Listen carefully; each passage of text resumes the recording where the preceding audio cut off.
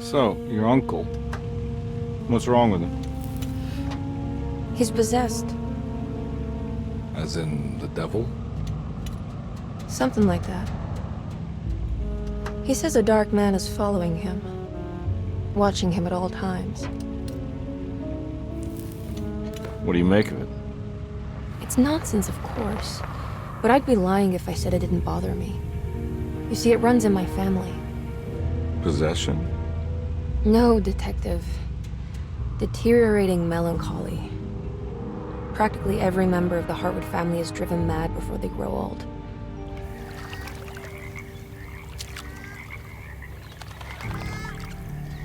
But Jeremy didn't kill himself. Is that why he's at your setup? Despite being convinced that he is truly possessed, he decided to put his last chips on Dr. Gray and his psychoanalysis, figuring he might stumble upon some cure.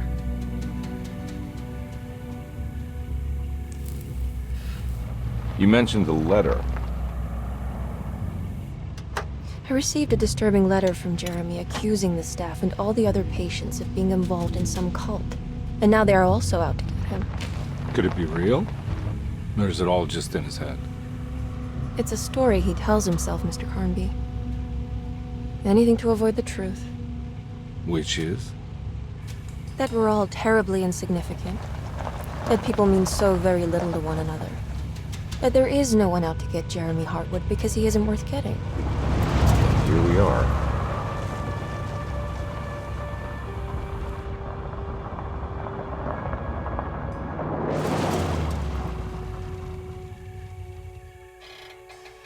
My uncle's not well, Mr. Carnby.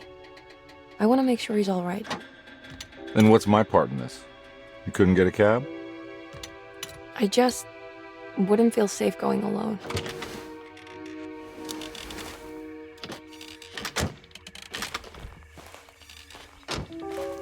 Did you bring a gun? Yeah. You think it'll actually come to that? No. But you might need to wave it around depending on how agreeable the staff will be. What exactly are we gonna do when we find Jeremy? I don't know. Let's just find him first.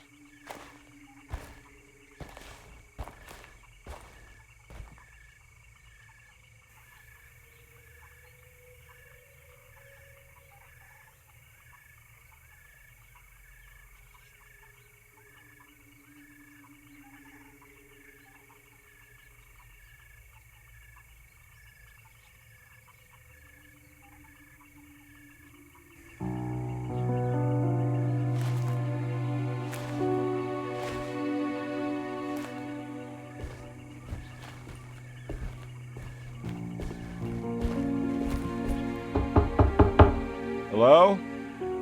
It's so quiet. Where is everyone? This is a big place. Maybe they're on the other side of the house. Stay here. I'll have a look.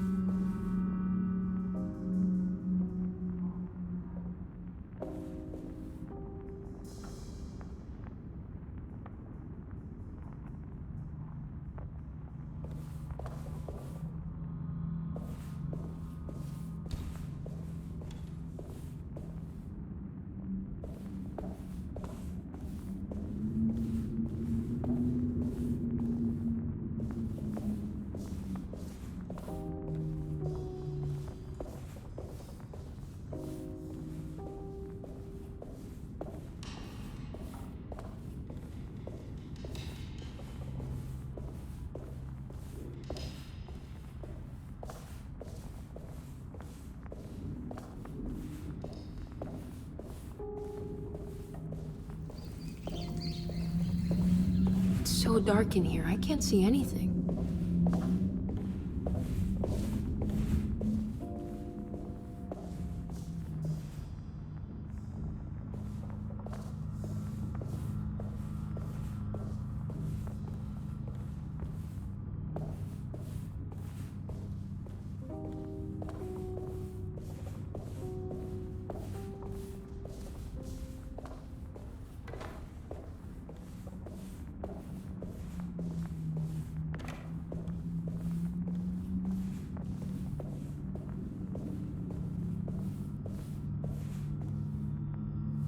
What's this?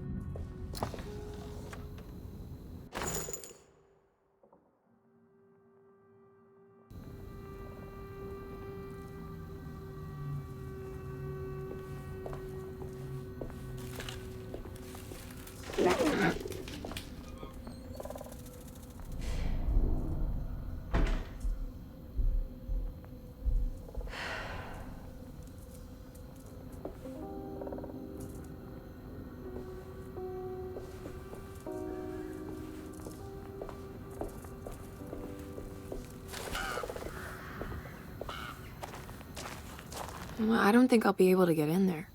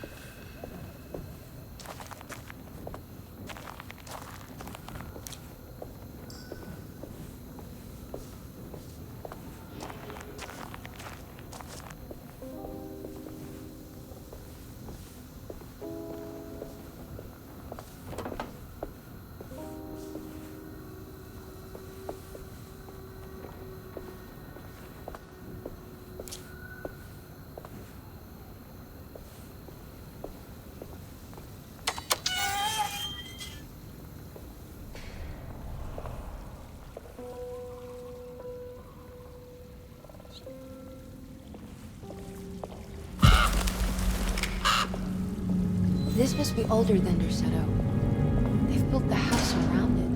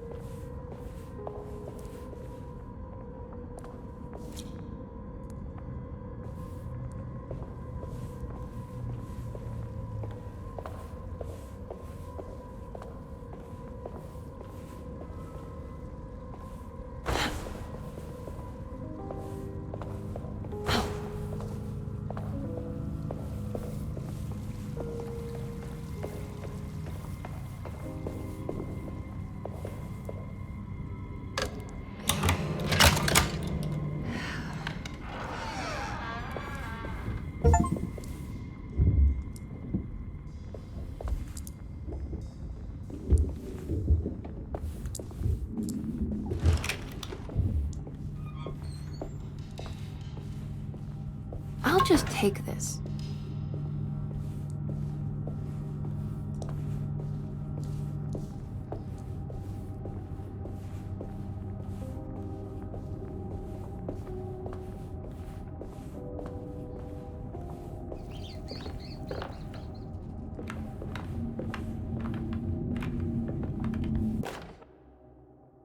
Every day your silence weighs a little heavier. It's been a difficult year for everyone, and many have lost all hope. I read in the papers about people suffering. Pictures of dust-covered landscapes without a drop of water. I wish I knew if you were still tending the earth or if you had turned your back against us. I have started to look for help elsewhere. I pray you will tell me if I am going down a path that you find disagreeable. With help from Baptiste and Charlotte, I found comfort in the practice of the voodoo. I have long been skeptical of that Caribbean cult, but it's been of good use to me. It seems all harmless in my book. I say some words dreamt up by the Creoles, and I carry around a small pocket of gree-gree. Nothing of this is mentioned in the Bible, of course, but the French Quarter priestess tells me it's all connected. She says the Christian God is just one more perspective on the creator of things. That's what I like to think, but the other way around, that the spirits of her faith are just aspects of you, our Heavenly Father. I am so grateful for the words you gave Mr. Hartwood. We will sing your praises at St. John's Eve. The world will be blessed soon again.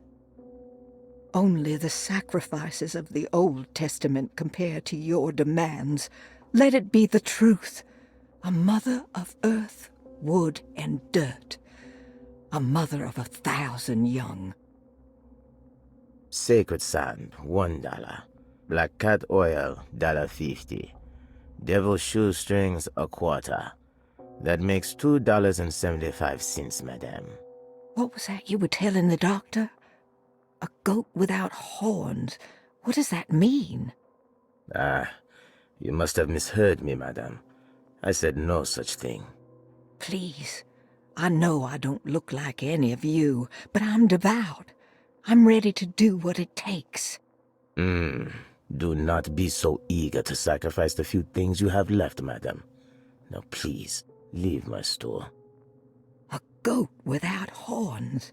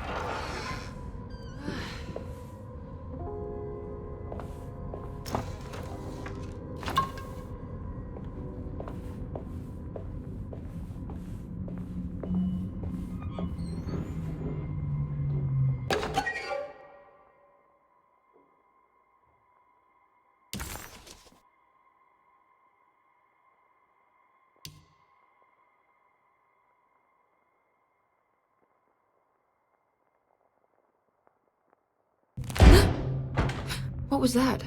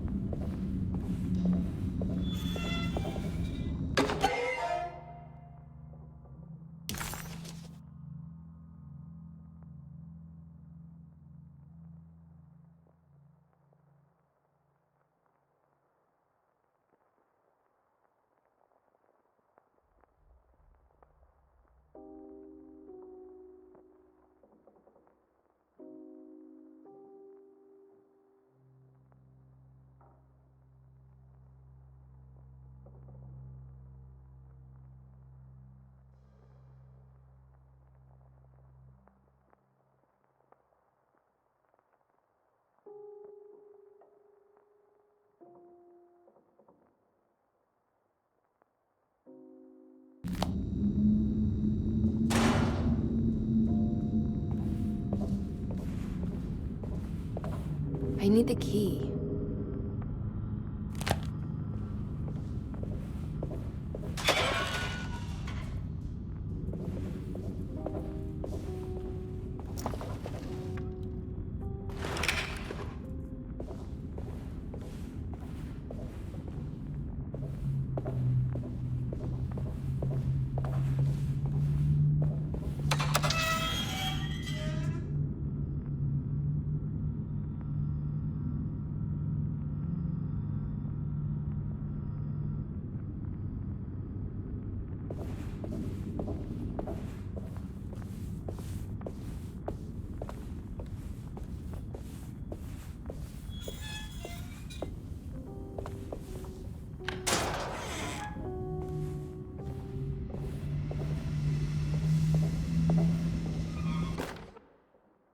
Please do not touch the boiler. It is working after all. While the sabotage has caused a leak, only the decorative plate has been completely ruined. Let's wait for Mr. Chance to turn up and he can take a look at the leak. Mr. Waits.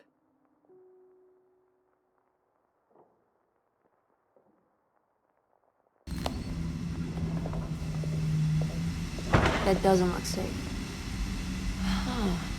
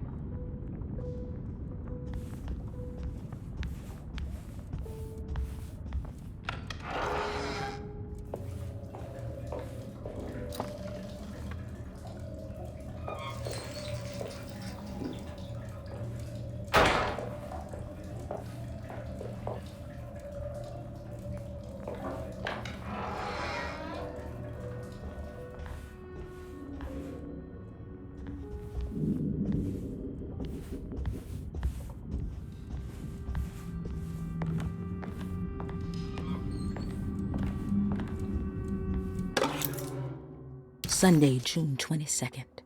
I spent all day looking for Jeremy. I should have cared for the others, but I'm scared that he will do something irreversible.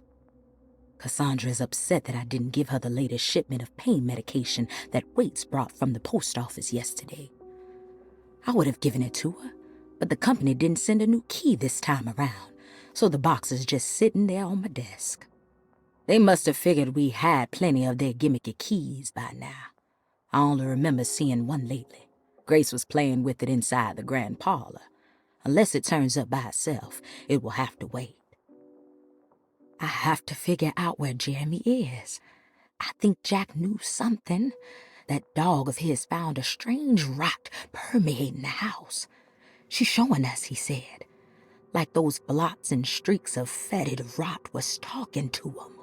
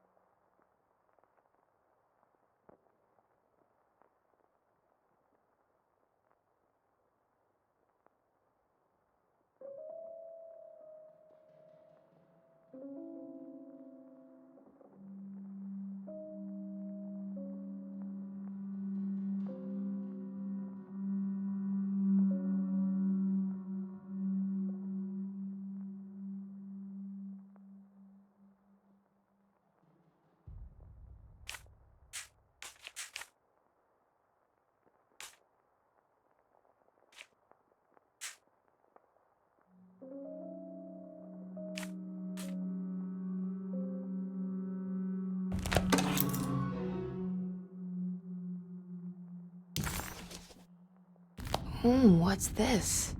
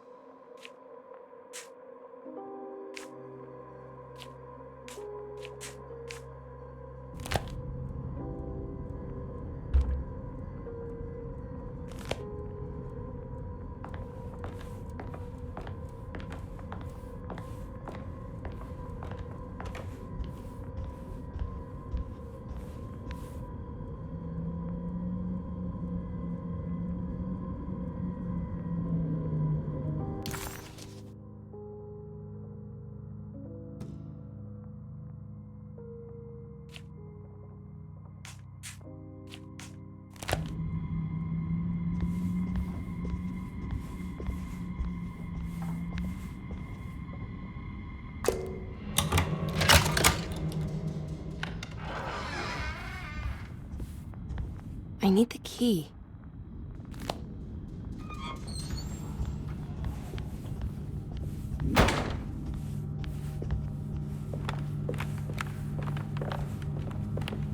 It's wedged shut.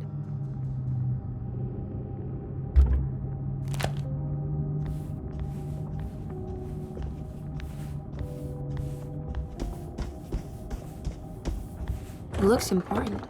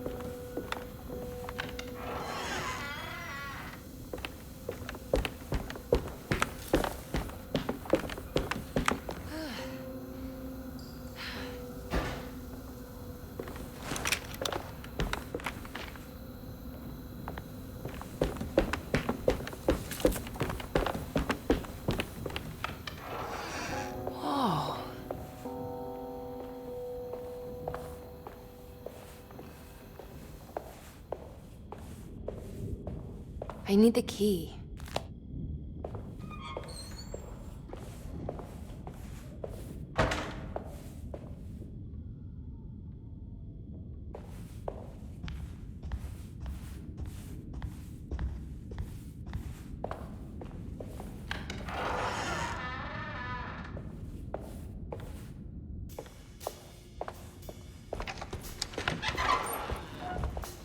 Wait, don't! Excuse me? Do you know where I can find Jeremy Hartwood? Of course not. McCarthy, what are you doing? I told you not to lose sight of the girl. Don't you worry, Mags. I'll find that little rascal. Who are you people? What are you doing here? I'm sorry about all this, but I'm looking for my uncle. His name is Jeremy Hartwood. What are you doing, child? You shouldn't be alone. Go find McCarthy. Who are you? Are you here for the Fay Dodo? Go upstairs now. My name is Emily Hartwood. I'm the niece of Jeremy Hartwood. This is Detective Carnby. The police? Why are you here? No, I'm a private investigator. Sorry to bother you. My client's worried about her uncle. He's a patient here at Tercetto. If you don't mind, could you direct us where to find him? No, I can't. Jeremy has gone missing. If you leave your information, I will make sure to contact you. Wait, he ran away? No, he won't leave the house. He's around here somewhere, and both of our orderlies are looking for him. That's unacceptable. Where's Dr. Gray? I want to speak with him immediately. Fine, I'll ask him. Wait here and don't touch anything.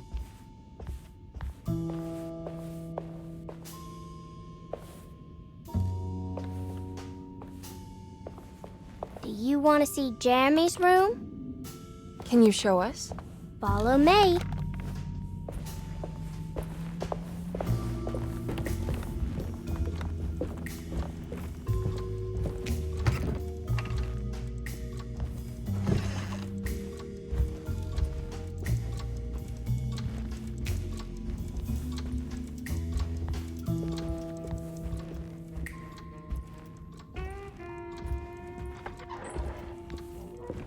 Thank you.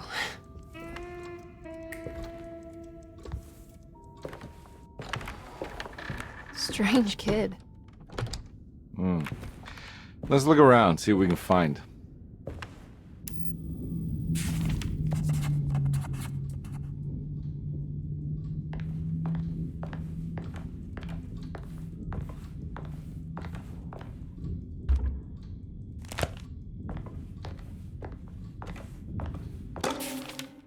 Every night the dark man stands opaque at the threshold of my room, counting the days until my spirit spills out of my tired shape. Only his pallid mask shelters my remaining sanity. Staring directly into the face of that demonic sultan would surely sunder time itself. Would he have looked the same to my father as he struggled for his life? Does his veiled face haunt my niece quite the same way? I wish so that I could rest my soul in that sunburnt convent of Teruel. Would I find you there, Juan? Or Senora Perosi, back from the beyond? Every night I hide from him, moving from one misshapen memory to another. Scenes conjured out of fantasy and delirium. Places I struggle to even paint. I wish I understood your death, Signora. Is there anything I could do for you but bury you in that bleak necropolis?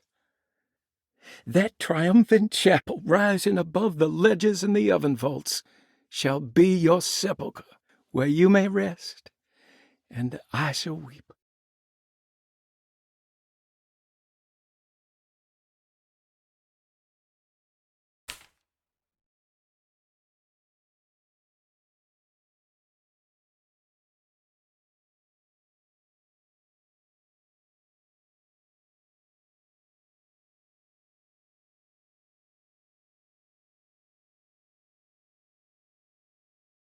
How did you first come to understand such things, Signora?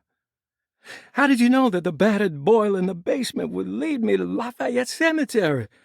or how the old upstairs clock, with its astronomical motifs, would take me to that hateful mound outside of Claremont Harbor. Those are my memories, my past. Is there perhaps a chance, if ever so small, for me to see Terrawaya? Oh, I want that more than anything. Please, let my talisman take me there. Let me sit with Juan under his Bodhi tree. Despite having sold me that talisman, Miss Jackson, the voodoo priestess, revealed none of her secrets to me. That's why I had to travel to Tonka. Instead, she cruelly told Baptiste, my caretaker, that he would be betrayed and killed in the most awful way, that the one he loved would pierce his thigh with a sharp spear, and that he would be devoured by his own mother. What a terrible thing to say.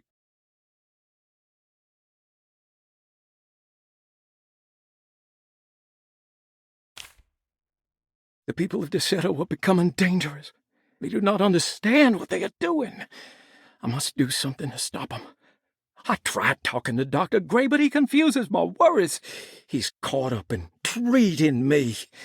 How can he expect evil to be cured with medicine and conversation? The orderlies, the housekeeper, and the patients are all deranged. They will call upon evil to enter this world. All will be lost. Everything.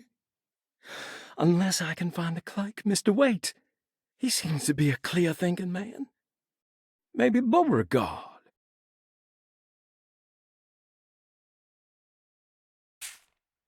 The dark man offered me a prison, and I accepted. I signed that miscarried contract and entered the dark pact. Everyone is safe, except for me.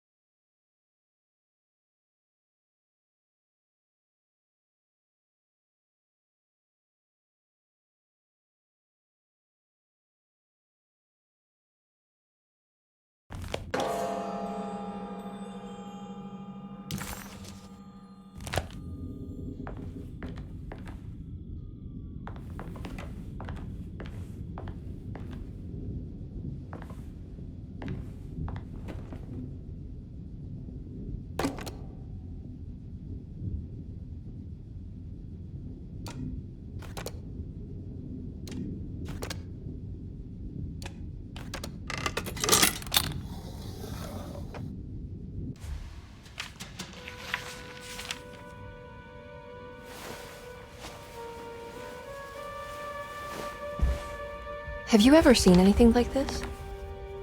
Looks like a talisman. You mean like this one?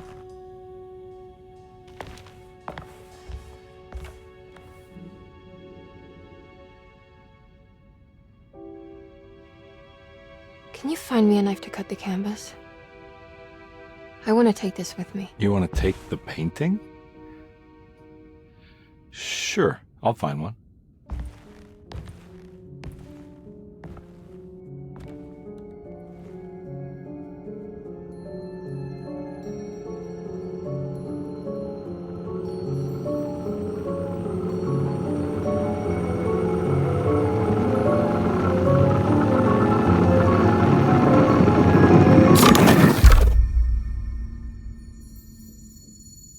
I found this tube as well. Should keep it safe for you. Do you want to carry it, or should I? Miss Hartwood? Emily? I'll take it. Thank you. We're done here, right? I'm not sure. I don't know how to do any of this. Listen, I think we should talk to Dr. Gray. He must know something about what's going on around here. Okay. Let's do that.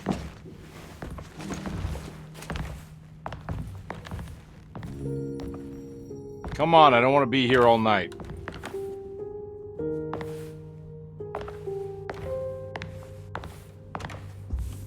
Detective Carnby? Where did...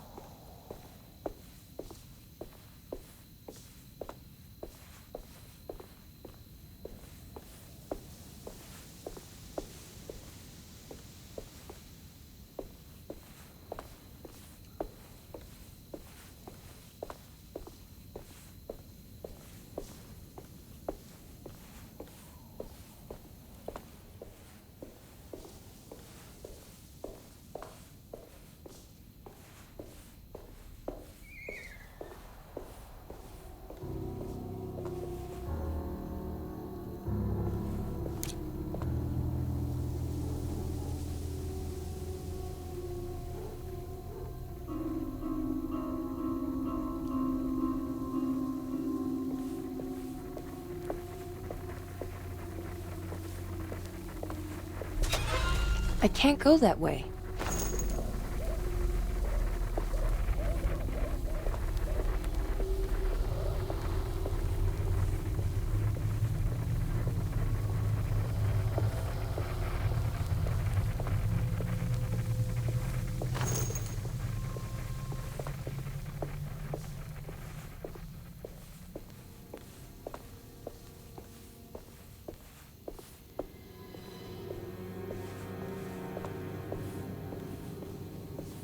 This can't be.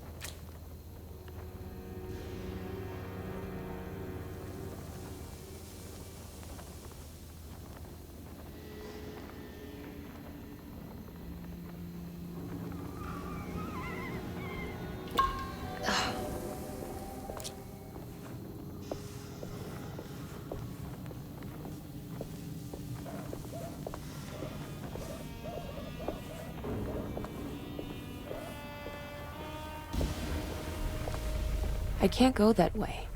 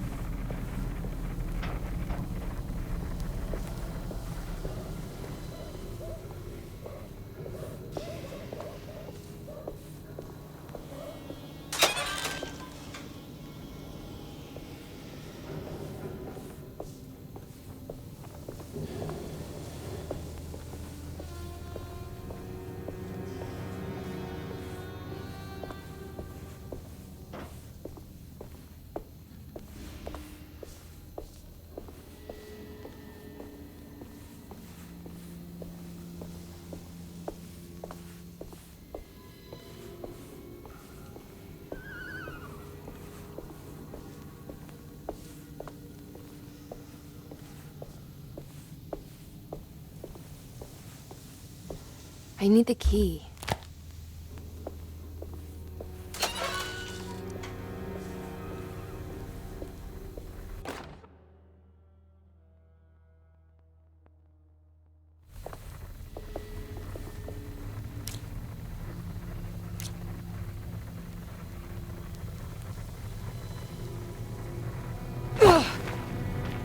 I can't go that way.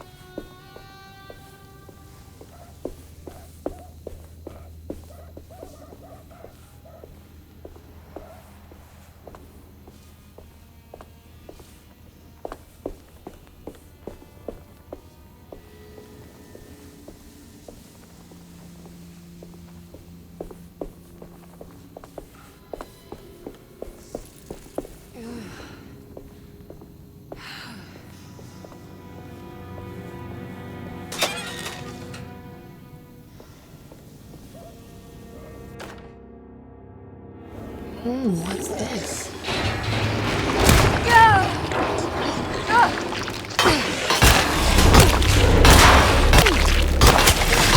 My weapon broke!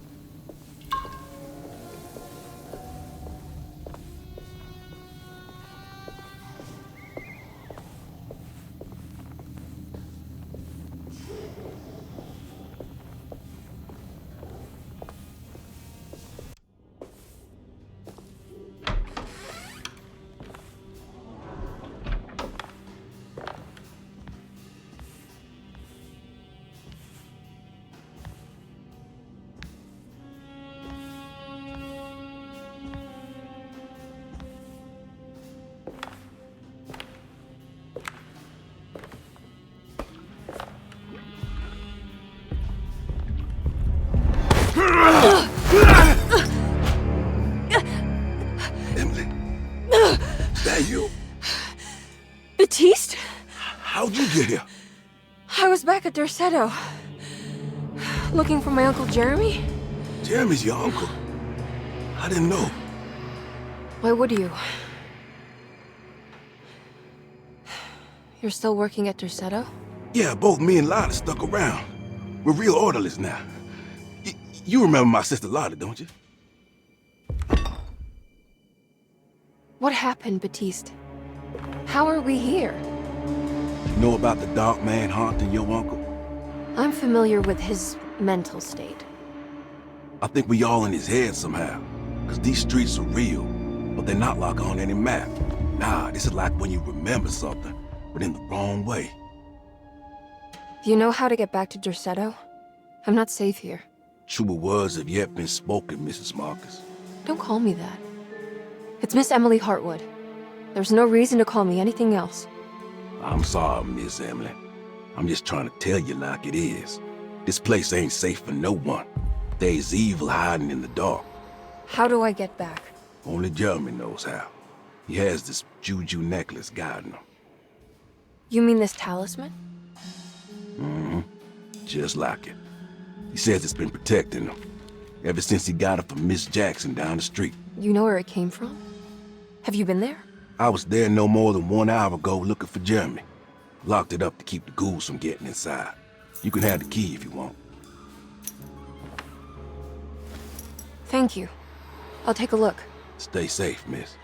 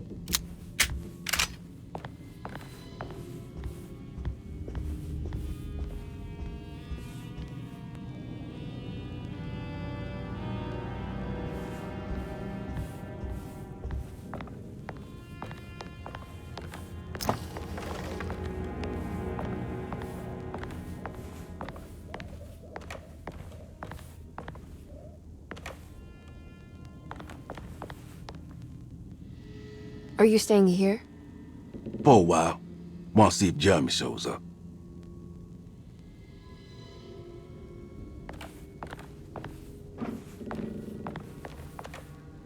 Your sister. She also works at Dorsetto? Yeah, she the one who got us jobs.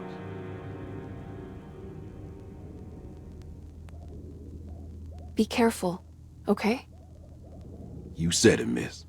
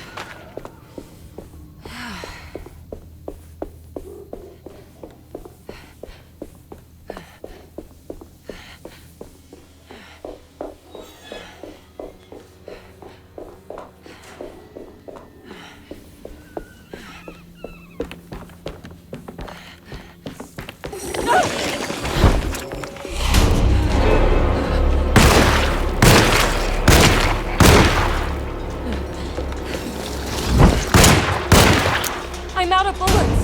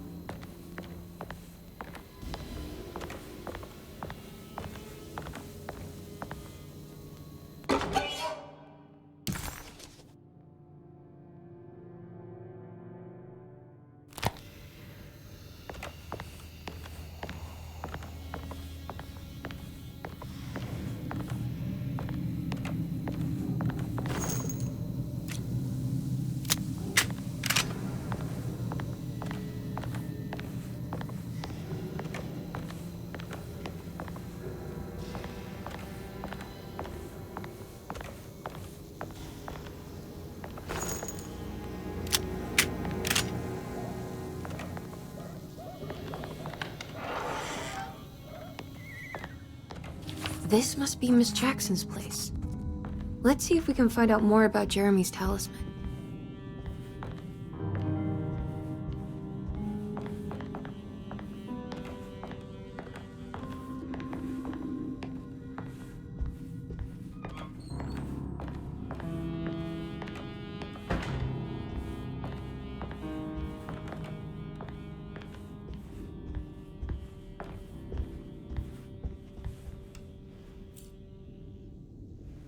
It looks exactly like Jeremy's talisman.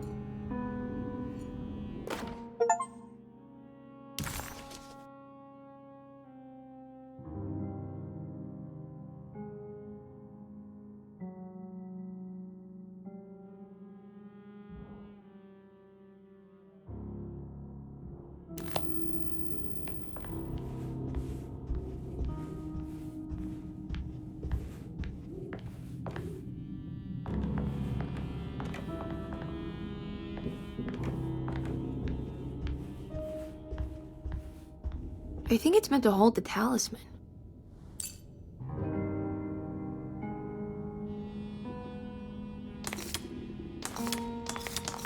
I'm not sure what numbers I should use. Maybe there's something in Jeremy's notes.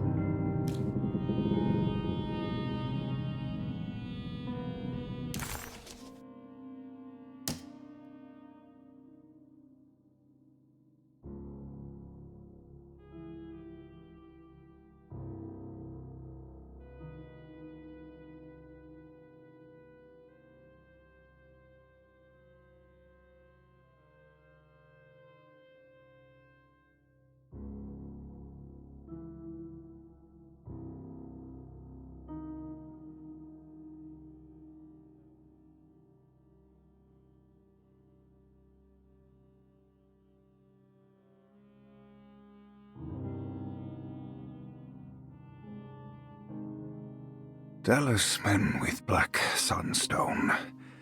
An ancient navigational tool found inside a cheniere along the Bayou Tonk. The old grave was uncovered by oil riggers and said to have unleashed a vagabond devil that massacred its finders. 3 numbers are needed to span a bridge between the scapes of dream and memory, according to Stern. Not where I want to be, but it's a start. 3, 5, 8.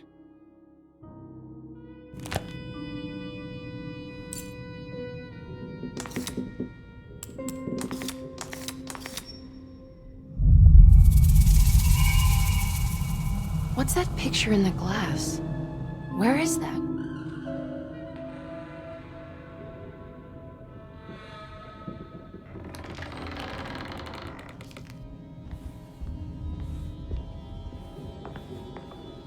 Good to see you again, Miss Hartwood. Mrs. Thompson told me you were here.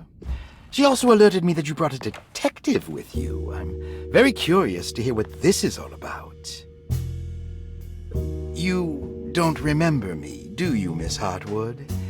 We met at your family's house in the Garden District, when your uncle was about to be admitted under my care. No, I remember. Sorry. I'm not really feeling well. Oh, in that case, have a seat. Let me make you a drink. I don't seem to have made much of an impression on you. On the other hand, I can vividly recall you and your parents. Because of our cheerful disposition, I'm sure. You are far too intelligent to think that. You come from a joyless family, Miss Hartwood. The only amusement I took from my visit was discovering that the young lady's drink was an old-fashioned. Very astute. Is that supposed to make you seem attentive or intelligent? Whatever you prefer. Are you ready to tell me why you are here, Miss Hartwood? And why you brought a detective? I received a letter from my uncle. He seems certain that he was in danger here. If I find out you're treating him badly, I'll be taking him back with me to New Orleans. Really? Is he going to live with you in your tiny garçonniere? That would be a spectacular way to ratify your spinsterhood. Because you are well aware that your father would never let him back in his house. No, I have it. Maybe you can bring him back up north. You've been wanting to move back for quite a few years, haven't you? You always preferred your mother's side of the family. Jeremy is free to leave with you. I won't object. However, there is one problem, as you might have learned. He is, in fact, missing. Do you know where he could have gone? No, I'm afraid I don't. I have my staff looking for him. I'm sure he will show up eventually. Especially if he learns that you are here. He is quite fond of you. What can you tell me about his condition? I never heard a proper diagnosis. What is your medical opinion of him? Well, let me think. He is an anxious man, depressed, even. He suffers from a perceived lack of order in his inner and outer life. He constantly complains about events not presenting themselves according to their divine nature. And the Dark Man? Hard to tell if it was ever anything specific. Jeremy uses the Dark Man as a psychological scapegoat to avoid facing the truth that he is in any way at fault. You don't think there can be any truth to the Dark Man's supernatural existence? Why would you ask that? Can we ever be sure? If the Dark Man is some sort of evil presence that is in possession of Jeremy?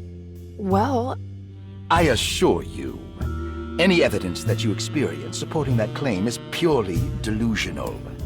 Don't get caught up in mass hysteria, Miss Hartwood. You wouldn't want to take your uncle's place in this hospital, would you? I'll be leaving now, Doctor. I need to keep looking for my uncle. Do so, Miss Hartwood. I'll let you know if he shows up.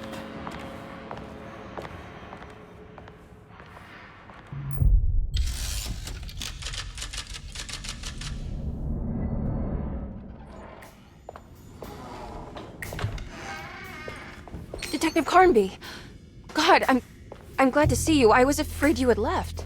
Me? You're the one who just disappeared. It's hard to explain. I think I blacked out. It was like I went somewhere else. It's okay, miss. You're clearly upset. No, I don't know what's happening. This is a very stressful situation for you, I understand. Ugh, no, you don't understand. Just take a deep breath. Why don't you sit down, smoke some of the Perique? If you want, I could even drive you back to New Orleans. I just want to have a talk with Dr. Gray first. I want to stay. I found a talisman just like the one in the painting. I think I might be able to figure out where Tarawea is, where Jeremy wanted to go. That's great. Just stay out of trouble, okay? Let me handle the investigation. I'm not crazy, Detective. Not yet. Okay, catch you later.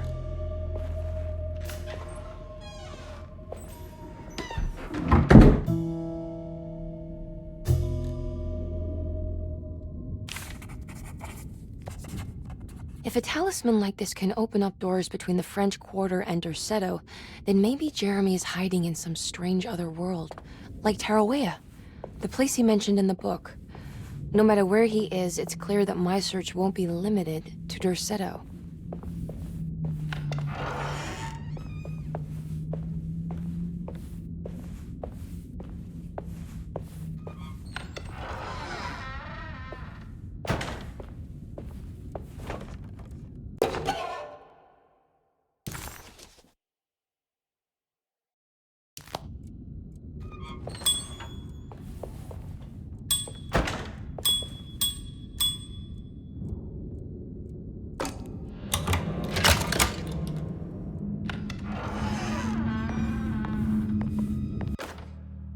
Paul, you're right about the plates on the boiler and the clock.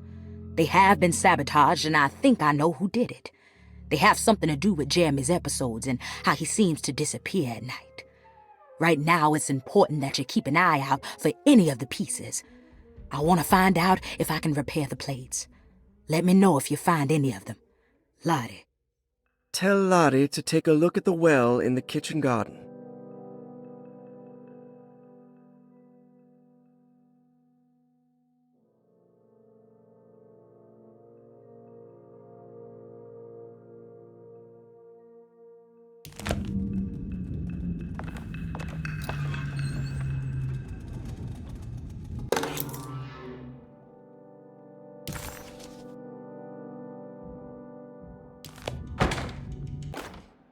Dr. Elmore Lee Gray is Deceto's chief doctor.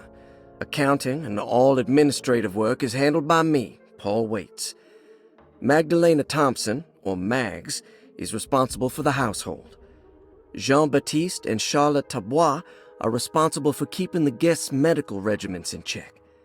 Finally, Jack Chance is our gardener, who can occasionally be seen in the conservatory, but is for the most part busy outside.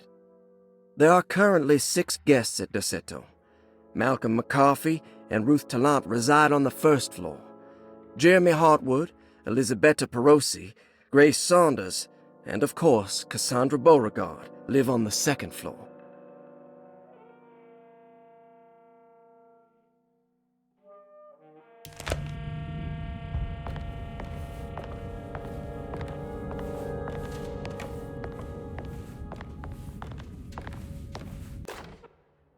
Saw your notice in the boiler room. You should know Mr. Chance won't be coming back.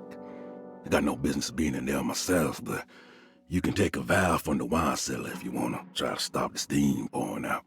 Be careful.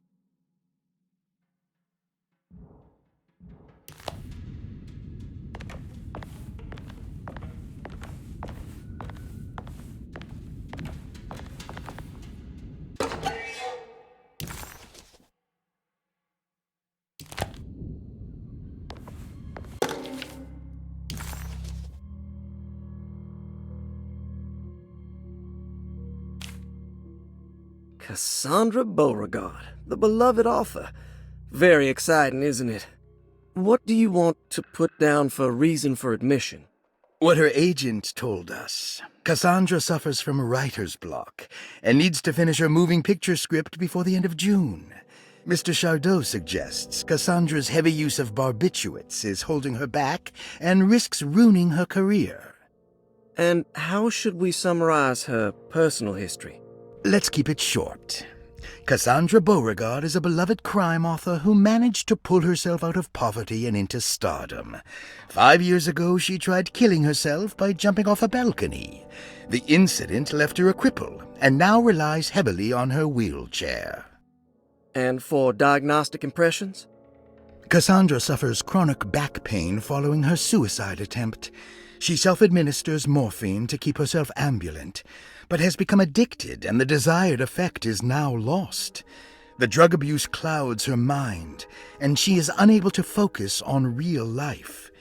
To save herself from this insight, she instead makes up stories to fill out the gaps in her own thought process, resembling the Korsakoff syndrome. Oh, bravo, Doctor. How will you treat her? First of all, she needs to be weaned from her drug addiction, and hopefully it will resolve her compulsive lying. Then look into permanently numbing her pain in her back through surgery. Finally, deal with her suicidal thoughts. Fantastic. With such a short time before June, I really hope she gets better soon. We will do what we can. Grace Saunders, 11 years old. Reason for admission? The mother insists on strict supervision by a proper gentleman to avoid further perversion of Grace's adolescence. Personal history? Grace's family possesses modest wealth and status.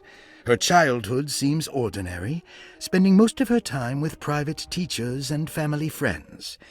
Grace's father recently passed away, leaving her mother the sole caregiver. And diagnostic impressions? Grace has trouble dealing with her father's death. She is willingly suppressing her feelings on the matter and isn't properly acknowledging the trauma she suffered. Any planned treatment? Grace needs nothing out of the ordinary. She simply needs parental guidance. Eventually, we can work on her feelings toward her father. Thank you, Doctor.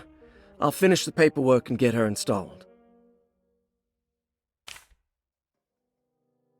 Malcolm McCarthy, 54 years of age. Reason for admission? McCarthy admitted himself to Dorsetto, stating simply that he needs some damn rest. And personal history? McCarthy claims he used to work as a lawyer in Baton Rouge, but says he can't go into details because of some legal dispute. His background remains largely a mystery, except for the occasional clue that he drops in conversation. Huh. And diagnostic impressions? McCarthy is an anxious man and an alcoholic. He often tells half-truths due to some deep-seated inability to trust other people. And how will you treat that? McCarthy will take some time to open up. Spending time with Jack's dog or the child should be good for him. Their harmless nature will help build his sense of trust. Thank you, Doctor.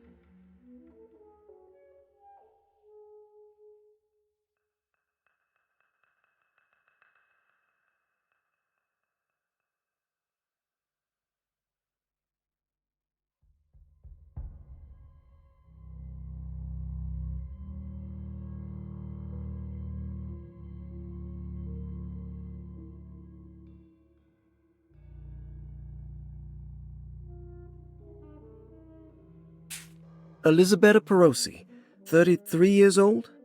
What should I put down as reason for admission? Well, Perosi broke into Dorsetto and was found wandering the grand parlor. She was confused and suffered partial amnesia. She insisted she belonged here and offered to pay for her stay. Right. What do you make of her story? Perosi claims to have been a member of the Astarte artist colony some 20 years ago, a claim that seems contrafactual due to her young age. She looks to be and even thinks she is 33 years of age. That would make her a child at the time.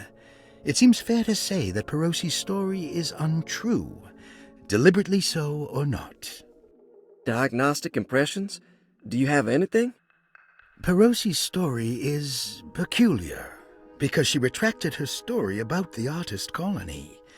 She no longer claims to be the same person as Elisabetta Perosi. However, my staff's research has confirmed there was a Perosi at that time who was in her early 30s. I suppose this case will take some time to investigate. How will you go about it? I wanted to contact the real Perosi, but it seems the whole colony disappeared one night. September 29th, 1915, during a hurricane. I will have to take it slow and figure out what this spell of impersonation could have been. Oh, I'm sure it will all clear up eventually. Thank you, Doctor.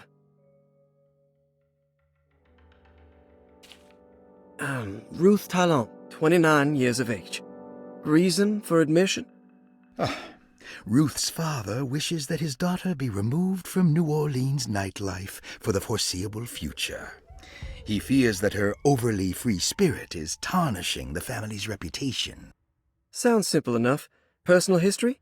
Ruth comes from considerable wealth. Her family owns several hotels and restaurants. Unlike the rest of the family, her sense of adventure has taken her around the world, including France during the Great War as a photojournalist. The last decade, she has provoked many rumors of being a debauched flapper, bordering on nymphomania. And diagnostic impressions? Despite her father's frivolous reasons for her to be admitted, Ruth does seem to provide an interesting case.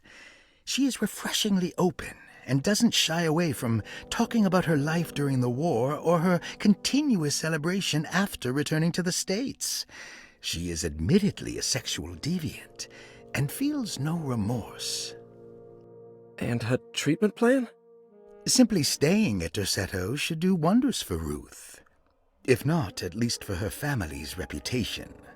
Ruth doesn't need to change, but with therapy I might be able to share with her some sympathy towards her family.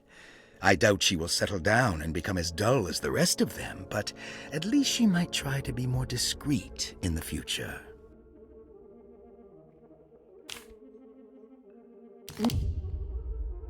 Interesting. It's all the patient files except for Jeremy's. Looks sturdy. Doubt I'll be opening this.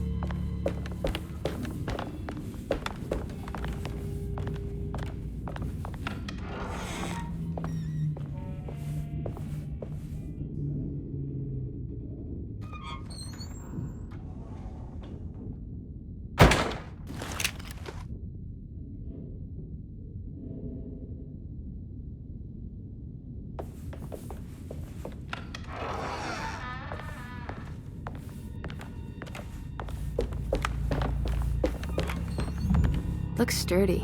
Doubt I'll be opening this.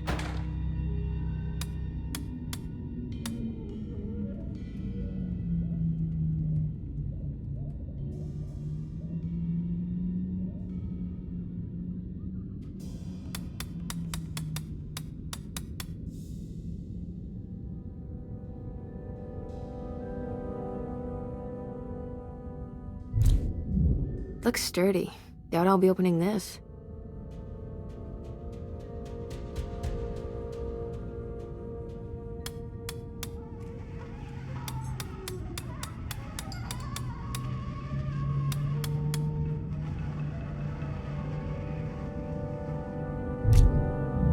Looks sturdy. Doubt I'll be opening this.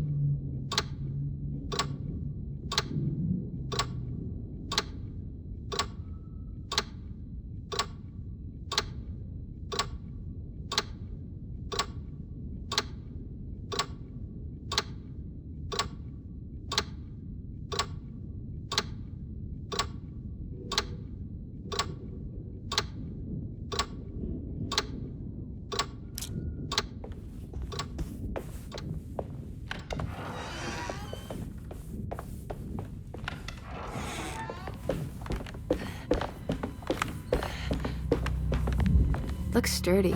Doubt I'll be opening this.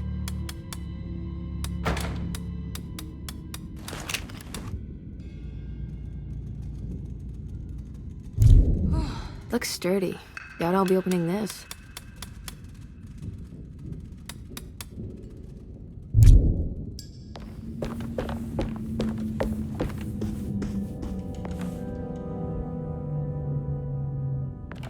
I need the key.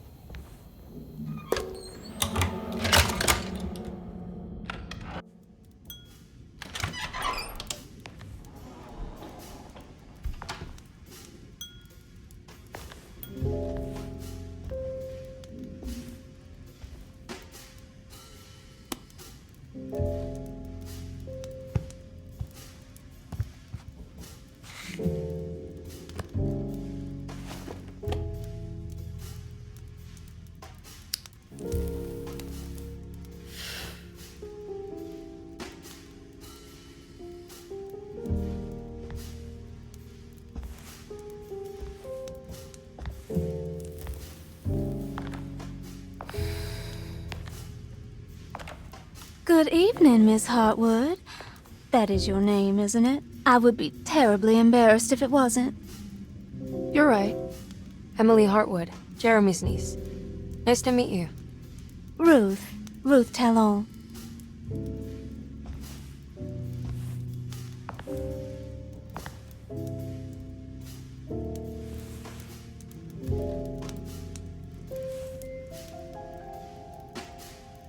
Is that Perique you're smoking? How terribly quaint. Maybe so, but I like it. Would you care to share some? That smell is making me feel very nostalgic.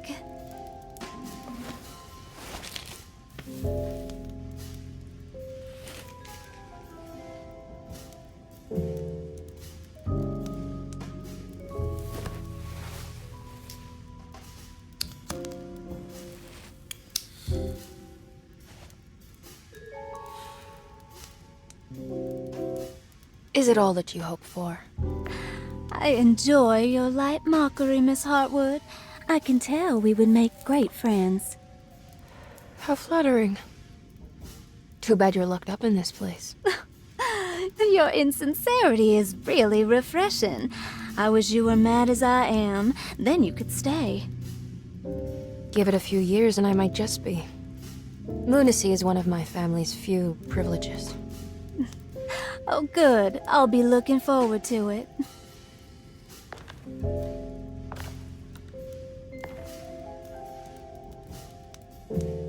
You don't know anything about what happened to Jeremy, do you?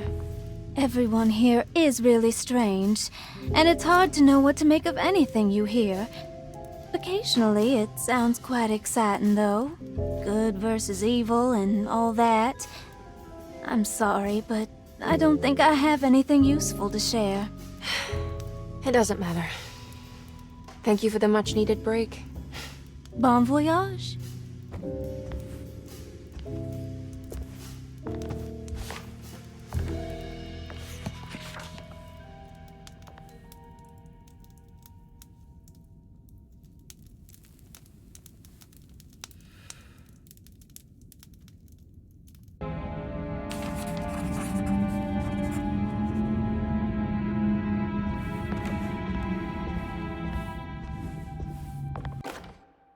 Lost Plantations of Louisiana, Thierry Briclot, 1917. Derceto was a small plantation on the eastern shore of Lake Pontchartrain. The land was considered difficult for industry and was sold for only $30 to Elijah Pickford in 1818. Pickford employed hundreds of workers from nearby New Orleans to clear the woods and build a small plantation mansion facing the lake with a striking Greek Revival temple facade. Derceto kept a modest production of barrique tobacco and indigo that persisted up till the Civil War. During the antebellum era, Derceto was the source of many rumors concerning voodoo and witchcraft. People who traveled the lake reported seeing people dance at night in front of bonfires, bleating and wailing. On June 17, 1862, Captain J.W. Norton of the Union Army recounts leading a raiding party from ships anchored in Lake Pontchartrain in order to seize control of Derceto and free the slaves working there. The captain was surprised to find the workers fighting back with unprecedented zeal. Norton's account describes these men and women as enraged with fanaticism. Pickford reportedly tried to placate the raiders, but was shot in the confusion. Captain Norton left the mansion burning and retreated to his ships with his men. Derceto was left in ruins for several decades. The ownership of the land was long disputed and returned to the Ledoux family in 1901. Several police reports were filed during the following years as the Ledoux tried to get rid of a camp of squatters on their land. The police made several visits to remove the trespassers, but the people kept returning. On November 1, 1907, Inspector Legras of the police charged a deadly attack in order to save several children kidnapped by the squatters. Many were killed, and even more were jailed. The following year, Ledoux rebuilt Derceto, incorporating the surviving stone foundation and adding a magnificent wrought iron conservatory. The farmland had been reclaimed by the surrounding woods, so it was no longer profitable to use as a plantation. Instead, the house was turned into an artist's colony. The Astarte Artist Colony was a successful group of artists, including figures such as painter Heinrich Cassel and poet Nora Keith.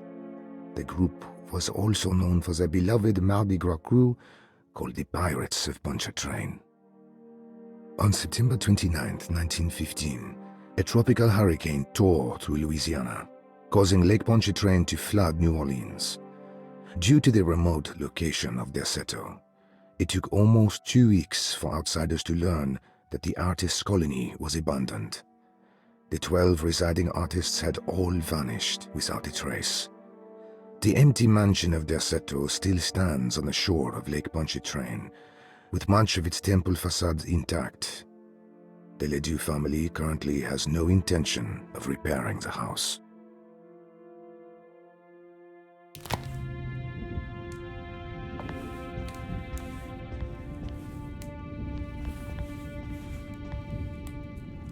Are you reading anything good? A Brightness from Afar by Lord Boleskine. It's actually not bad. You know where Detective Carnby is? Oh, you don't need him. You're doing fine.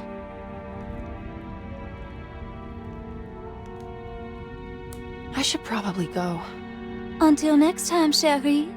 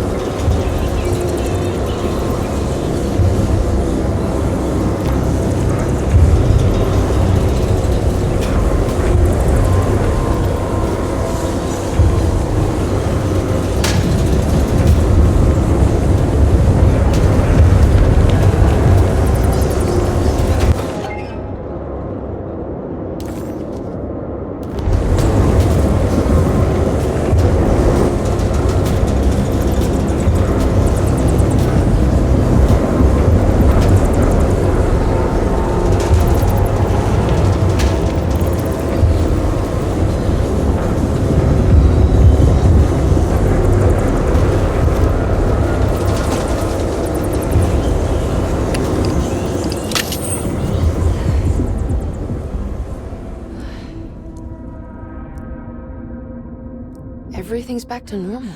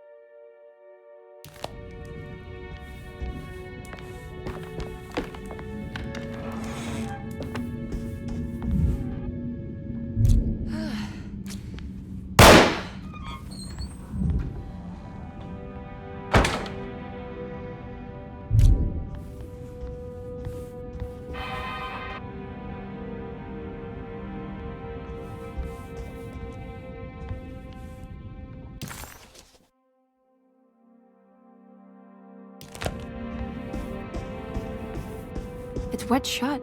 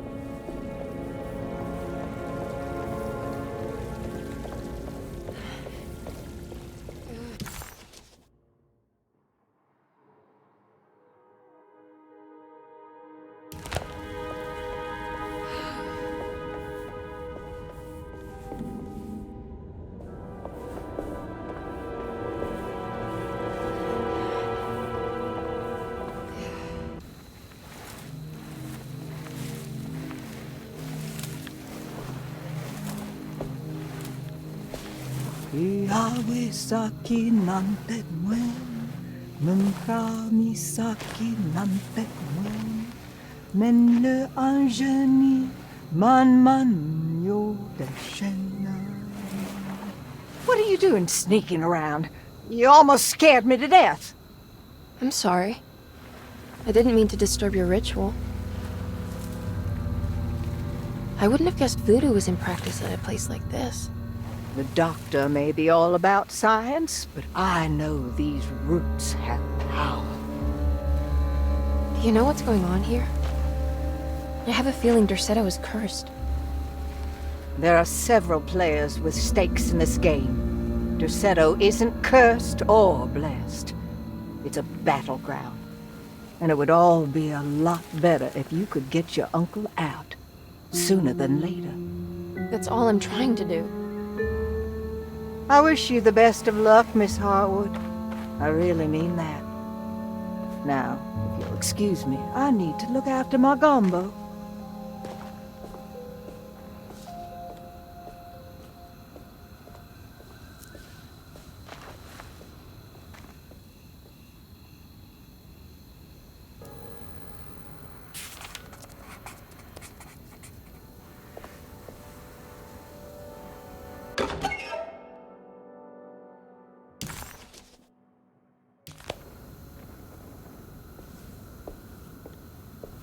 What's that?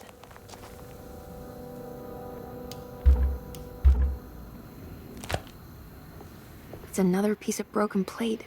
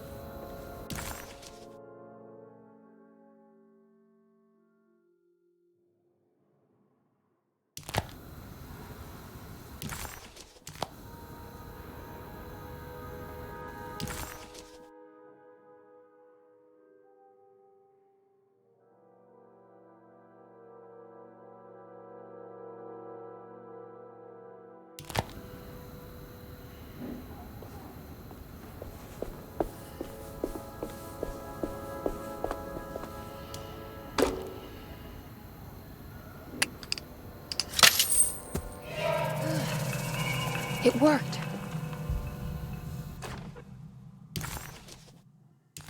Ah, what's this?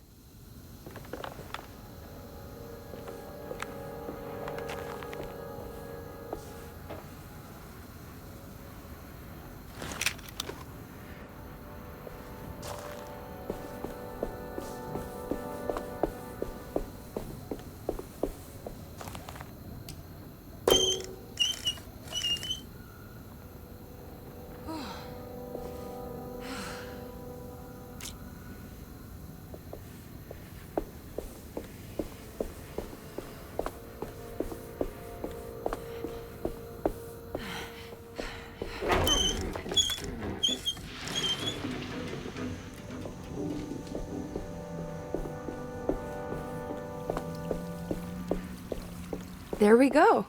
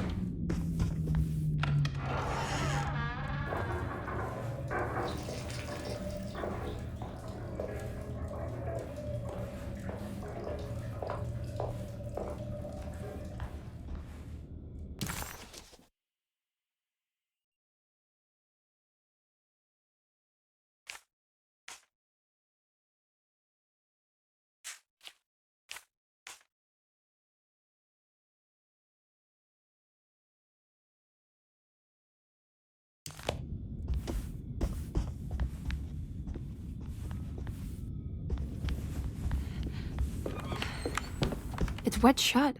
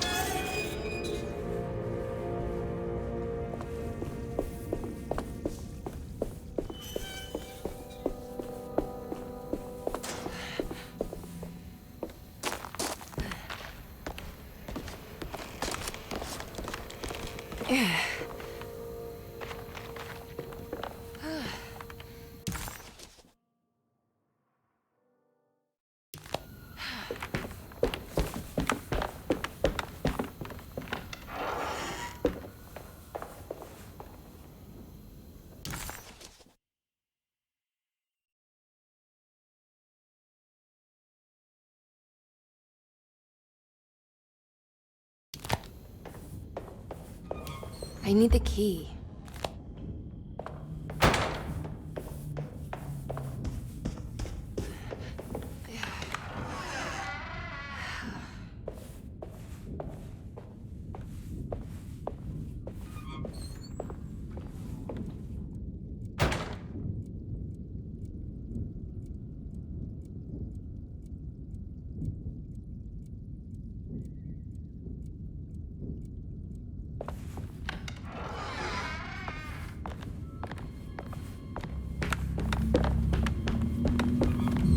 Looks sturdy. Doubt I'll be opening this.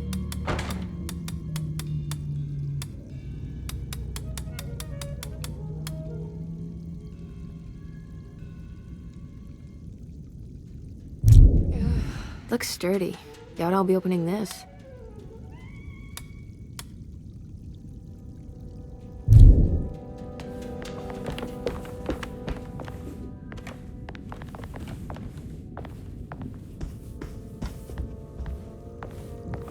I need the key.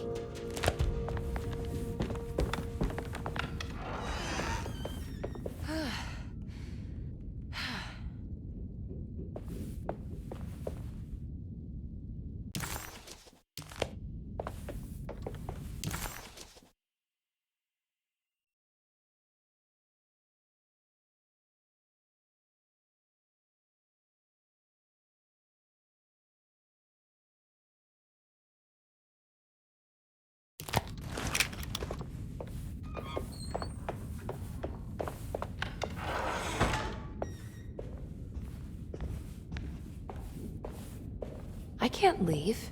I need to find Jeremy.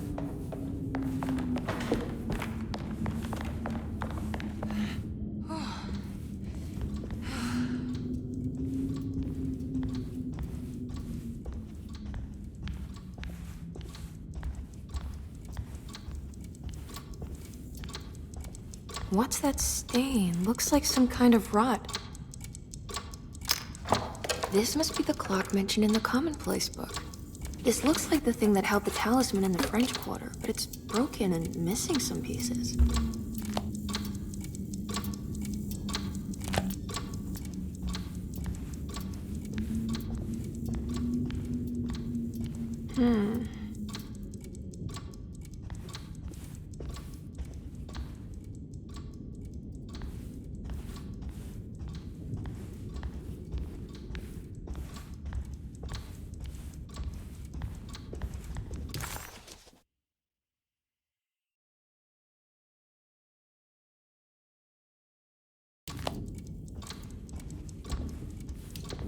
I need the key.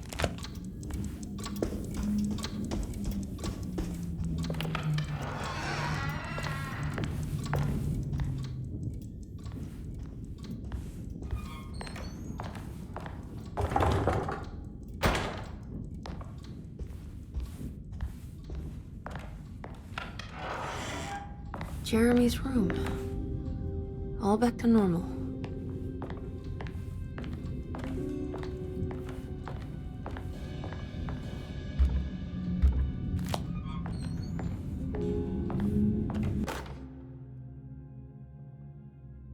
Emily's here. Emily's here.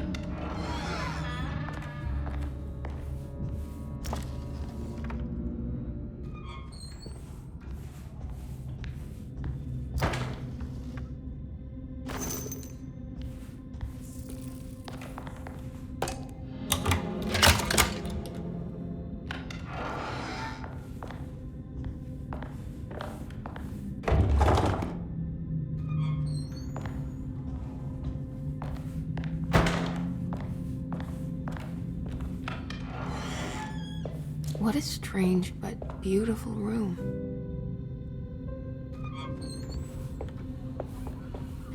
Are these zodiac signs?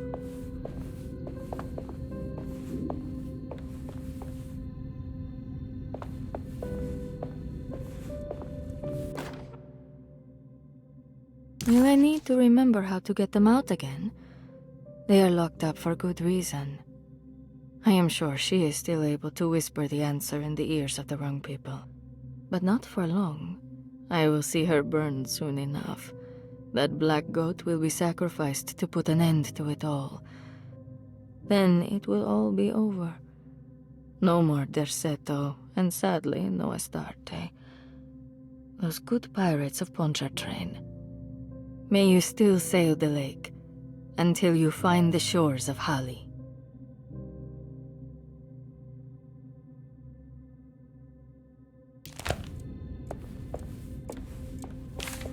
The Astarte artist colony. I'm pretty sure they had a Mardi Gras crew called the Pirates of Pontchartrain when I was a child.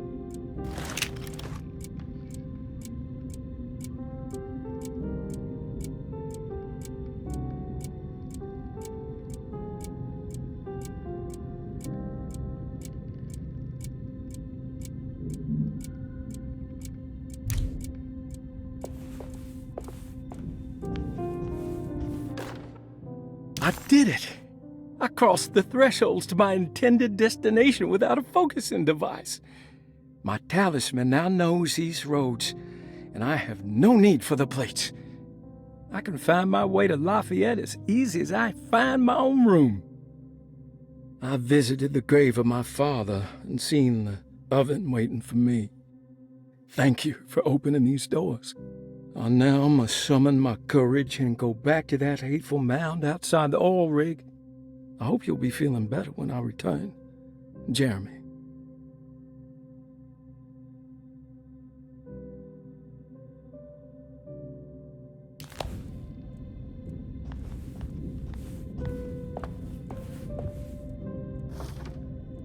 There's some aggressive-looking rot on these paintings.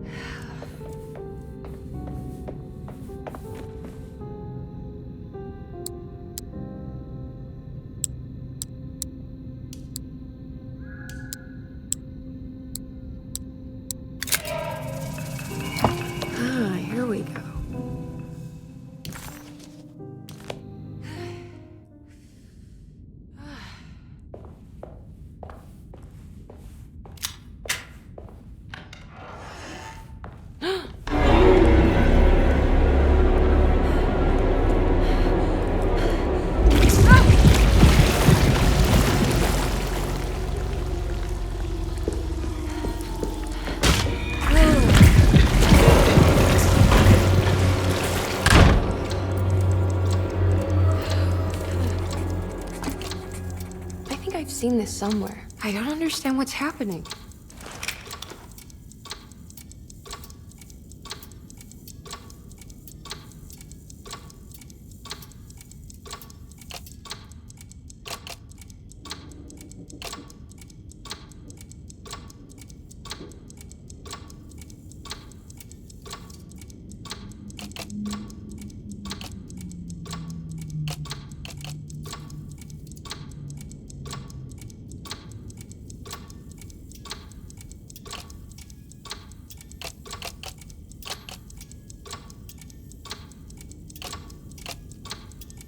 There was something in the commonplace book about this.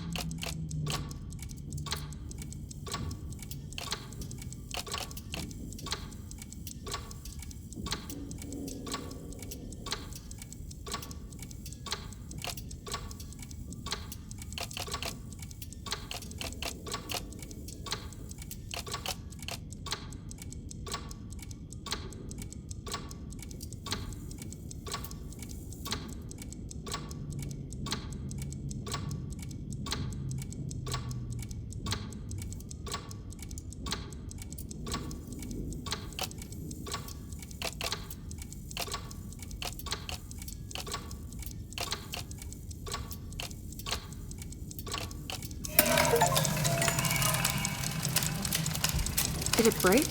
The clock just stopped.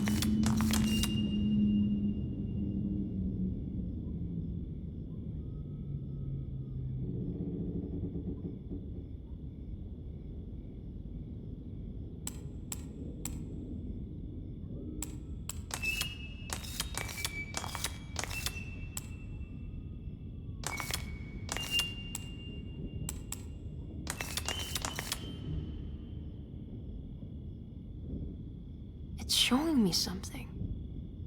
That's just the hallway outside Jeremy's room, isn't it?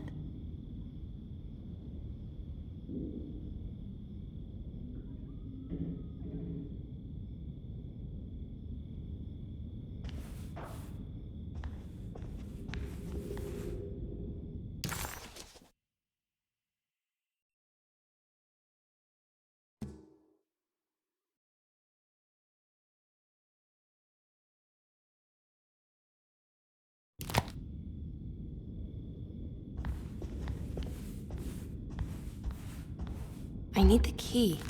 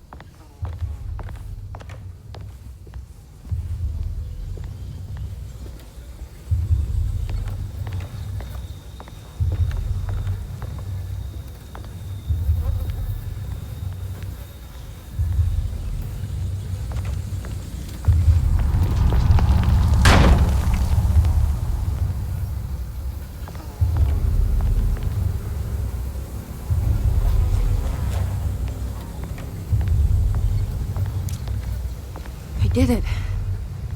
I opened up another dream.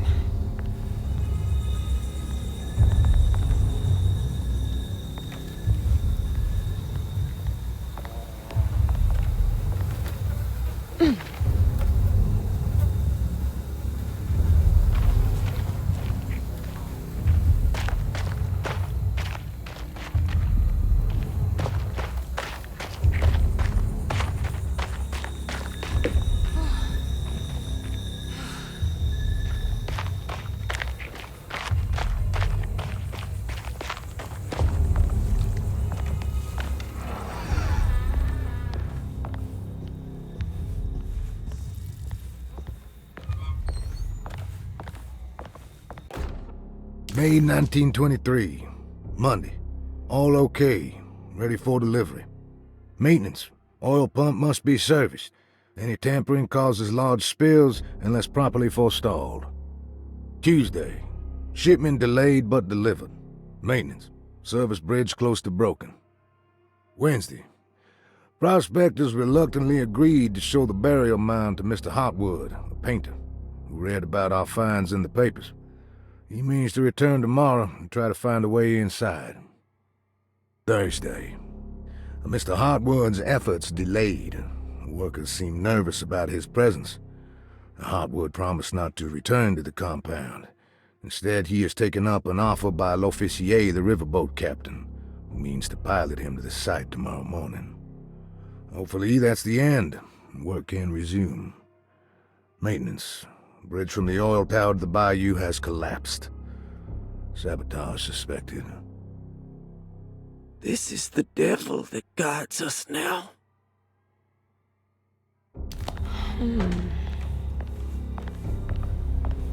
I need the key.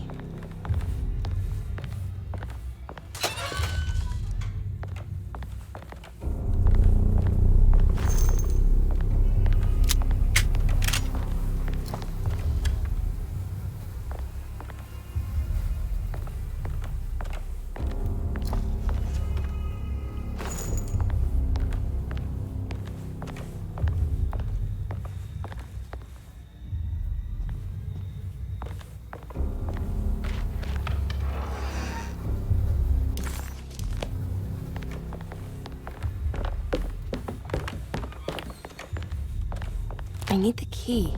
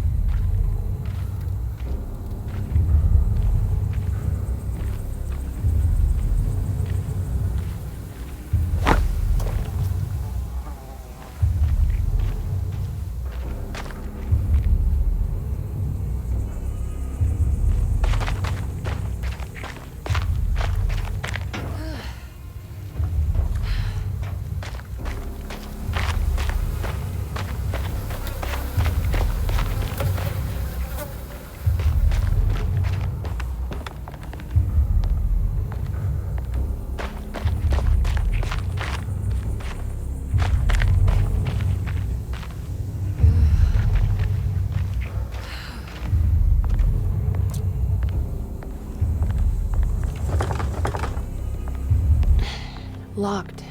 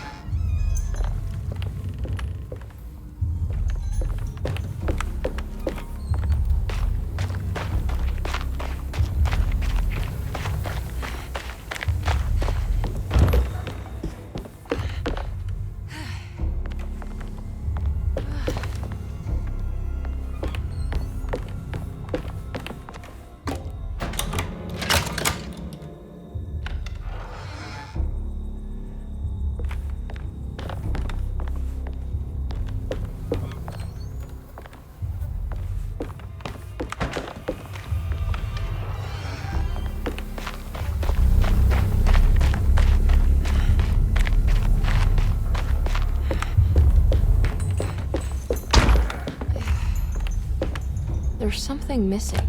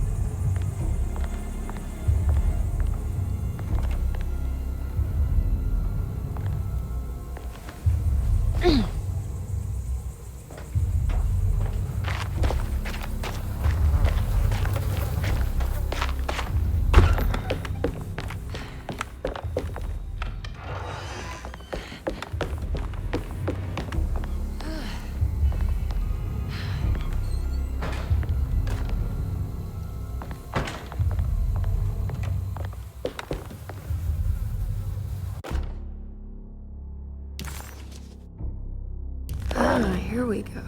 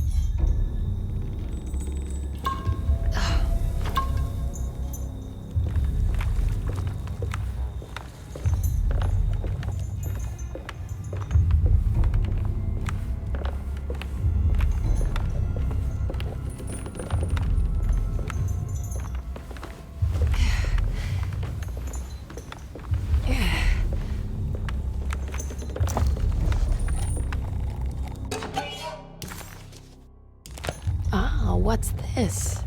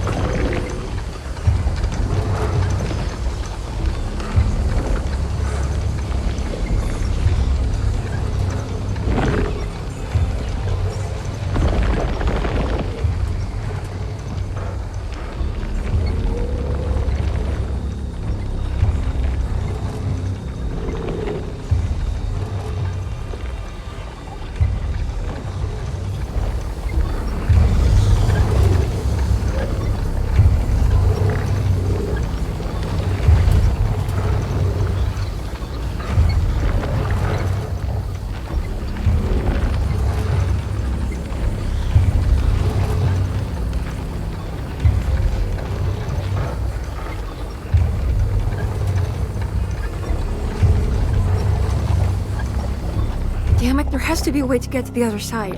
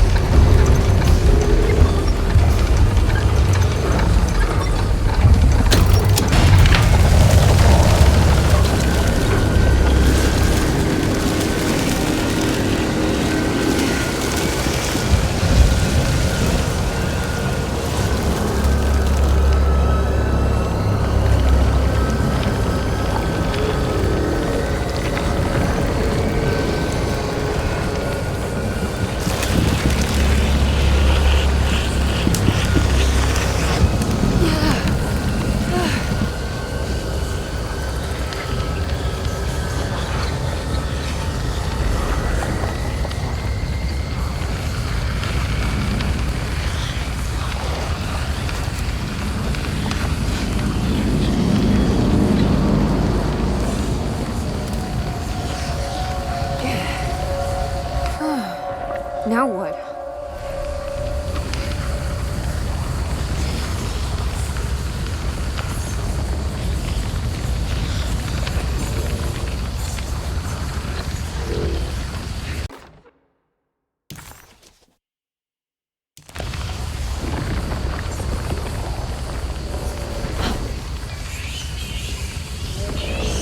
Just don't look down, Emily.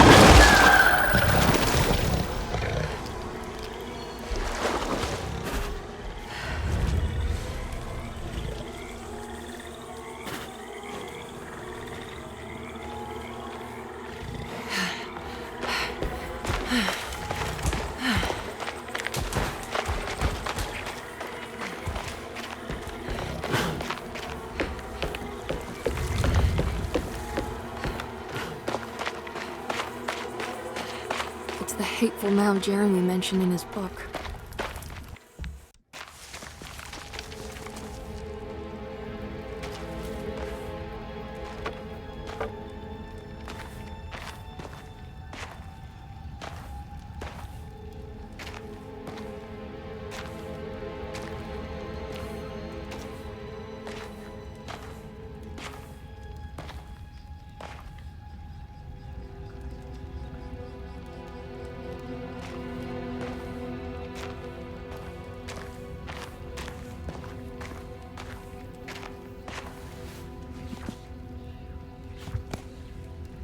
Jeremy, you dropped your...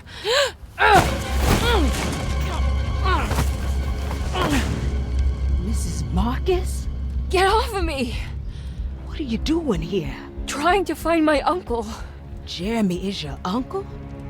Could you please? Thank you. And it's Miss Hartwood. You don't remember me? I remember you, Mr. Bois. I met your brother Baptiste earlier. I suppose he hadn't found Jeremy either then. We spread out to find him. Can I have this? I'm trying to get to Tarawea. Fine, believe the rest. I just want Jeremy to come looking. We have to leave before it comes inside. What? Where? Come quick!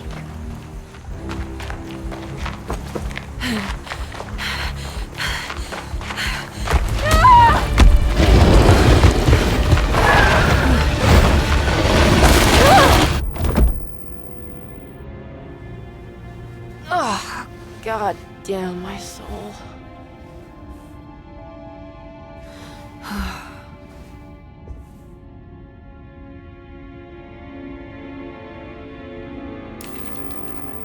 I'm back at Dorsetto.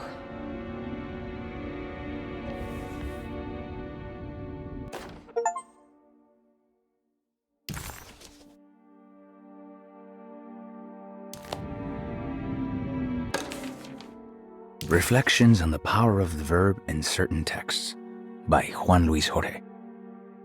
To act is in itself divine. Even the slightest movement of our hand is evidence of our soul in motion. Yet our free will is so easily overwhelmed by the dullness of everyday life. Our actions become rote and rigid in spite of luxury and comfort. True divinity is found in the choice of leaving the stage where we all perform. People who discover this freedom unexpectedly will be struck by the terror of this revelation and become paralyzed, or worse, turn to suicide. However, if you are able to weather that storm, you will discover that there is a divine path beyond that fear. There is a chance to dismount your destiny and make something new. Something that hasn't been planned for or predestined. There is difficulty in explaining this type of acting as it transcends our everyday choices. This isn't some banal decision choosing one career over the other, or even who I should marry. Leaving the stage, no matter how, isn't a matter of course correction. It's a rejection of the story that the Creator is telling.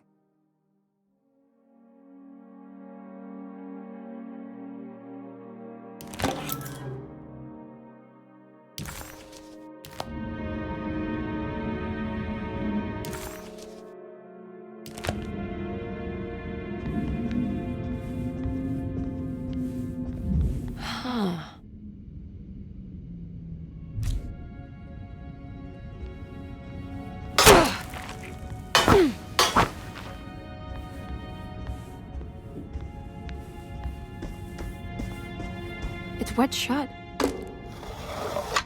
It worked.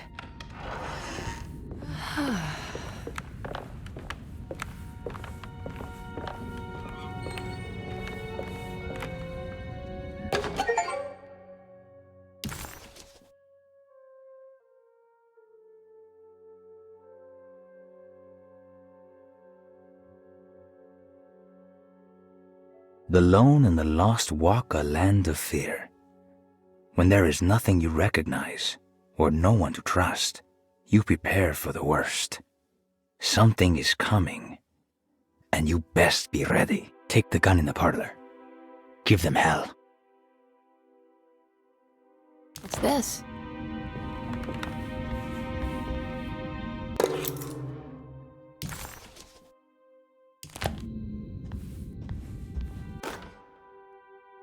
The Barlow lens. Instructions.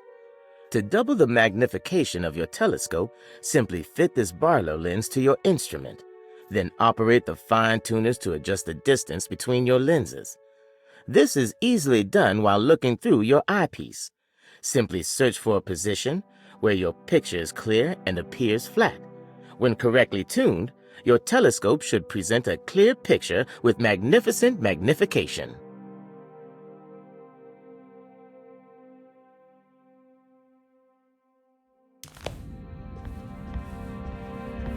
I don't have everything I need.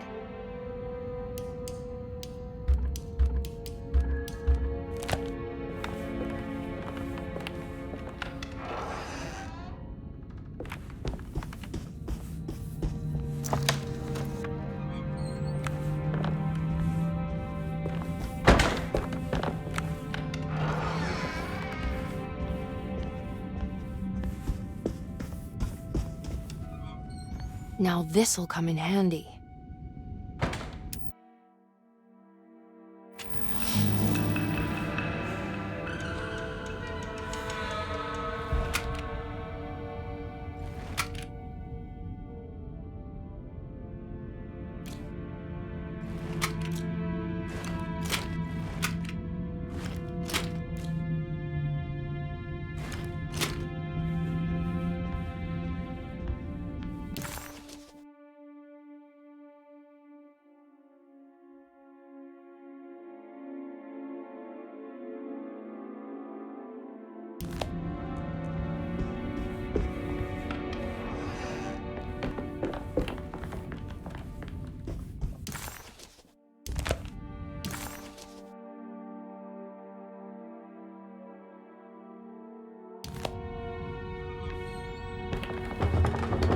It's blocked.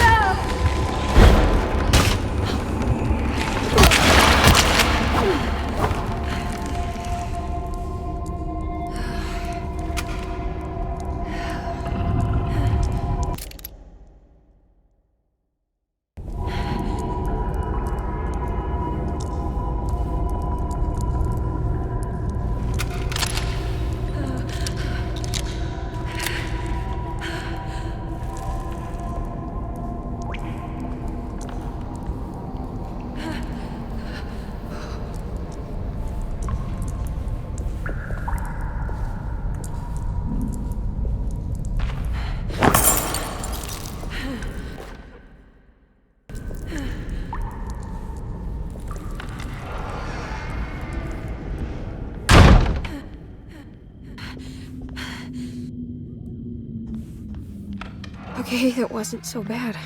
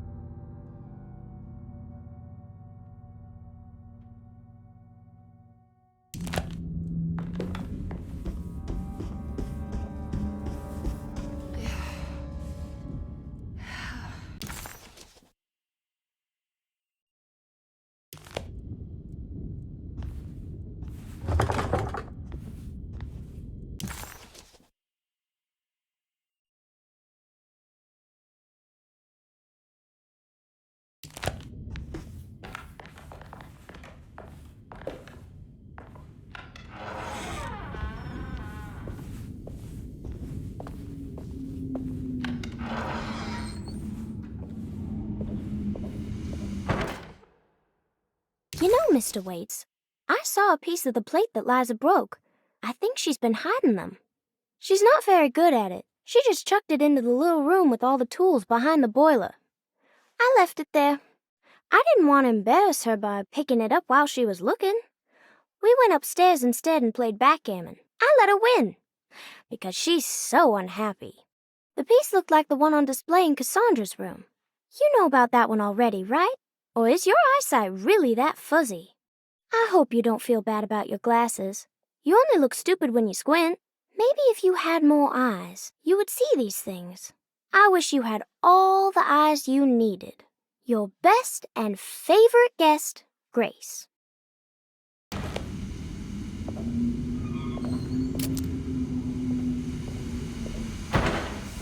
It's another one of those plates for the talisman. It's also broken and missing some pieces.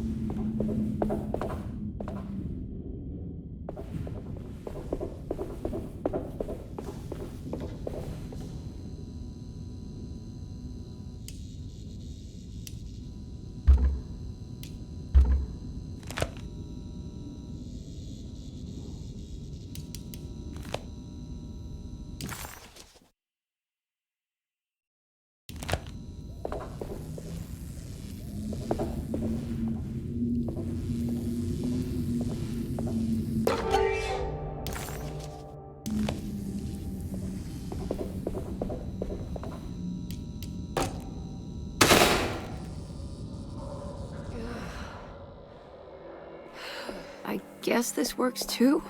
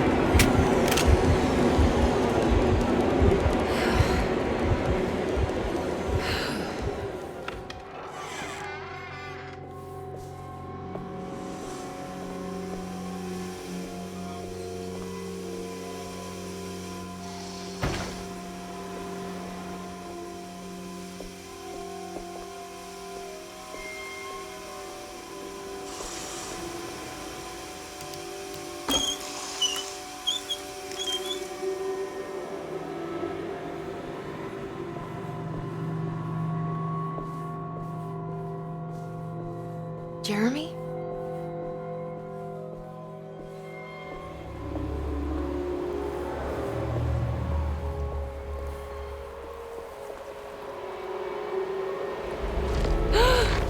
What the hell is that?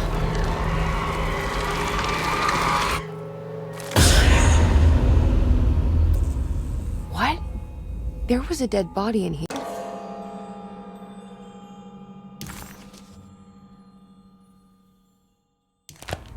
Did I just imagine that?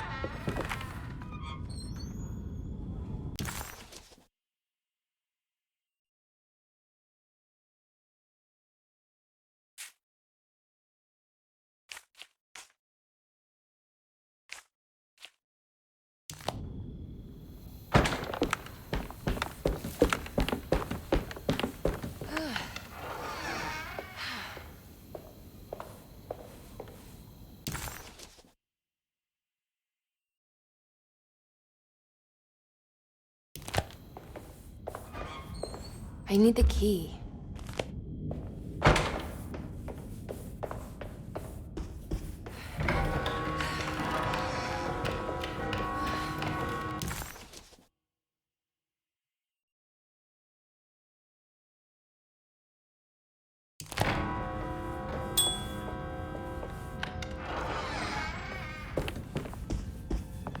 I need the key.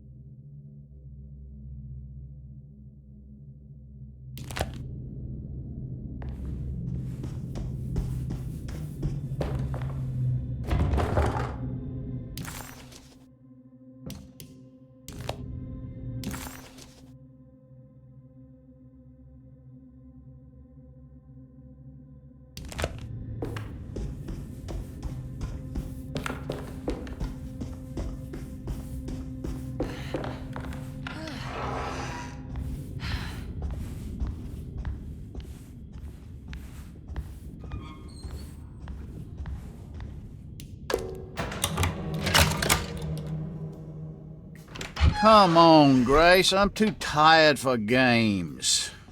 I'll even let you play with my jackknife. Oh, good evening. You haven't seen a little girl by any chance, have you? I don't think so. You would have known if you did. The only kid crazy enough to be in this place. She's not in her room then? That would be a first. Always running around causing trouble. She's very hard to pin down, that one. You want a sip? I'm good, thank you. Well, I should be going then. Unless there's anything you need from me.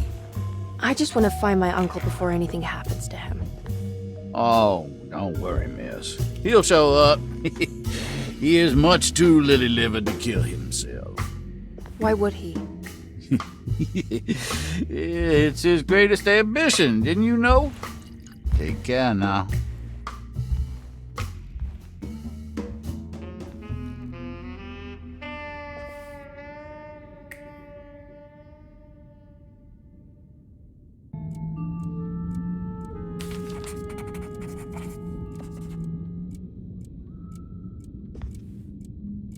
McCarthy moseyed off to continue his search for the little girl. Emily had meant to ask why he was looking for her, but decided against it, fearing that it would just prolong an already awkward scene.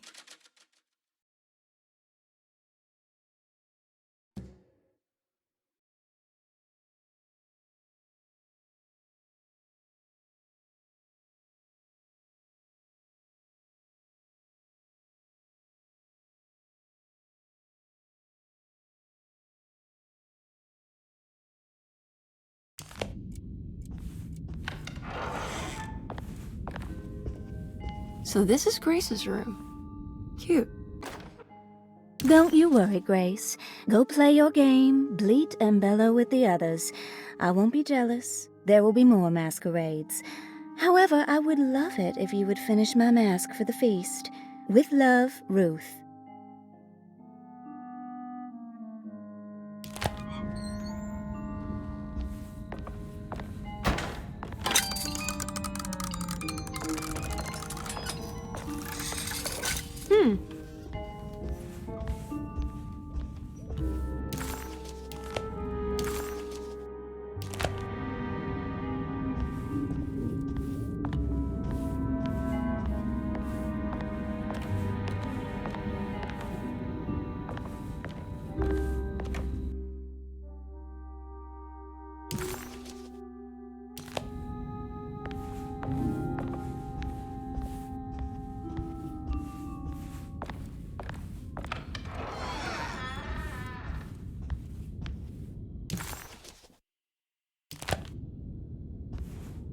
There's something missing.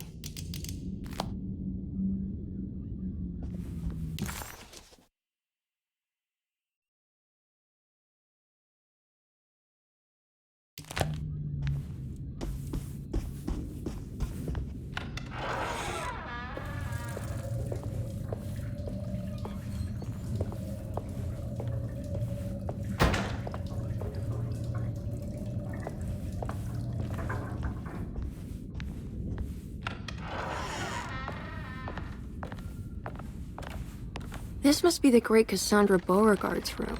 I'm not sure what I expected. Maybe something more extravagant? What's that? I need something else. I think I've seen this somewhere.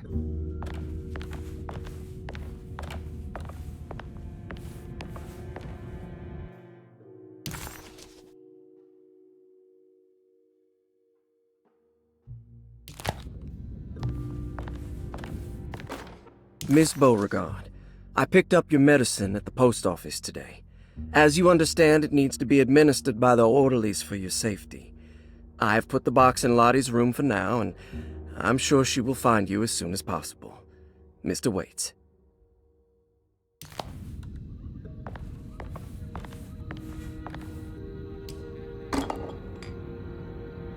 I'm not sure I have everything I need.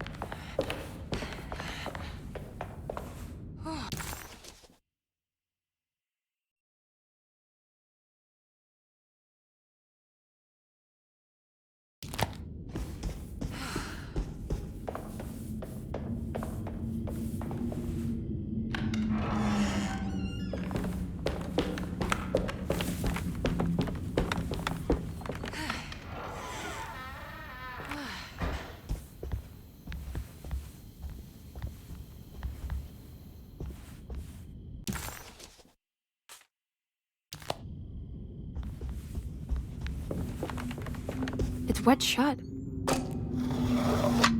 It worked.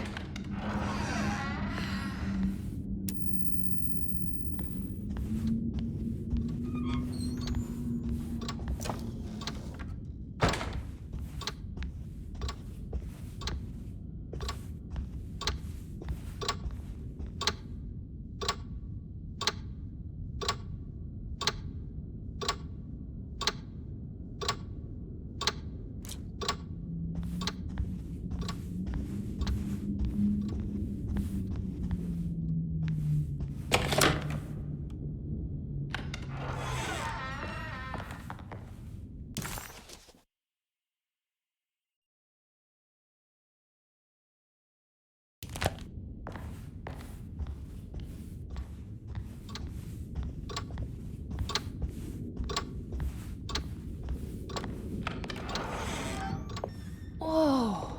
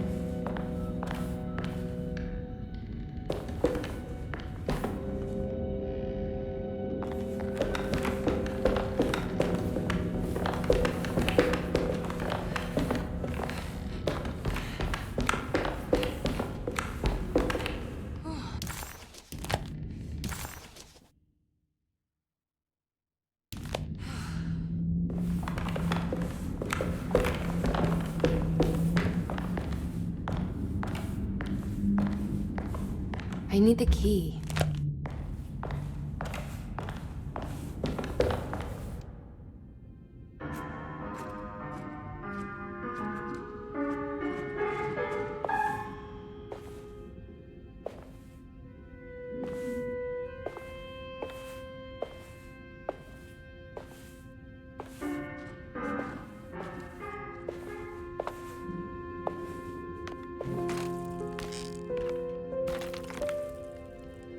Do you teach piano as well? Huh? You're a governess. Did you teach those clawing Casino kids how to play the piano? How do you know about that? Just because grown-ups don't notice children doesn't mean we don't notice you. Yes. I taught them some piano. Are you any good at it? Not good enough to play a broken one. It fell from the attic. Brought half the ceiling down. It was Jeremy's fault, wasn't it? Nobody knows what happened, but you're not wrong.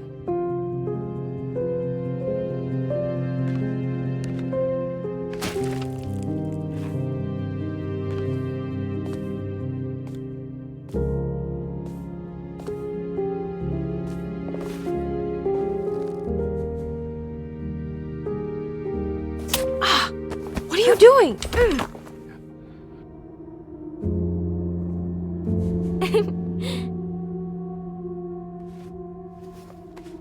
I'm gonna gonna go now.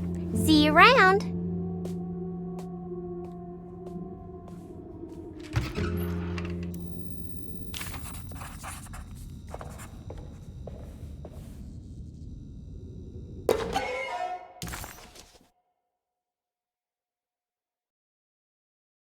As the world moved into the new decade, America was spiraling into a maelstrom of debt, drought, and death. It was called the Great Depression and ruined many families. It was a fitting name, for poverty also breeds madness through desperation. Jeremy was of course no such victim, for he already witnessed the darkness within. He knew the shadow that stood on his threshold very well. It wasn't new. It was something that had always been with him.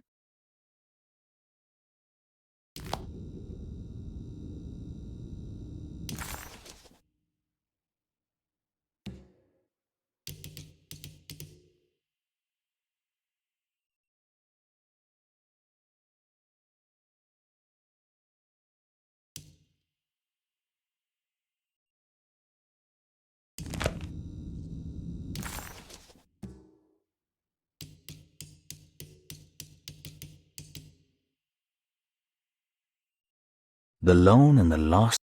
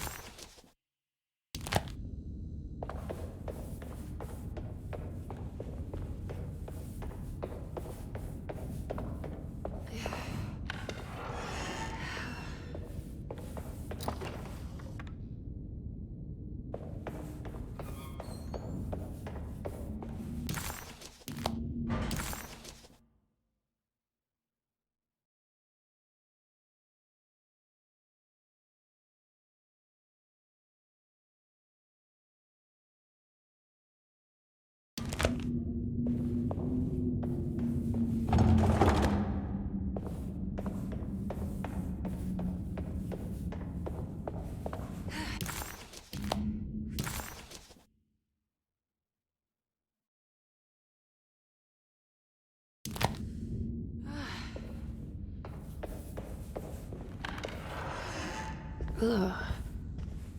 There's more of that unsettling rot. On the commonplace of evil, there lies virtue and stark irreverence, careless thoughts of luminous indifference. But blame not the beast we once were, which science so often wished to refer. Not the wicked full of sin, it is you who stand and grin. All our good intentions aside, whereupon we build our pride. Sunless solitude, follow not this corrupting light. Prophets of confidence always crashes out of sight. Hear me, for we all bear this mark. Thus we must remain alone in the dark.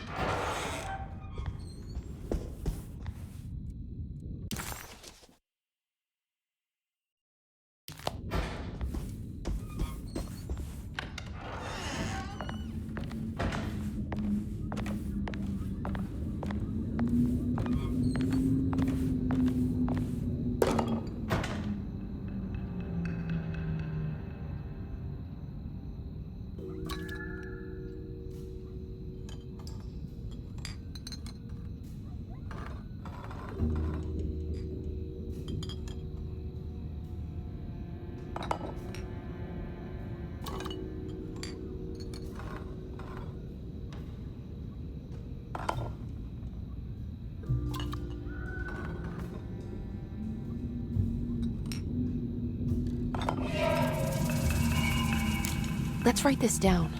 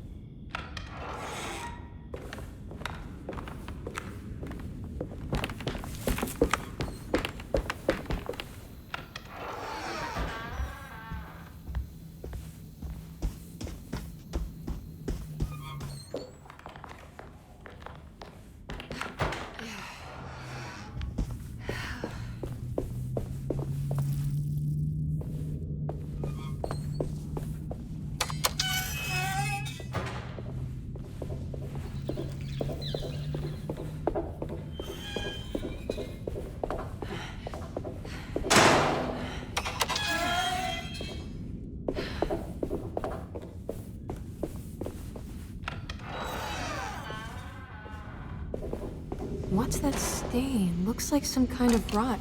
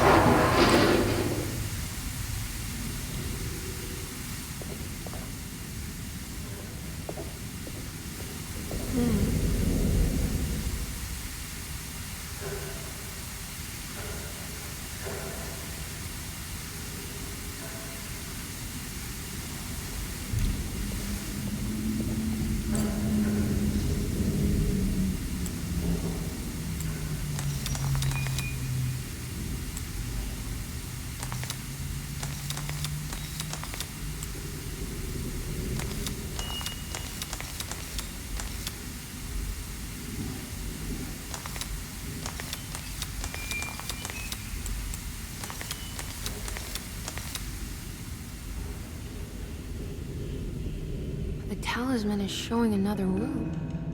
Something is open.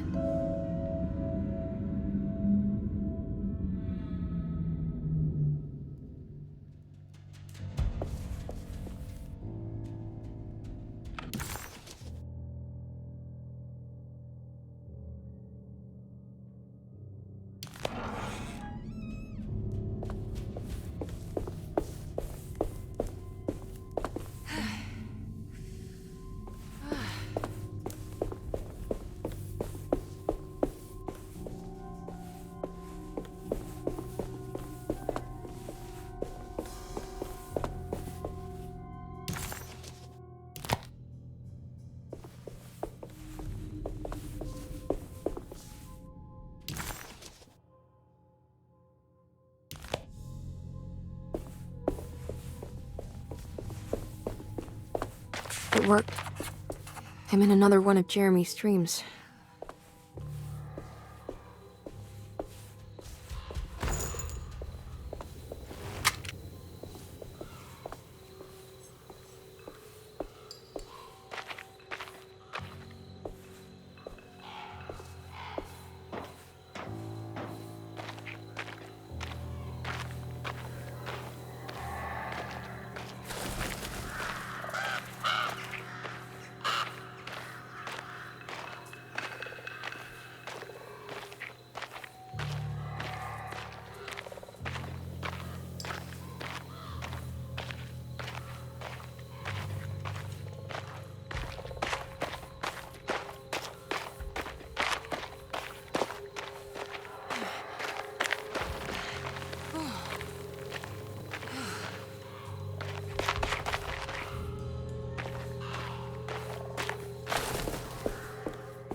It's been a while since I visited the family tomb.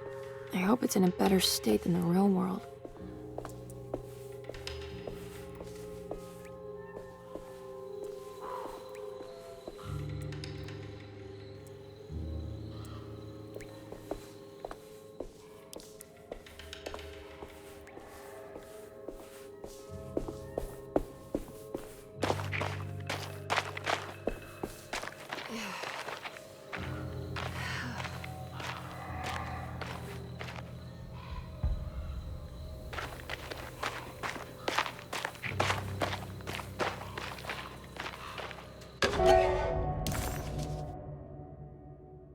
This?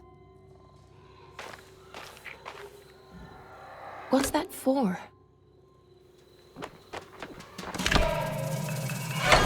There we go.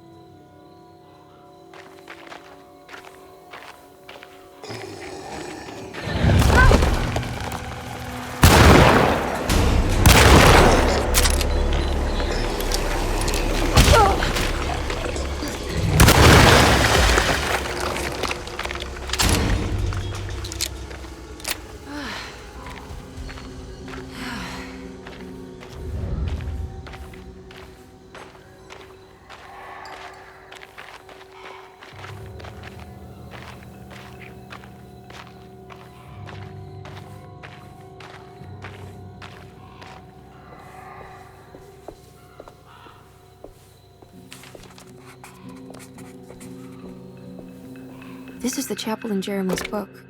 It looks like I need more medallions to open it. I'm not sure I have everything I need.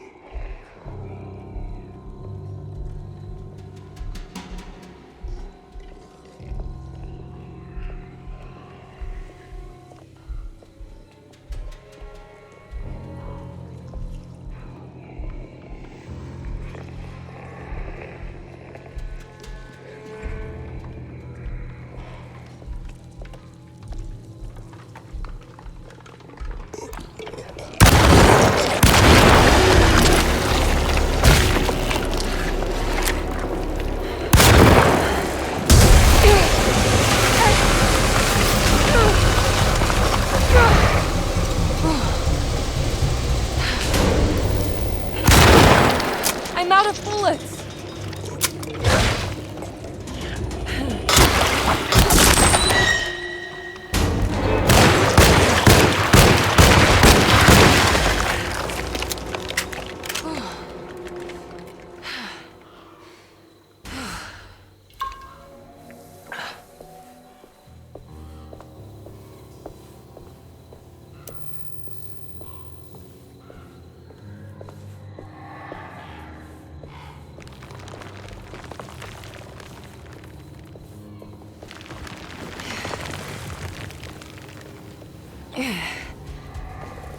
Yeah.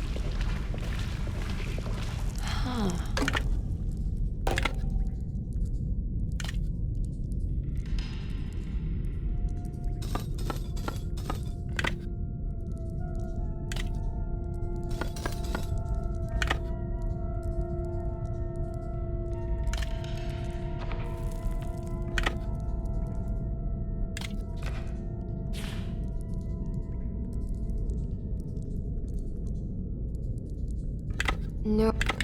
Hmm.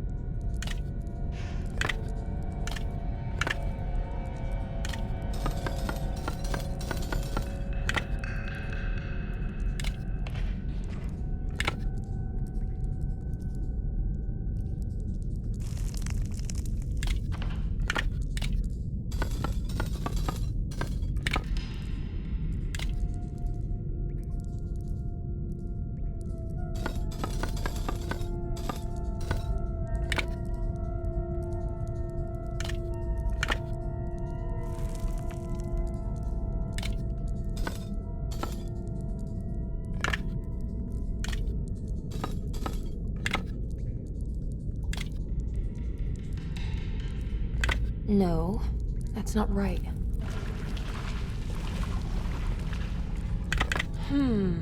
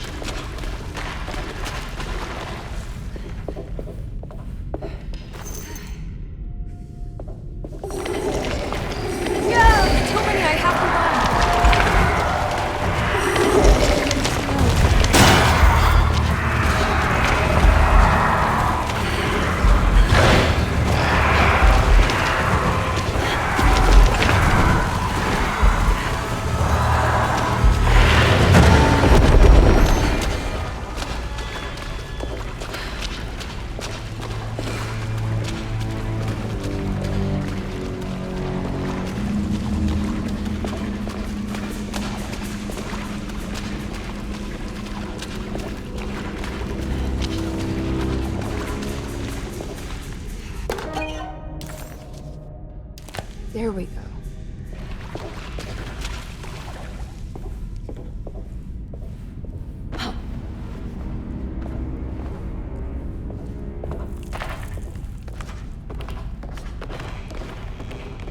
Yeah.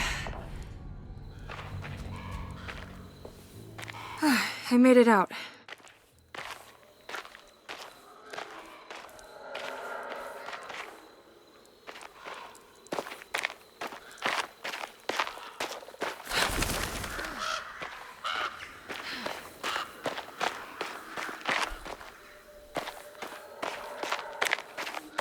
Oh, God.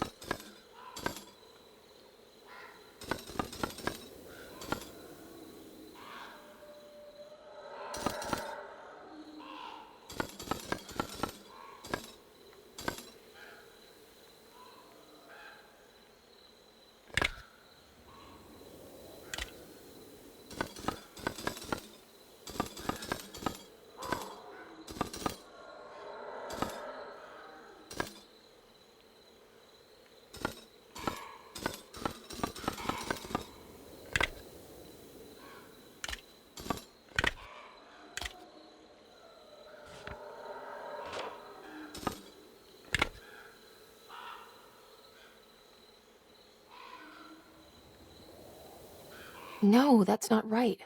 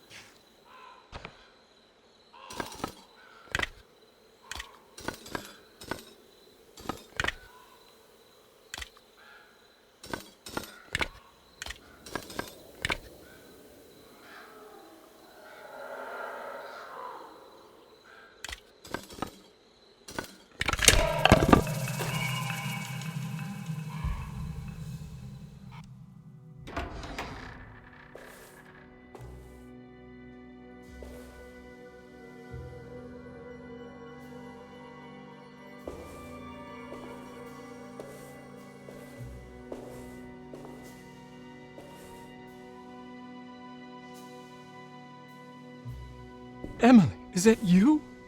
Jeremy! What are you doing here? Well, you sounded so miserable in your letter. I've come to take you away from here. I can't believe I made such a foolish mistake. All I wanted was for you to stay away. What do you mean? I bargained with the Dark Man. A pact to keep New Orleans safe with my own life as tribute. The Dark Man isn't real, Jeremy. There's nothing he can do to hurt you. How do you think any of this is happening? How do you still not trust my words? Fine. Then let me help. Don't be foolish. He will bury you next to me in his sunken temple for an eternity. I don't care. I'll find a way. I have my own talisman, and I know about Tarawea. Oh, wait, don't speak.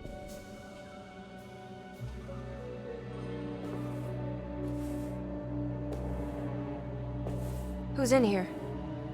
Show yourself. You know who, Emily. He took your grandfather. No, I mean it. Who's in here? I can feel someone's in here.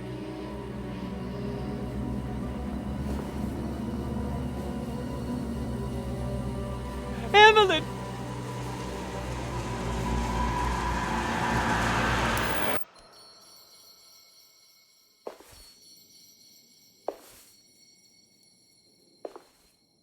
Tarawea. Why do you want to go there, Jeremy?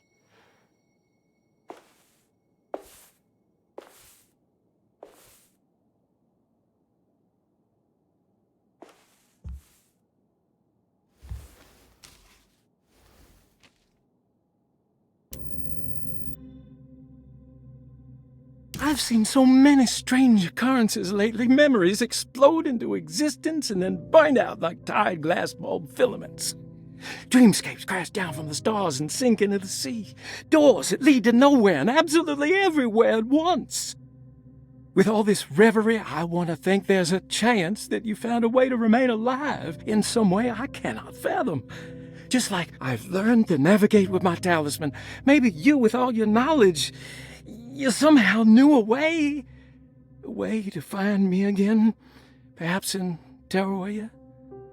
All my love, Jeremy.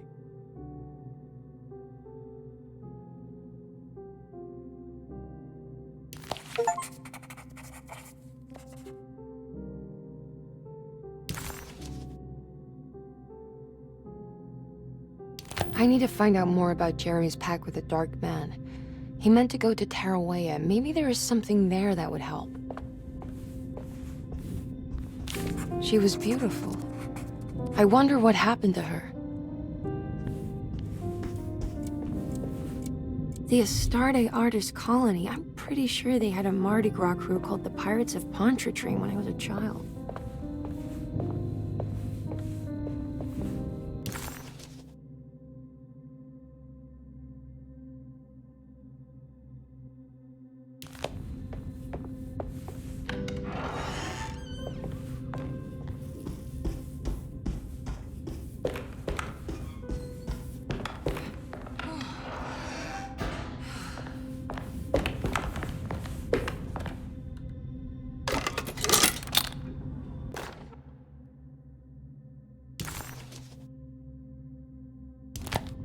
It's a telescope lens.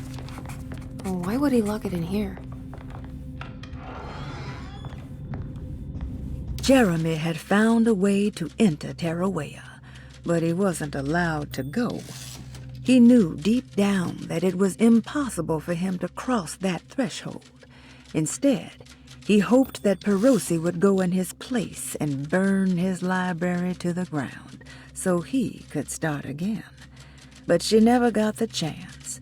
Perosi had her own problems, her own demons, and she died suddenly one day without warning. Holding the telescope lens in her hands, Emily suspected what it was. At least a part of the key to that paradise Jeremy so desperately wanted to see. Curious what she would find, she felt eager to put the lens to use.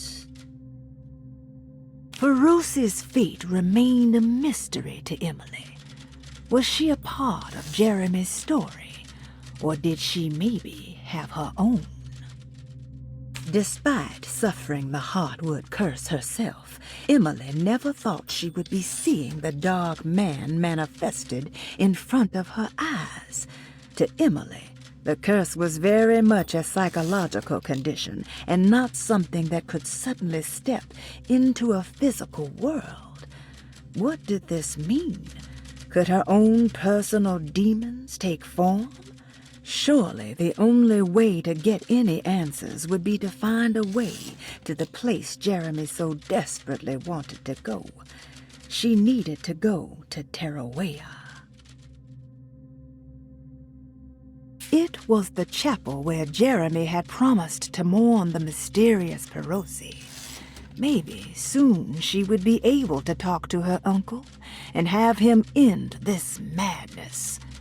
She just needed to find a way inside the chapel. Emily stepped out into the humid night and found herself recognizing the Lafayette Cemetery. She hadn't been here for years, she thought, and in a way she still hadn't returned. This was something not quite the same. Hoping she would soon get to see her uncle, she set off to find the chapel mentioned in his book. The prick of the syringe hadn't hurt as much as the humiliation of being played by that child. Emily just couldn't make any sense of her behavior. Grace seemed amused, but not mocking. Was this just her being playful? As her feelings subsided, a second thought appeared. She wouldn't have injected her with something, would she?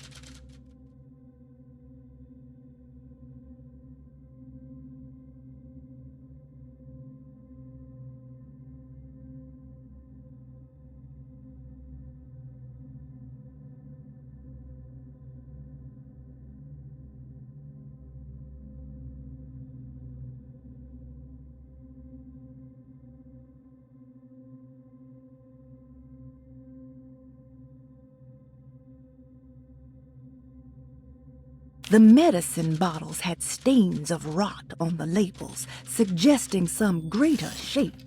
They just needed to be put in the right order. But for what purpose?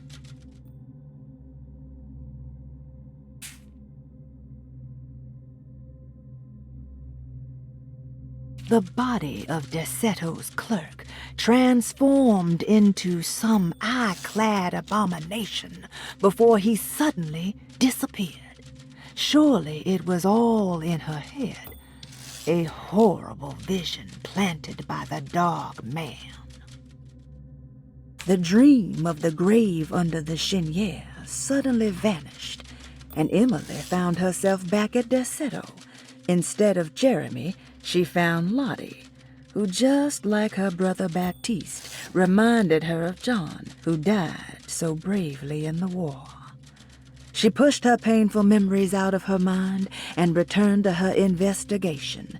She still needed to figure out what to do with the boiler. Emily deserved a sense of triumph, but she was too on edge to appreciate her success. There was no reasonable explanation why the talisman let her open up this other world. Was this really happening? Or was this somehow all in her mind? There was no time to question her own sanity. She had to find Jeremy. If he was here, she thought, would she find Jeremy in the hateful mound?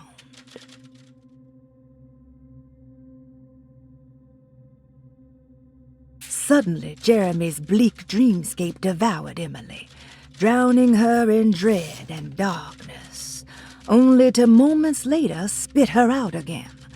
What had happened, and why? Was that her doing, or did someone else make it so?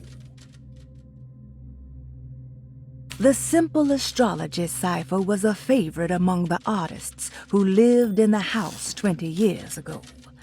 They easily turned into numbers when needed, but also acted as signatures for the members, as there were only 12 of them.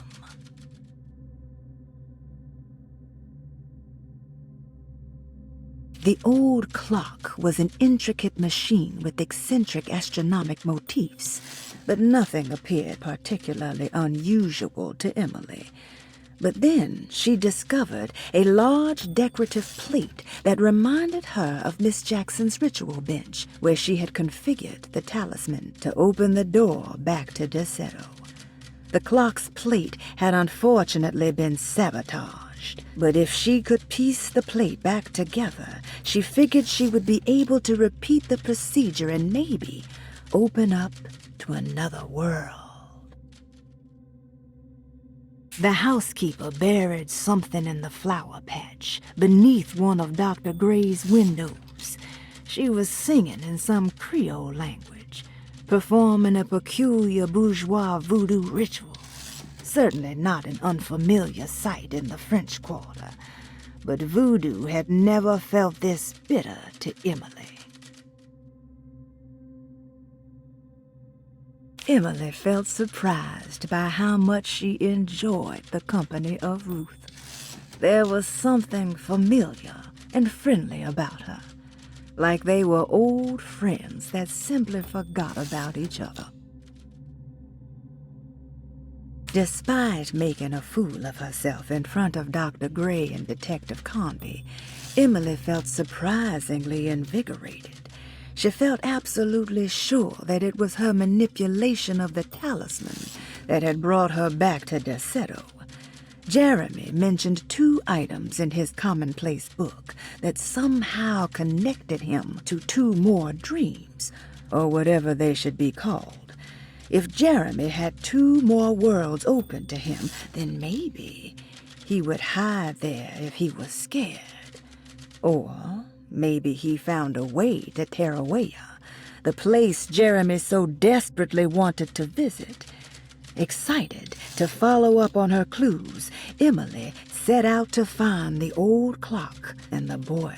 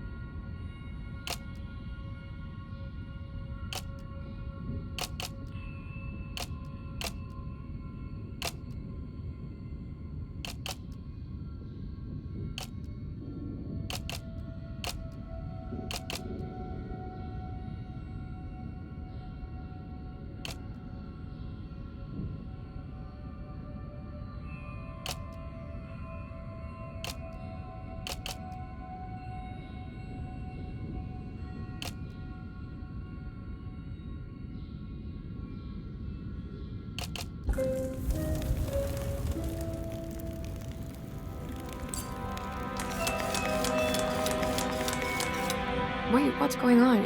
It's entering the numbers by itself? Okay, great, so where is that?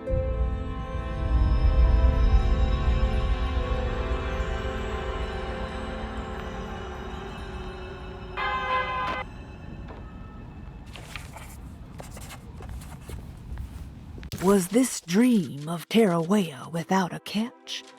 A place for rest and comfort.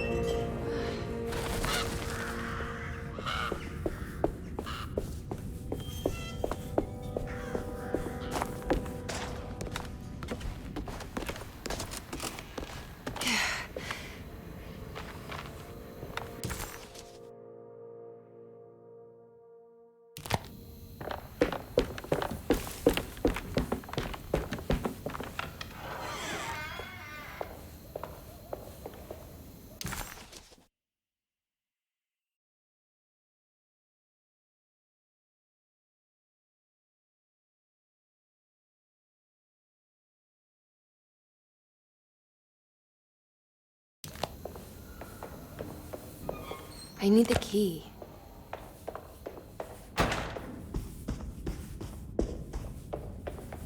I can't leave. I need to find Jeremy.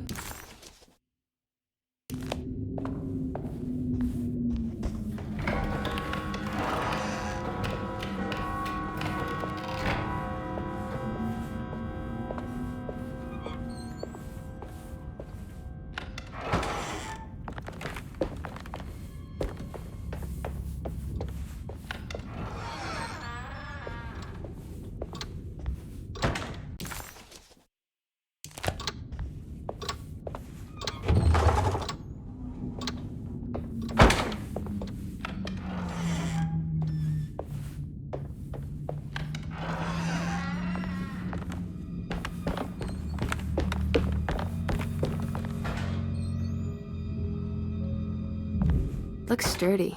Doubt I'll be opening this.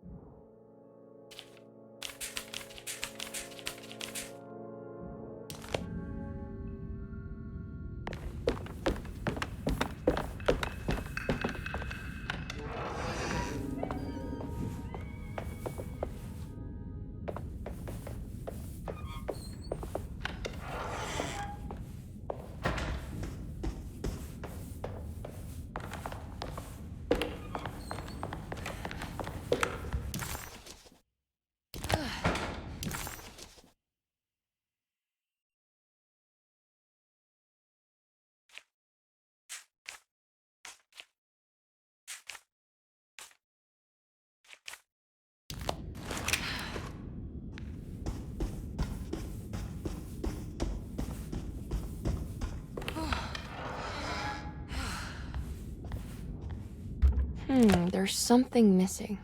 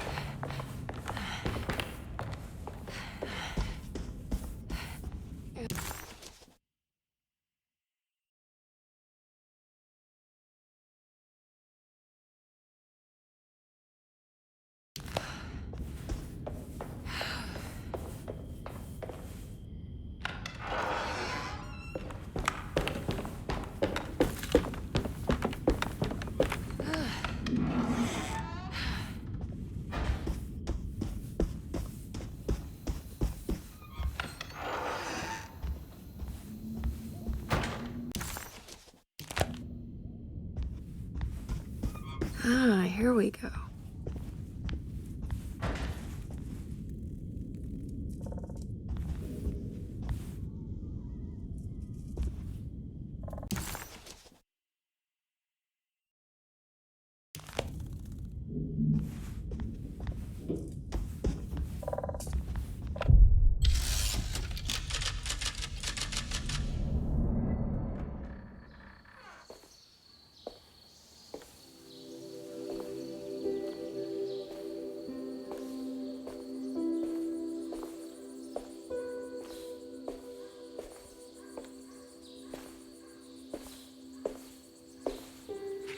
You should not have come, Emily.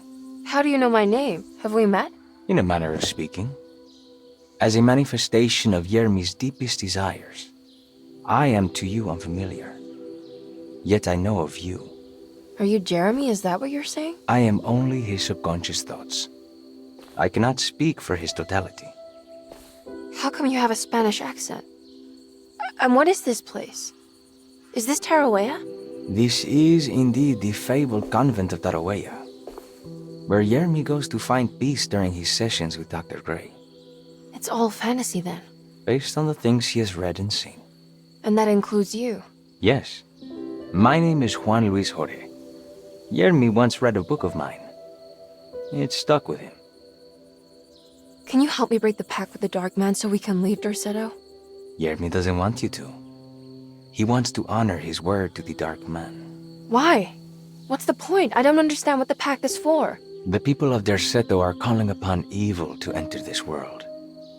Your uncle offered his soul to the Dark Man to contain this disaster. What? No, that doesn't make any sense. The pact will be fulfilled at dawn. As the sun rises, Yermi will forever be entombed in his sunken desert temple. As promised, the Dark Man shall quarantine and starve the evil inside Dorsetto. What about all the patients and the staff? They will not stand a chance. That's unacceptable. How could Jeremy agree to this? Desperation, of course. Yermi did not choose martyrdom lightly. Well, nothing is lost yet. I'm sure I can find a way to break the pact and save Jeremy. And hopefully the people at Dorsetto. What even is this evil you're talking about? I don't know much. I think some nightmarish entity from the bayou. I'll just have to deal with that later. First, I have to get Jeremy out of his deal. What? Did you run out of arguments? You're actually quite inspiring, Miss Emily. If we put Jeremy's feelings aside, I would have to say I agree with you. Really? You might just be able to save the old man from himself.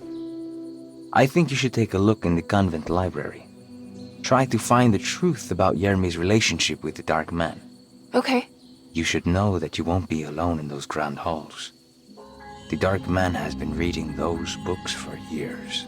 He's here? You'll have to be very careful. Of course. I can be careful. Good luck, Miss Emily.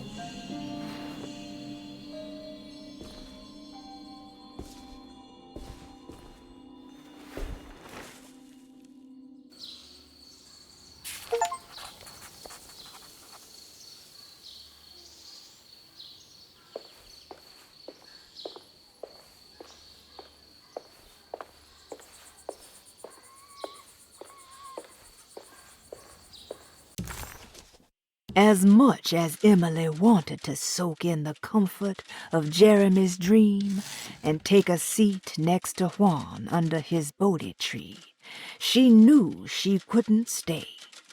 She had to visit the library and find information about Jeremy and his first meeting with the Dark Man.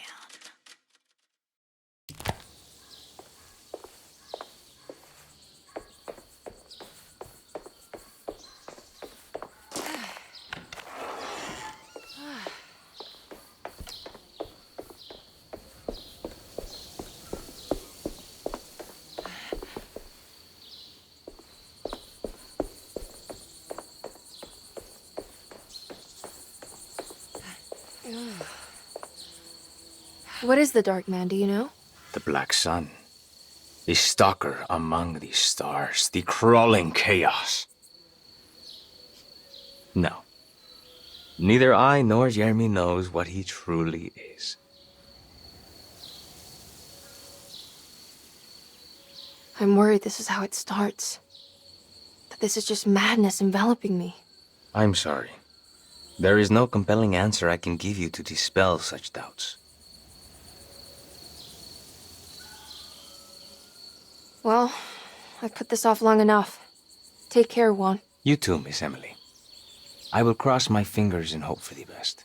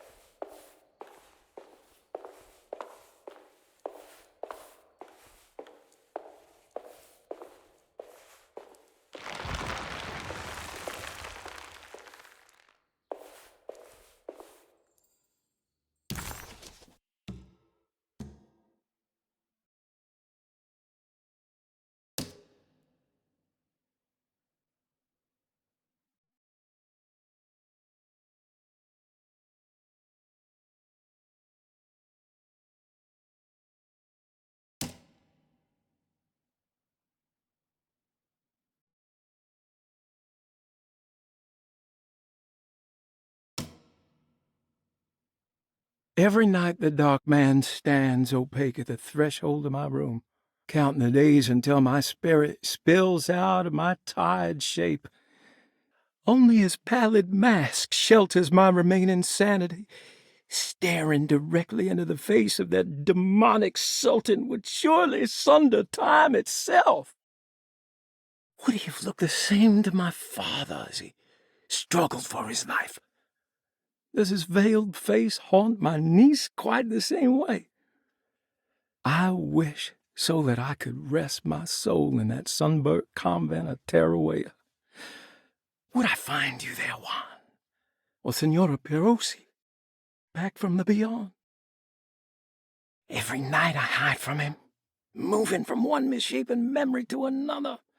Scenes conjured out of fantasy and delirium. Places I struggle to even paint. I wish I understood your death, Senora. Is there anything I could do for you but bury you in that bleak necropolis? That triumphant chapel rising above the ledges and the oven vaults shall be your sepulchre, where you may rest, and I shall weep. How did you first come to understand such things, Senora? How did you know that the battered boil in the basement would lead me to Lafayette Cemetery? Or how the old upstairs clock, with its astronomical motifs, would take me to that hateful mound outside of Claremont Harbor? Those are my memories, my past. Is there perhaps a chance, if ever so small, for me to see Tarawea? Oh, I want that more than anything. Please, let my talisman take me there. Let me sit with Juan under his Bodhi tree. Despite having sold me that talisman, Miss Jackson, the voodoo priestess, revealed none of her secrets to me. That's why I had to travel to Tonka. Instead, she cruelly told Baptiste, my caretaker, that he would be betrayed and killed in the most awful way, that the one he loved would pierce his thigh with a sharp spear, and that he would be devoured by his own mother. What a terrible thing to say. The people of Deseto are becoming dangerous. They do not understand what they are doing. I must do something to stop them. I tried talking to Dr. Gray, but he confuses my worries. He's caught up in treating me. How can he expect evil to be cured with medicine and conversation? The orderlies, the housekeeper, and the patients are all deranged. They will call upon evil to enter this world. All will be lost. Everything. Unless I can find the clerk, Mr. Waite. He seems to be a clear-thinking man. Maybe Beauregard.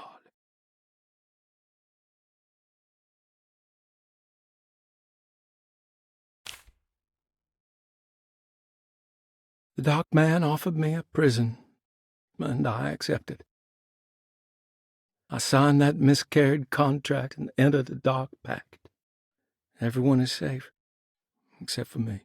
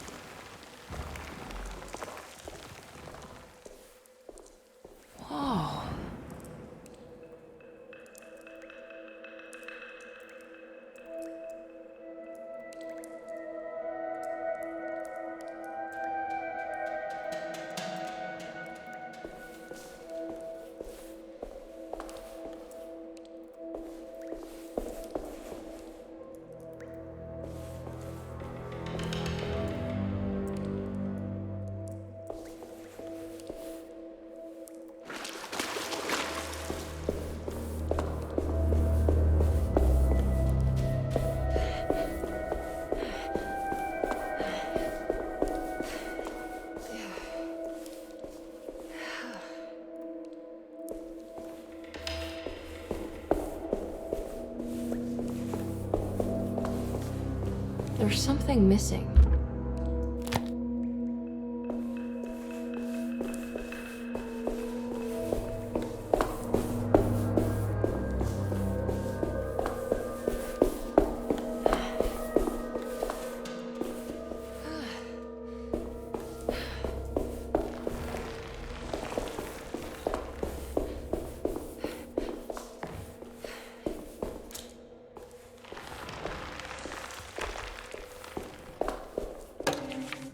The great library was endless, beautiful, and terrible.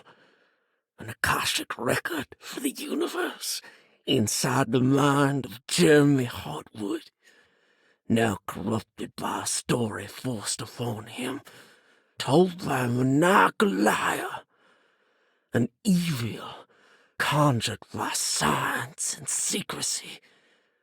I will suspend a room and lock away the foundation of his character. Its key will be left to the librarian, the only thing invisible to the prowler.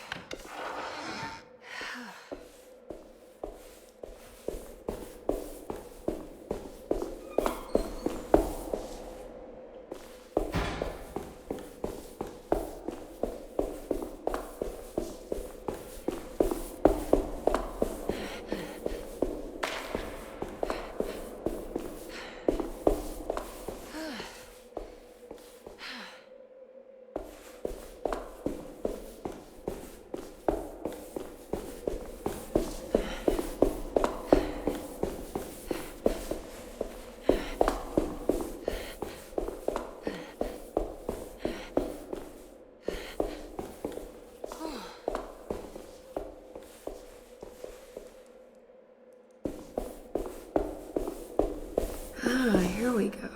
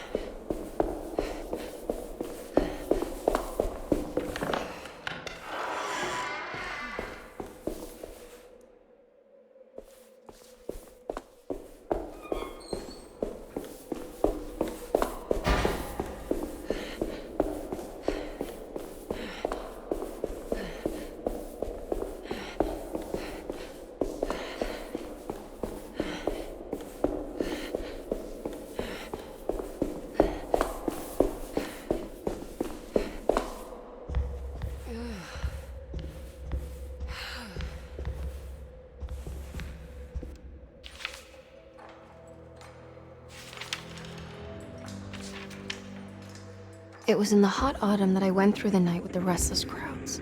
He was a kind of itinerant showman who held forth in public halls and aroused widespread fear. The New Orleans address of the event is lost, but I remember distinctly the Prext shipping company pressing their contribution.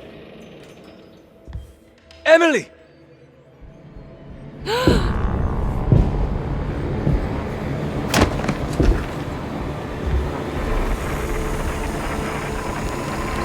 no. I hope you found what you were looking for, Emily. I fear there is no going back. He's in my head, Juan. His breath replacing mine. You should not have come, Emily.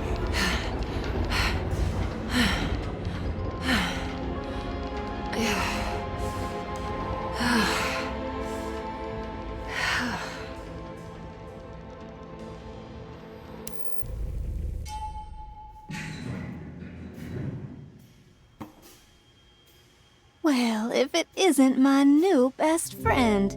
Come, join me for some giggle water. Ruth? Oh, Miss Hotwood, don't tell me you've been out swinging without me. Ruth, what is this place? Where are we? Have you never been to the Maccabean before? Goodness me. Tell me, Miss Hotwood, have you ever considered going out for an evening? Are we in New Orleans? Oh, who can tell anymore? I just went inside the grand parlor and suddenly here I am. The grand parlor? Can I get back to Derceto from here? Are you sure you want to? We could stay here and drink the night away. How about a gin fizz?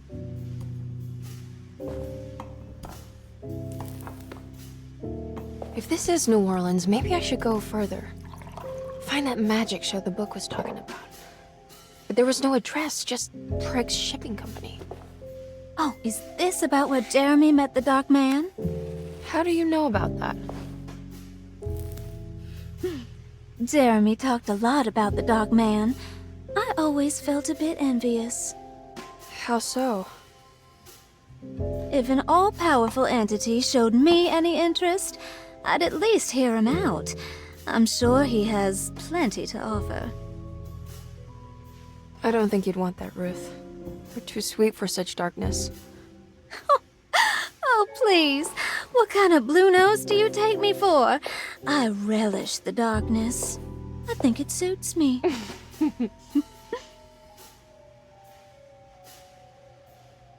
You don't happen to know how to find the Prext Shipping Company, do you? Of course. Their office is just over there. Whoa, what happened? You just got lucky. A bientôt, Mademoiselle Emily. Hey, do you know where my uncle is? No, but I bet you're close.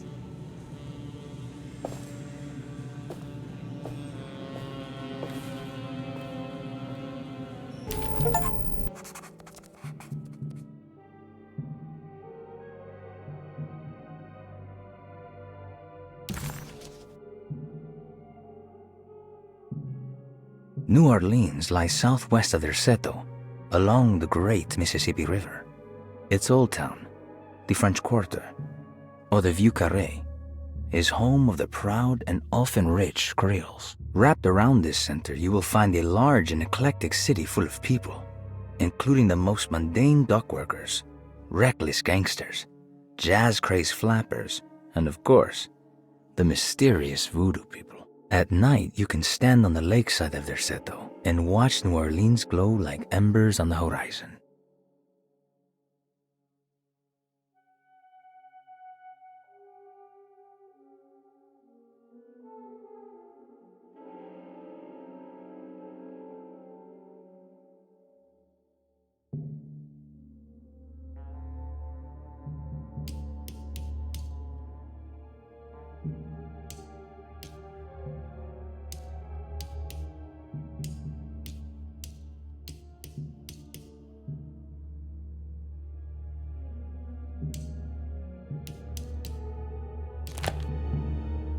It was in the hot autumn that I went through the night with the restless crowds to witness the enigmatic Black Pharaoh.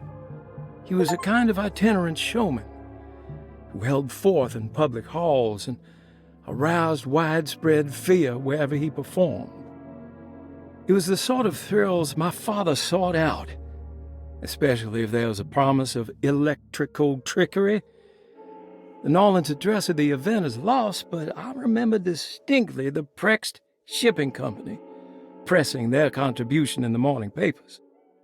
There were rumors of an Egyptian sarcophagus being a part of the act, something which kept me wondering how they had carried that up the seemingly endless stairs.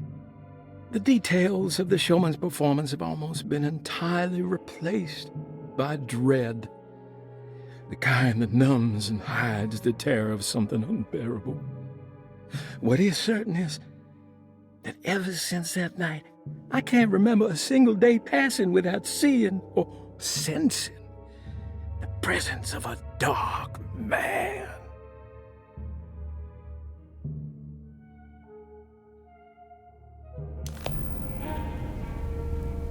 Prext Shipping Company.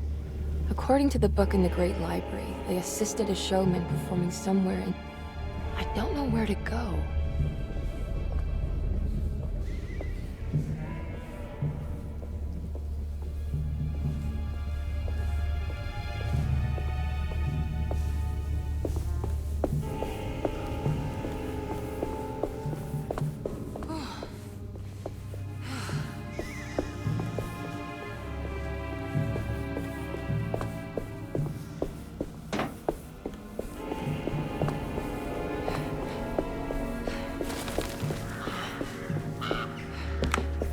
It's locked from the other side.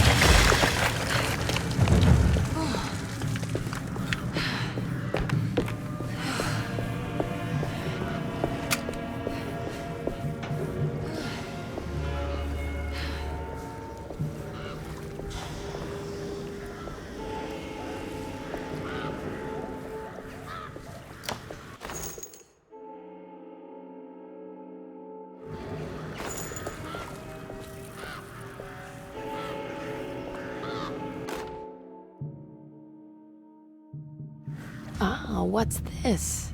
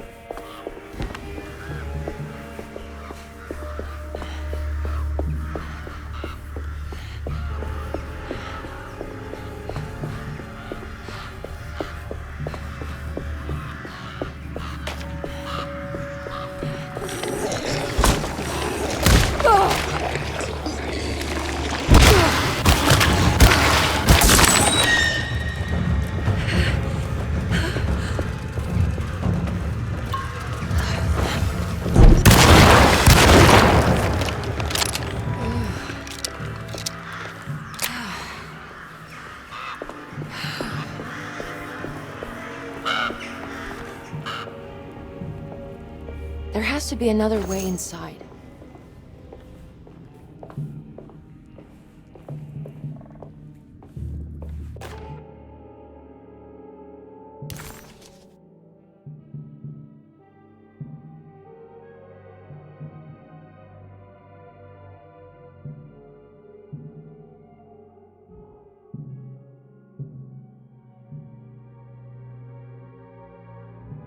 There's a way through the sewers.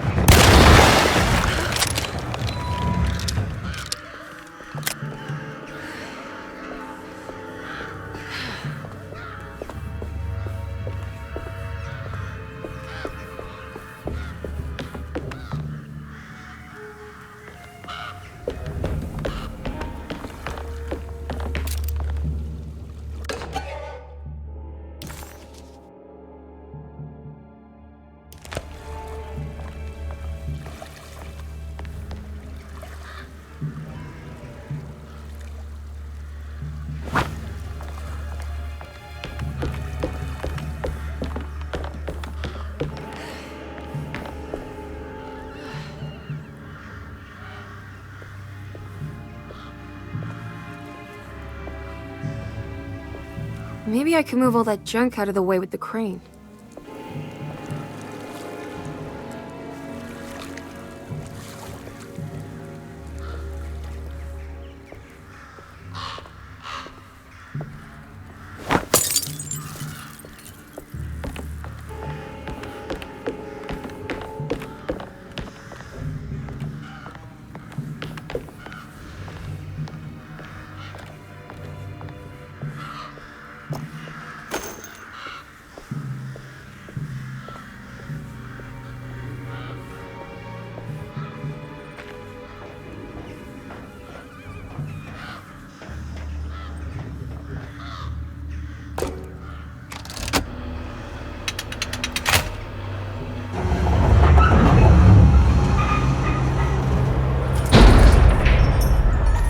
All done.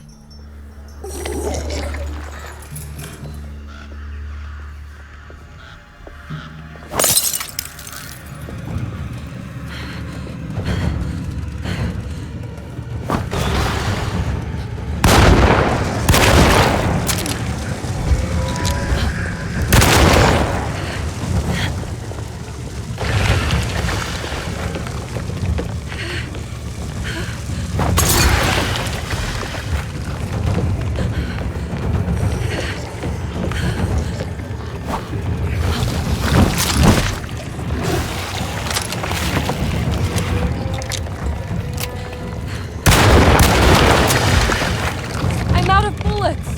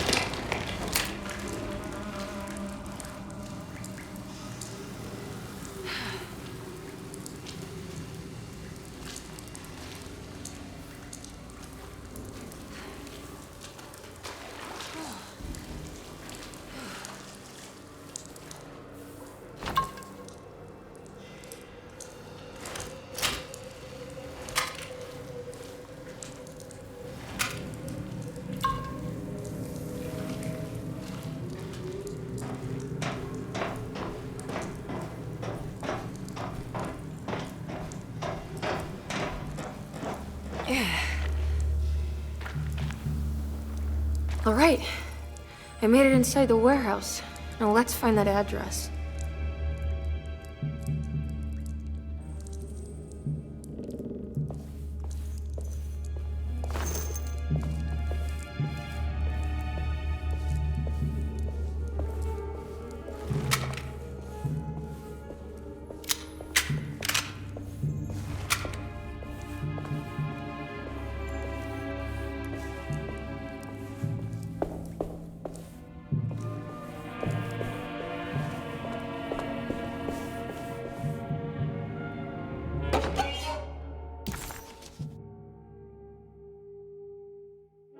Asleep, with an anesthetized mind, Yermi filtered these words from Darceto's gangrenous ground. Ever their praises, and abundance to the black goat of the woods.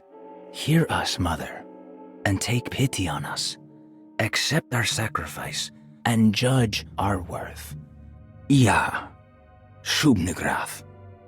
Ia, Shubnigrath. The black goat of the woods with 1,000 young.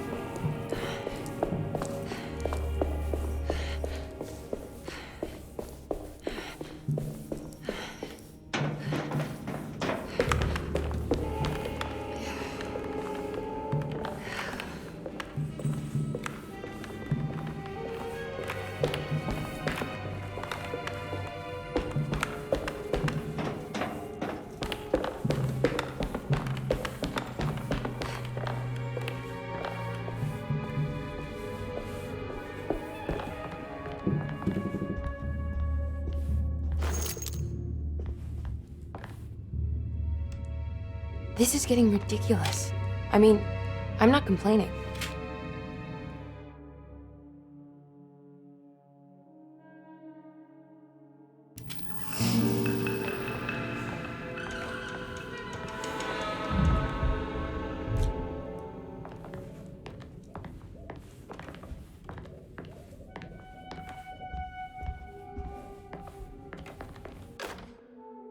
Our ship was raided while in dock. All of his things were recovered, but blood was shed. Several men were carried into the Mississippi River and drowned by ones who live in the deep. All items have now been signed and delivered. Now let's keep the papers safe. What is left? Later is right, and hell is back again.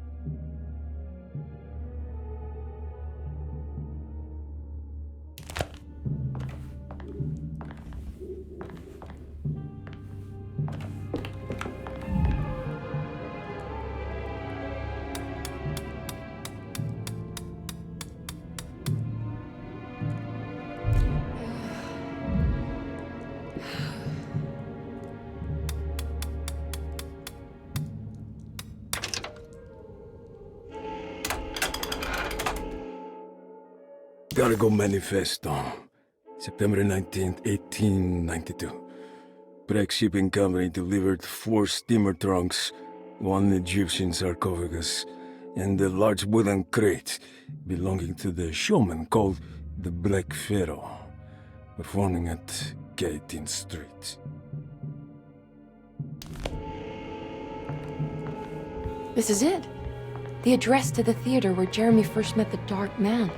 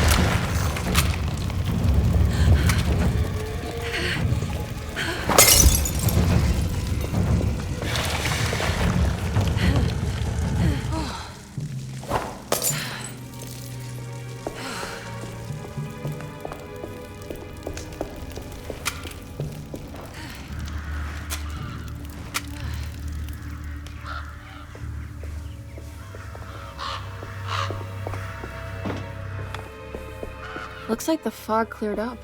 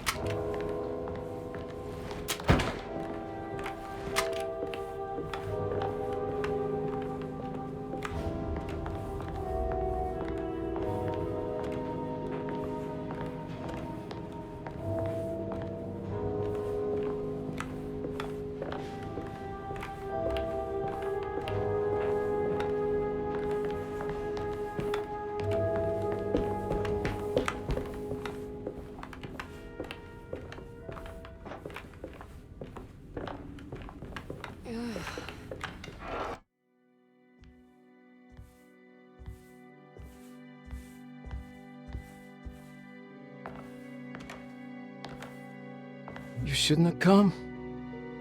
Don't say that. You needed my help.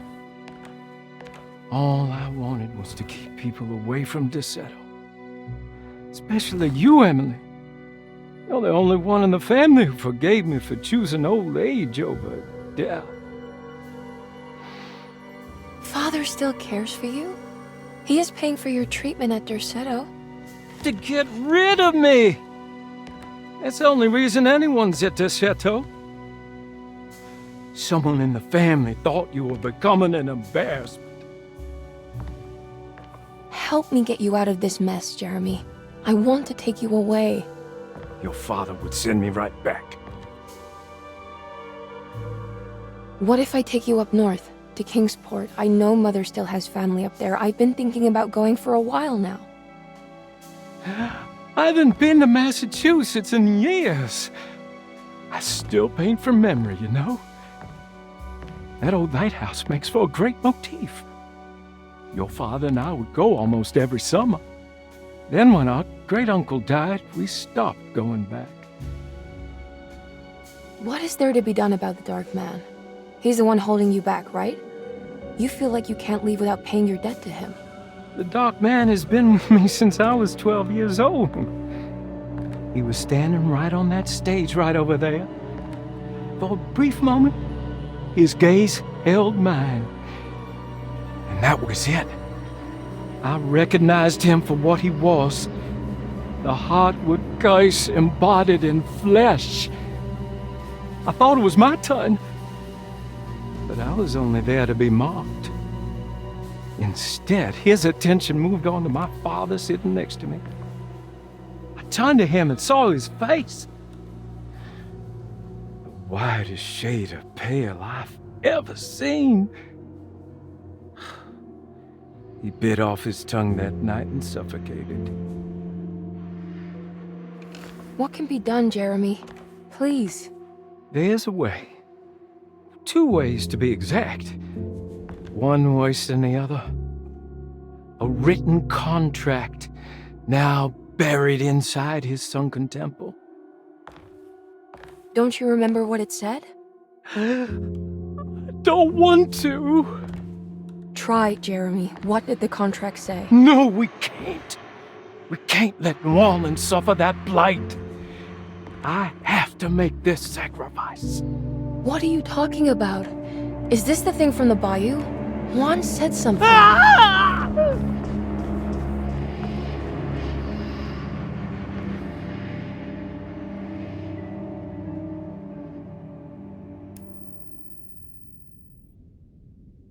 Okay, so there is a way to break the pact at least. Hidden somewhere inside the Dark Man's temple. I just need to find it. Somehow.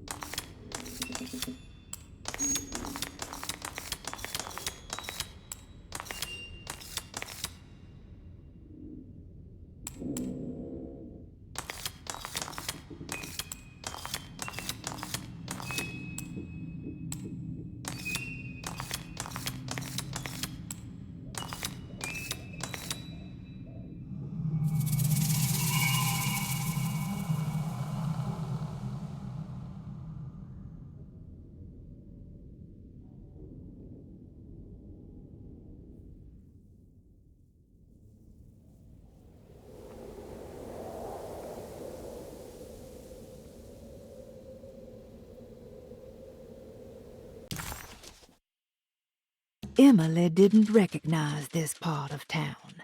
She didn't even know if it was a real address she had found. Did Gallatin Street exist, or was it something Jeremy had made up? As she closed in on the address, she began to worry. Would she meet Jeremy there, or was she running into the arms of the Dog Man himself? Why couldn't Ruth come with her and help her out, Emily thought. She really didn't want to be alone anymore. At least Emily was back in New Orleans again, in front of the warehouse of the Prext Shipping Company. According to the book in the library, she should find the address to where Jeremy first met the Dark Man inside.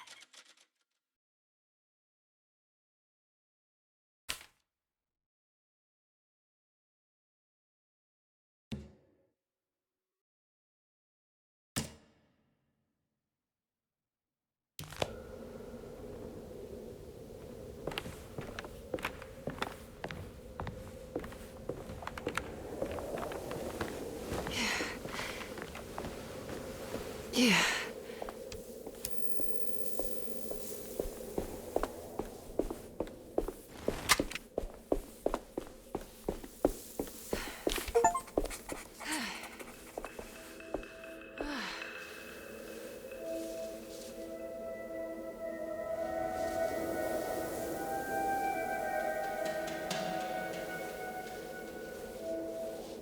Whoa.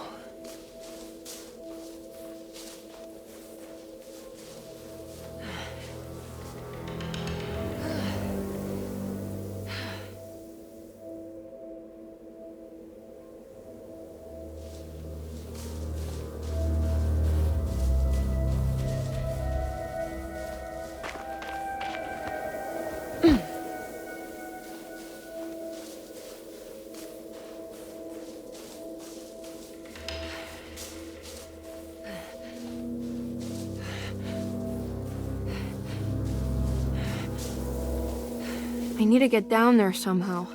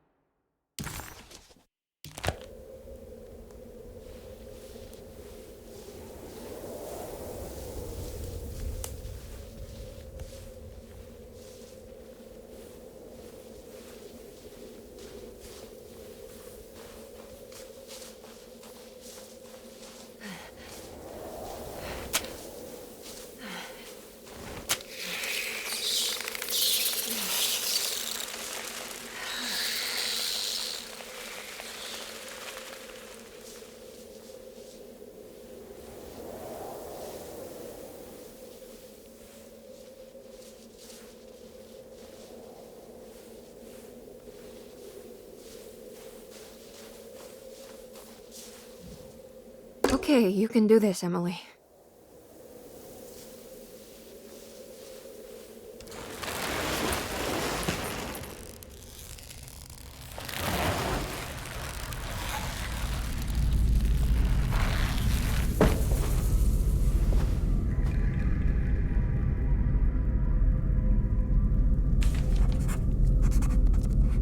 It's the constellation Taurus. The big star is Aldebaran. It's something to do with the Dark Man.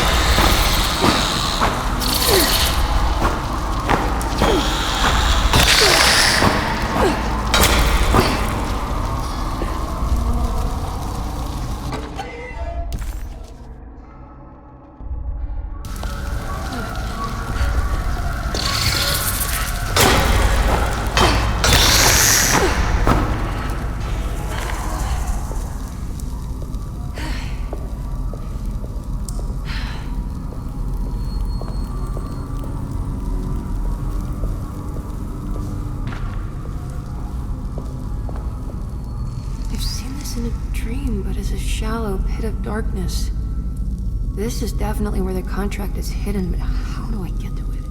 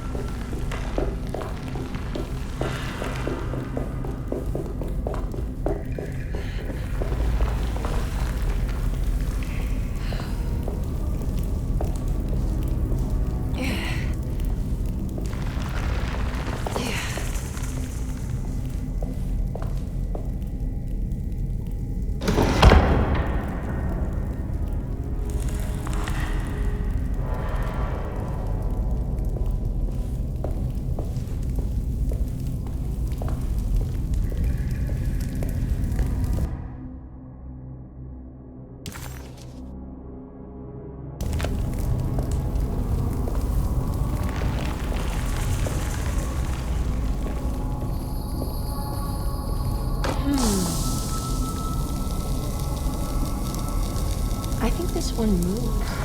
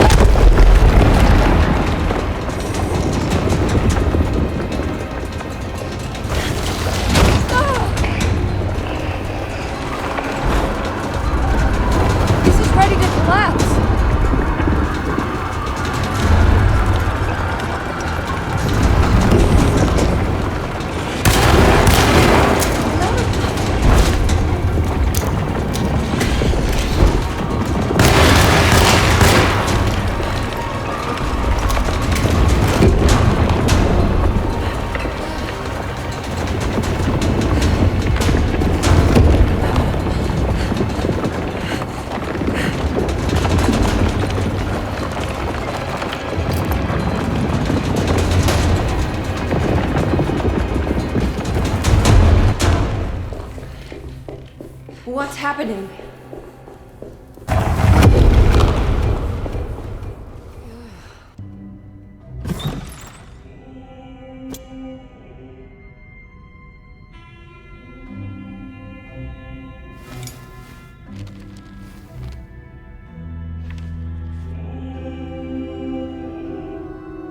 Acknowledge psychological trauma. Break through the barriers of self-deceit, temper, manic behavior.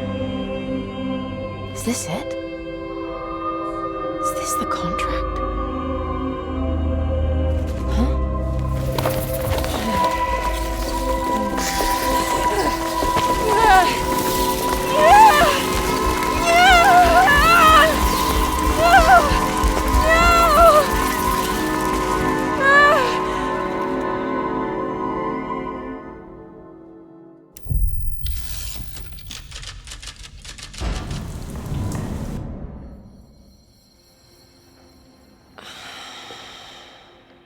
Oh, Jeremy. How much pain and suffering you could have prevented. Emily? What are you doing? Detective, how is your investigation going? Well, I still have no clue where Jeremy is, but I think I know why he's hiding. This place is full of lunatics planning to perform some kind of ritual tonight. Well, that sounds ridiculous. Or rather would have just a day ago. It gets worse. I have reason to believe they killed anyone who didn't want to go along with the plan.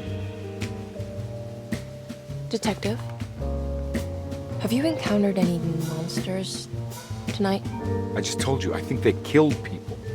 Beauregard, the author, Perosi, the singer, Mr. Waits, the clerk, Mr. Chance, the gardener, they're all missing.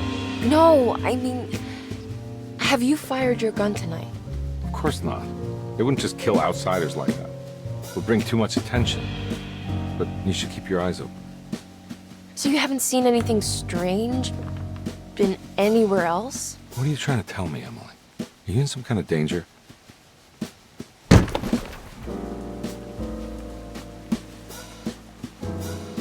Let me drive you back to New Orleans. I think I have enough. You know, at least get the police to take a look at this case. No, I'm fine. Thank you, Detective. I'll find your uncle, Miss Harwood. Just stay out of trouble.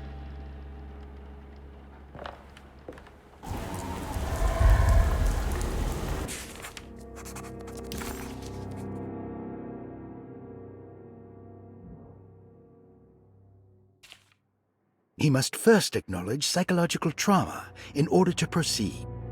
The lying must stop, so we can break through the barriers of self-deceit.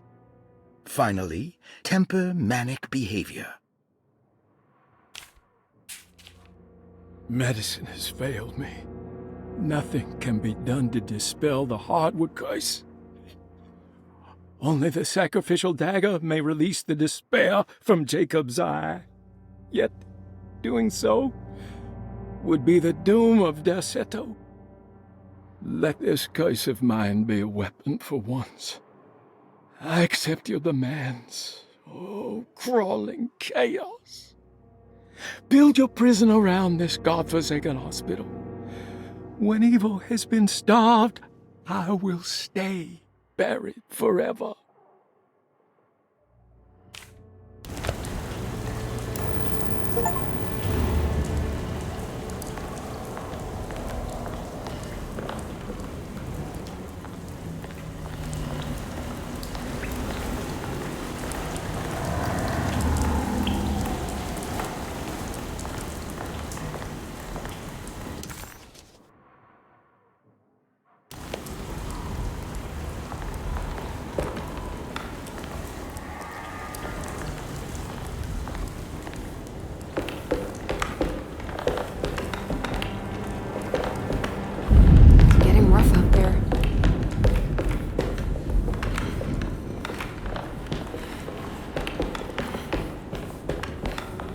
I need the key.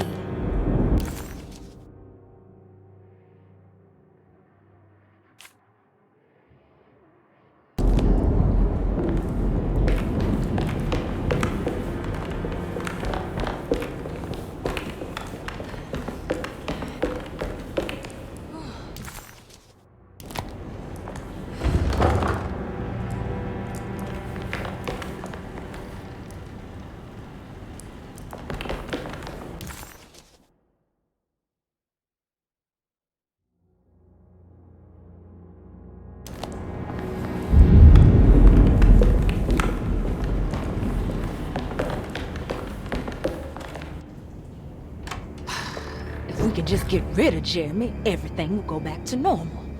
That reminds me. I saw Miss Emily earlier. You remember her? You know she's Jeremy's niece. She's looking for him. That's right. She's helping us, in her own way. As long as she don't stand in the way of the mother of 1,000 young. I don't think she knows or cares about that. She just helped Jeremy. I've been more worried about that Detective Carmen fella. He been snooping around asking all kinds of questions. God, it hurts. I wish you would stop doing that. Gives me the heebie-jeebies.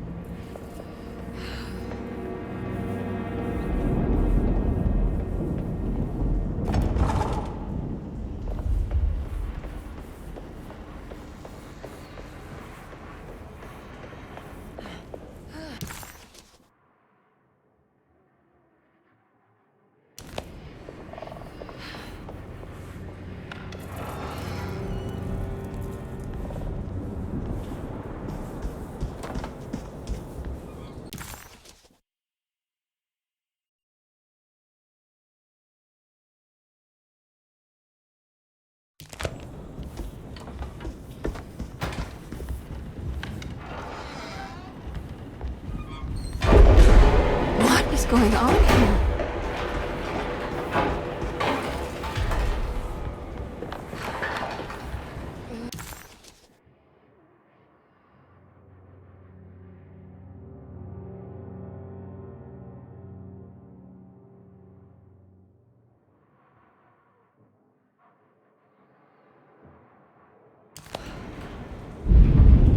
I don't want to run into the orderlies right now. I should find another way.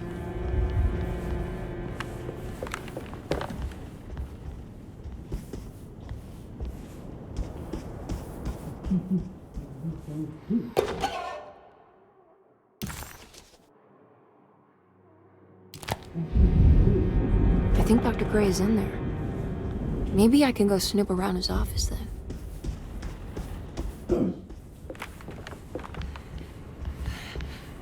It's blocked.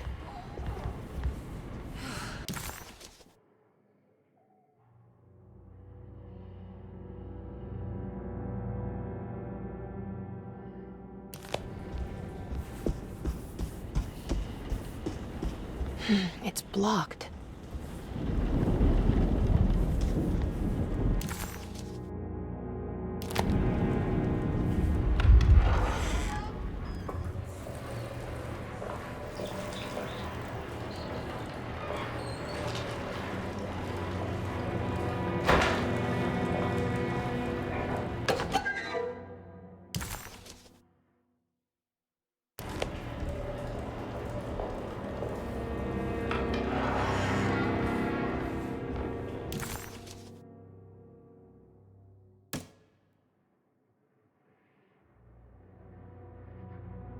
The orderlies, Baptiste and Lottie, were back at Derceto as well, like pieces of Emily's past haunting her.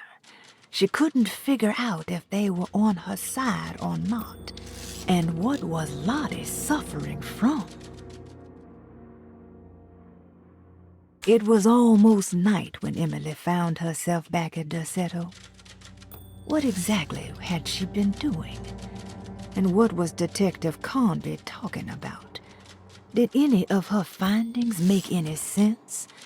All she knew was that she wanted to figure out what the 3 steps to the contract entailed, and how this was connected to Dr. Gray.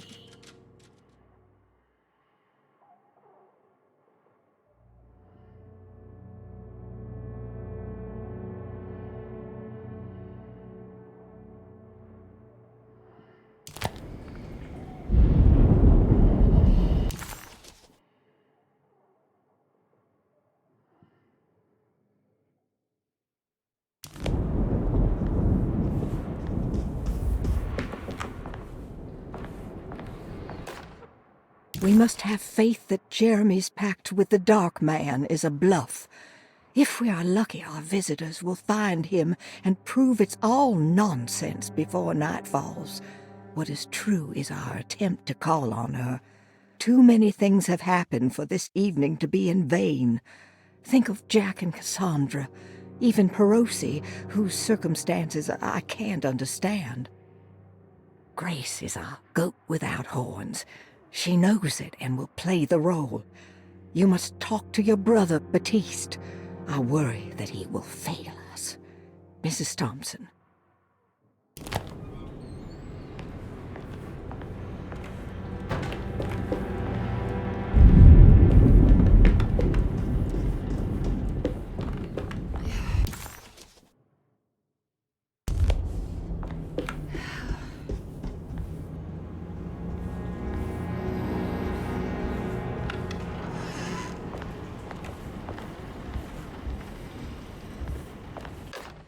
Lunacy and the Astarte Artist Colony, a monograph by Yael Klein. In early 1909, the old Derceto plantation outside of New Orleans was turned into an artist's colony. 3 famous European artists rented the house and the surrounding land from the owner, the Ledoux family. The colony was chiefly run by Sebastian Cortez, who was playfully dubbed the captain by his collaborators, William Arges and Heinrich Kassel. The colony existed for 6 years, until one day all 12 members disappeared without a trace. It is widely believed that their disappearance is connected to the disastrous hurricane that passed through on September 29, 1915, but nothing truly supports this claim. What is known is their frequent participation in New Orleans nightlife, their love for hosting parties, and their elaborate contributions to the Mardi Gras parades as the Pirates of Pontchartrain. Accounts of their lifestyle can be found in almost every gossip column. It can effectively be summed up as carefree and bohemian. In late June 1909, the name Astarte first appeared in the newspapers. Cortez said the name came to him as he was painting. There is never any claim to knowing about the ancient Phoenician fertility goddess with the same name before this time. His fellow colonist Heinrich Kassel did know, because he later produced sculptures that show clear references to ancient idols of the goddess. It's impossible to know for sure how this name suddenly made an appearance, but it is interesting because of Derceto's history.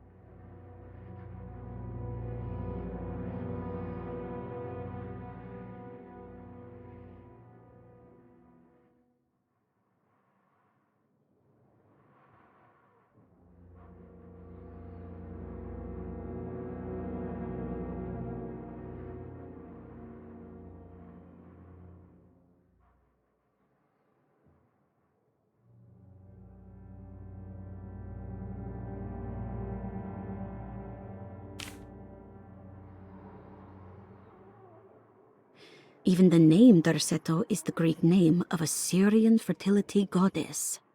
In the case of naming the plantation, Derceto was certainly not an accident. We know that Elijah Pickford intended to build a temple for his cult, for he had distributed pamphlets 2 years prior to the purchase of the land, advertising his intentions. His followers were estimated to be almost 100 men and women, mostly sailors, Maroons, and Cajuns, when the plantation was built. To outsiders, Derceto registered as an ordinary slave plantation, which enabled Pickford and his flock to remain hidden for decades. The official story is that the cult lasted until 1862, when the Union Army came and burned down the plantation and scattered all who lived there. Following the Civil War, new people started to congregate in the ruins of Derceto to invent a new fertility goddess, the Shub-Niggurath. As much as Derceto is a particular name to have heard of, it's not entirely uncommon among the learned. Astarte is equally known and could have been subconsciously chosen by well-read artists. Shub-Niggurath is, on the other hand, very uncommon. Almost impossible that anyone in Louisiana would have heard that name. The name is referenced only in rare books like Unaussprechlichen Kulten and the Necronomicon, and is believed to be a bastardization of Arabic words meaning pertaining to the dark young. The few paragraphs printed on the goddess are so upsetting that no one in their right mind would want to build a religion resting on such qualities. The Shub-Niggurath cult was hard to get rid of, but it is believed that despite the police jailing and killing several cultists over the years, the main culprit in the cult's demise is the cult itself, which seems to line up with every instance of cult activity on Derceto's grounds. When Captain J.W. Norton of the Union Army arrived, he described the people at Derceto as malnourished and maniacal.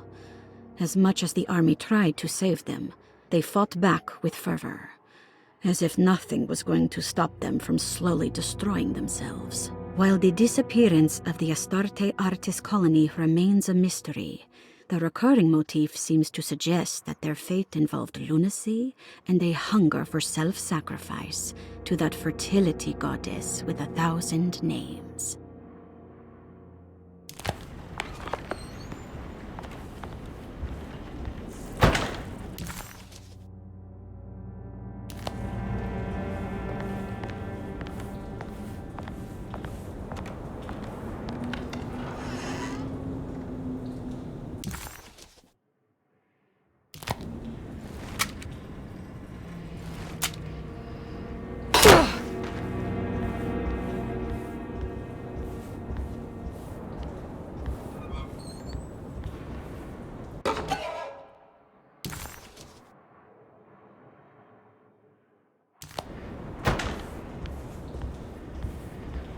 Doesn't know Edward is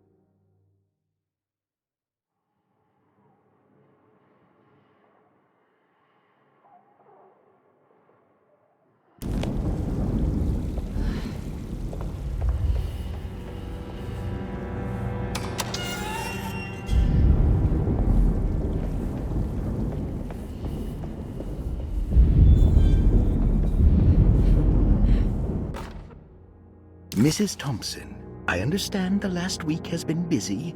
Under these circumstances, I find it important to remind you that Derceto's concerns are not a public matter, nor is it something that should upset you. Please continue your excellent work, and don't spend a thought on the death of Perosi, or, more importantly, the suicide of Cassandra Beauregard.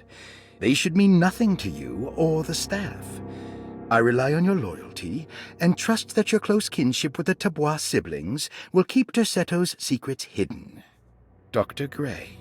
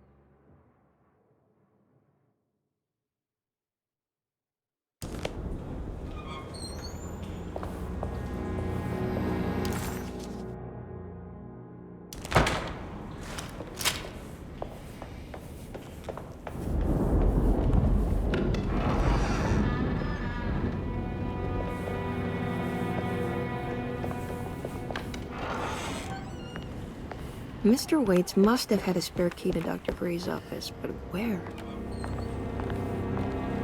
I don't know the combination. Wait, maybe I do.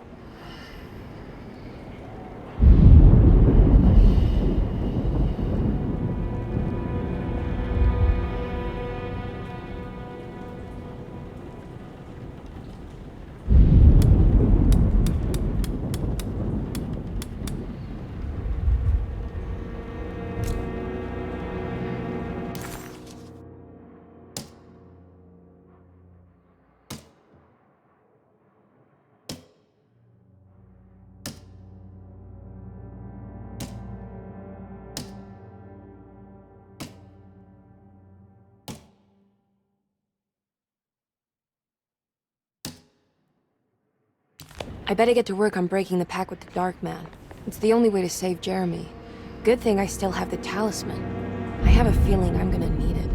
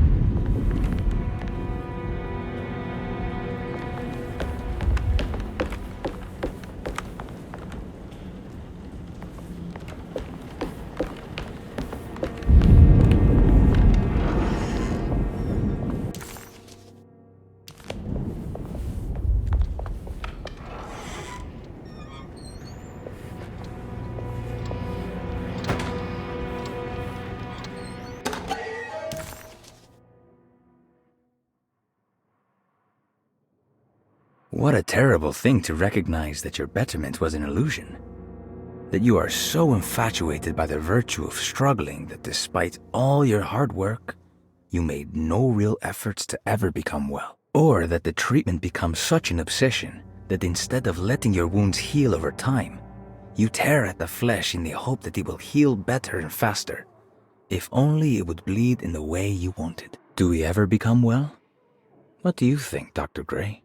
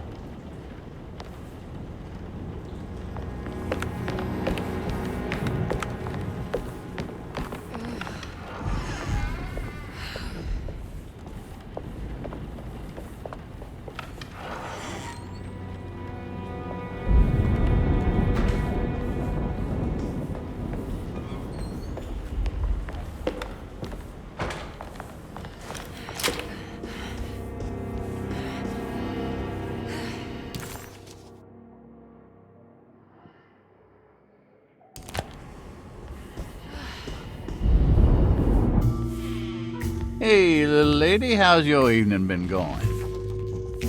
Ups and downs, I suppose. I hear that. We all live in the life of an elevator operator. Are you all right, sweetie? Do you want to see my mask, miss? I'm making it for St. John's.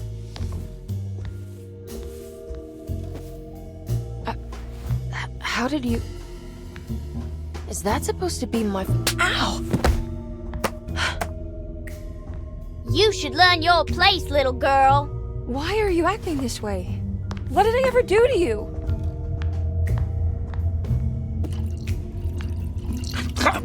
Grace! Grace!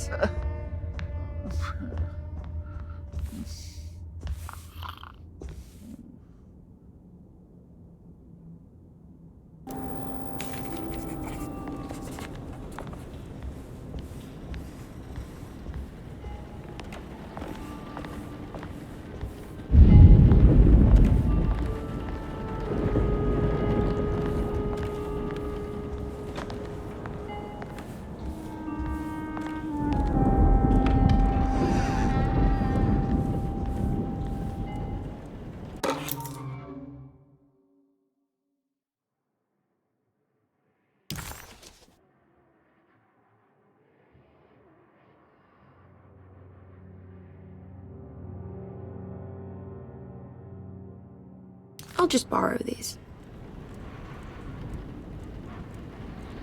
At least he's breathing. I'll just let him sleep it off.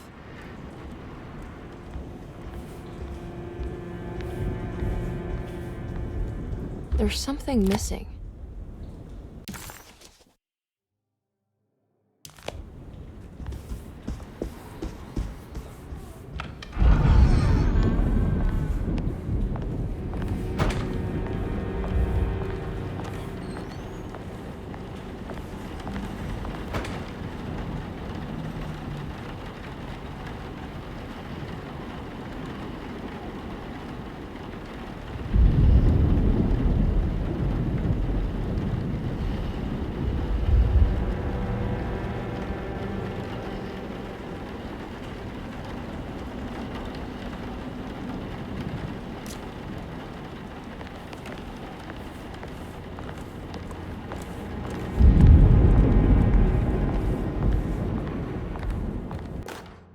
Jeremy knew that the only one who could help him now was the guest in room number 3.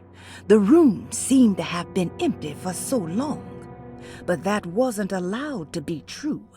The story needed to be different. To include something from the outside, he would bring the guest back to room 3 and show them what was in that safe. 913. But those were not the right numbers. That was the combination for the safe in the clerk's office.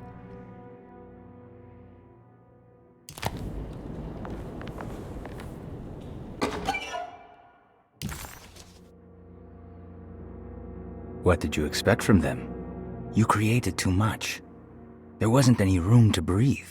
Your reification rendered all possible worlds void. You took everything they could imagine and constrained it into something that you didn't even care about. Or maybe you did.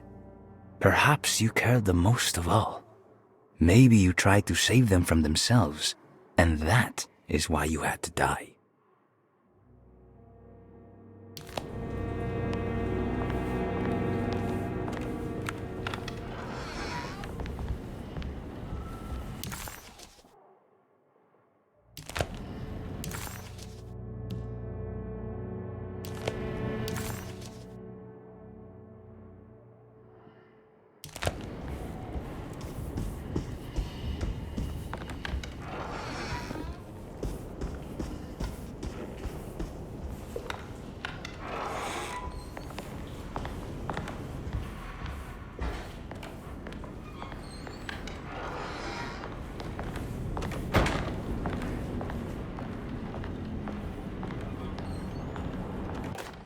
Detective Comby, I'm terribly sorry that my niece has pulled you into this mess.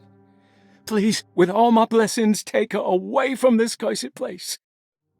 I have destroyed that Eater of Worlds and locked it away in the attic and retreated to a place of hiding. Tell Emily I'm safe. Tell her all the lies you can think of to make her listen. Take her back to New Orleans. Sincerely, Jeremy.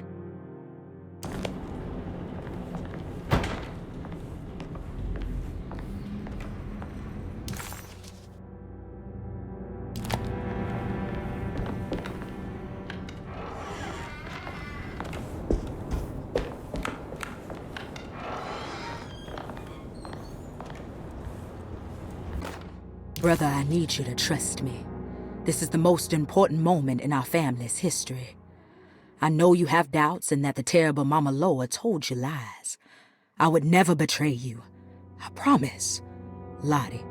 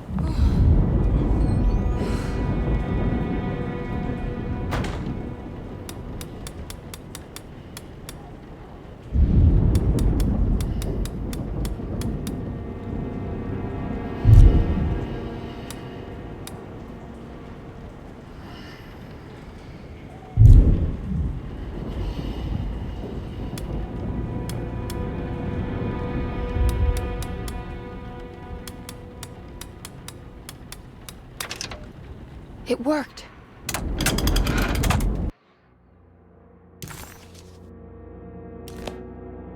The last guest in the empty room suffered from severe maladaptation.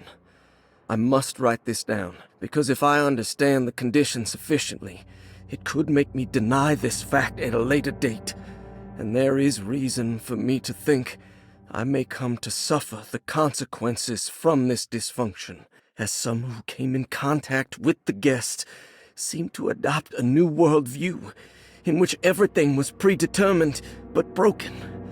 Upon accepting this worldview, some memories became unmanageable and later rejected.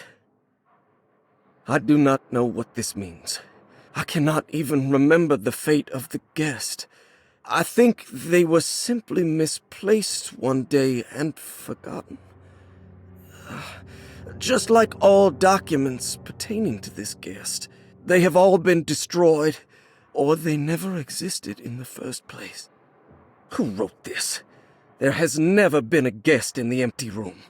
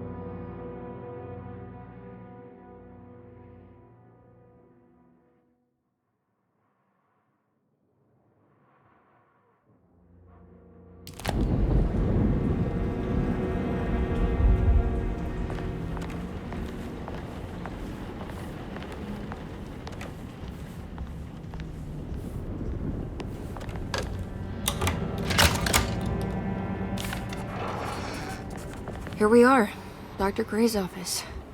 Now let's see if we can find some answers.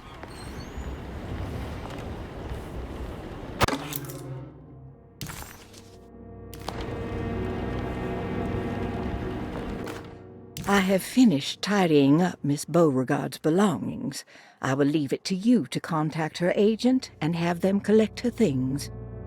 I found one of Grace's drawings she might want back, along with this key in her room, which I believe you've been looking for, Mrs. Thompson.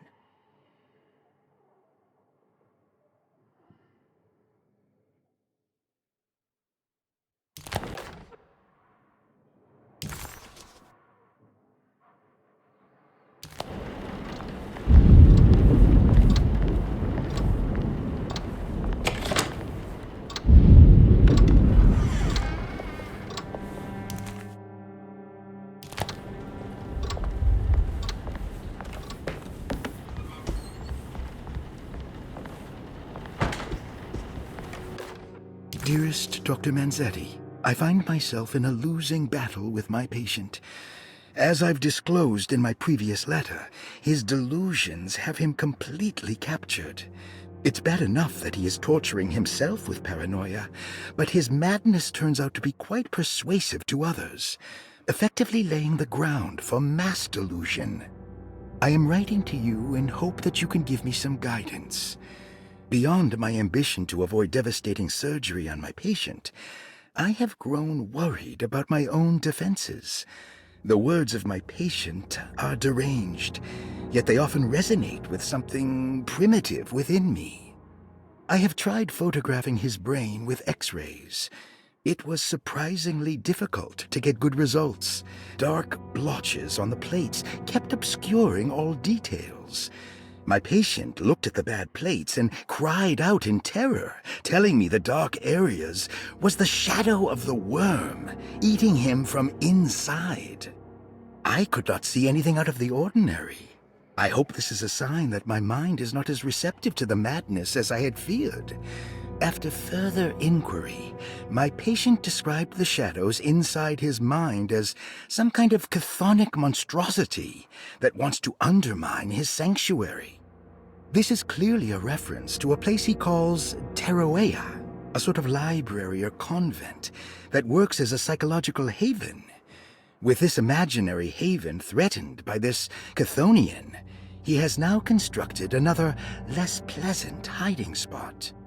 Lately, he has been bringing up a metaphor of a steamboat that has run aground, that he feels like he needs to start the engines and reverse, but he is afraid that the hole in the hull would cause the whole ship to sink. I've been watching him turn this metaphor into reality for the last week. He knows it's made up, but he is doubling down, trying to make it a real memory. I feel certain that this is my chance to break through the barriers of his self-deceit.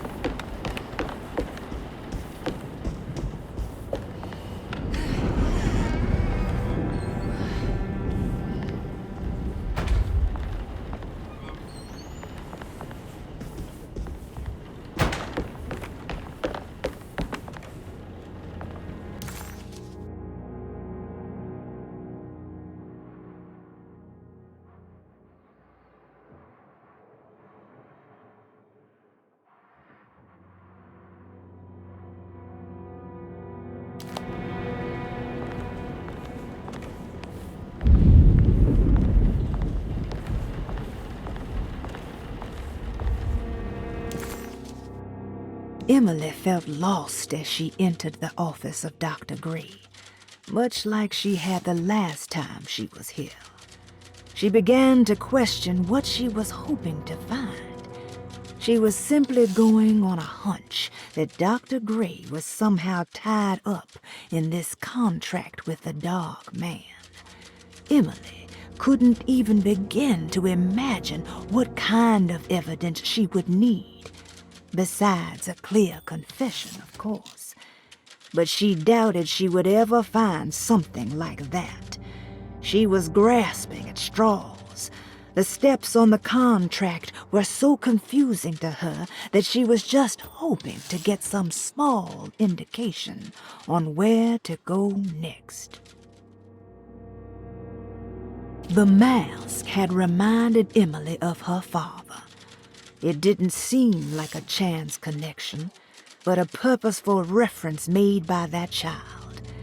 How could Grace have known what he looked like, and that it would upset Emily so? And why would she use those words? Emily felt like it was beyond strange. It felt impossible. Did it even happen? Was she losing her mind?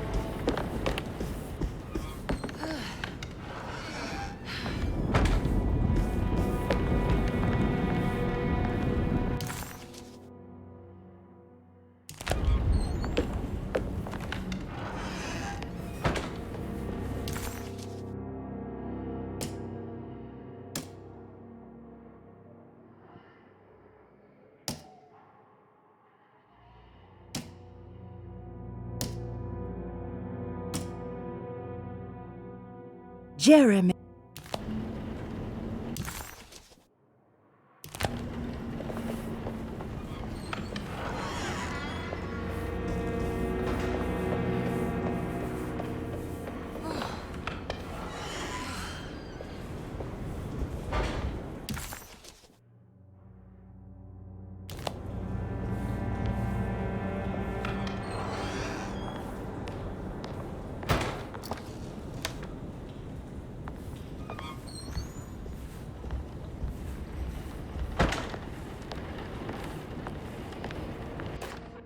Sometimes, I think this place makes me worse.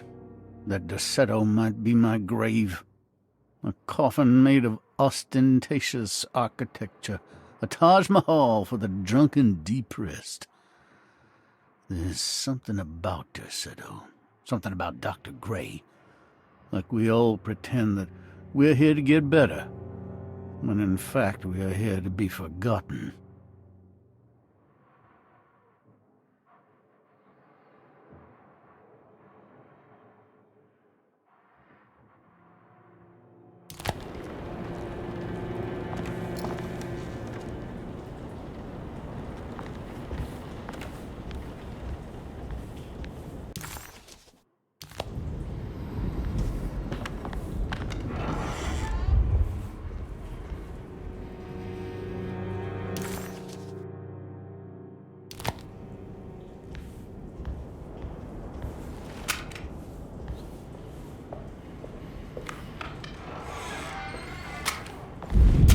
Ruth, are you there? No, of course not.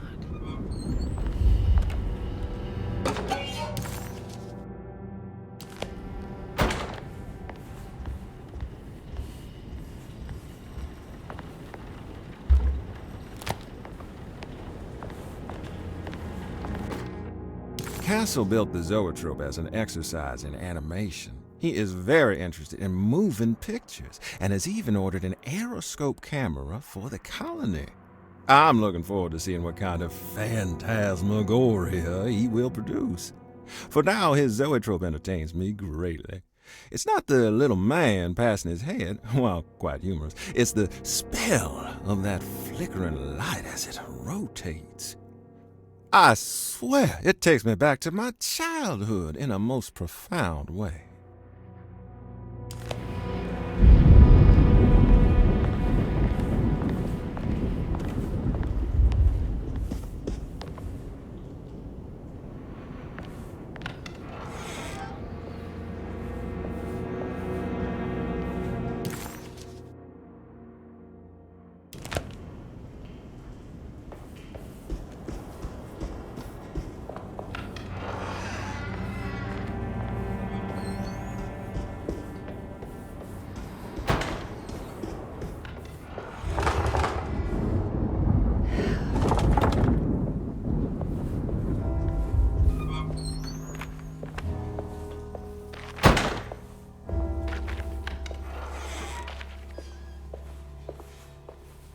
What is going on here?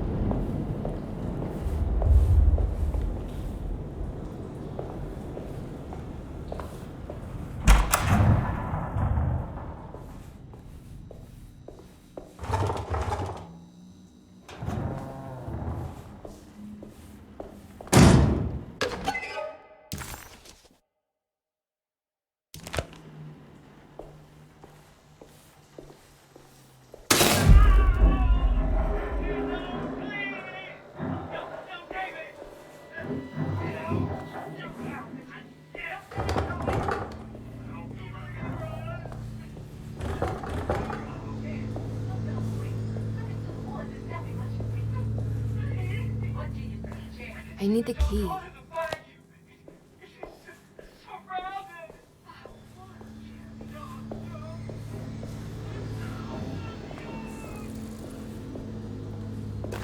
Radiography. Patient Jeremy Hartwood. Date June 14, 1930. Plates. Jeremy's skull proved difficult to capture properly. Partial radiographs worked best. A complete picture of the brain can be assembled by piecing 3 plates together. Observations. Even when looking at an assembled version, a shadow covers significant parts of Jeremy's brain. Possible tumor, but more likely that the equipment is failing. Jeremy reacted strongly to the pictures and claimed to see a giant clay worm eating and displacing his memories. Notes. While this exercise has left me nowhere closer to an answer, I feel confident that a Burkhardt lobotomy should sever all necessary parts.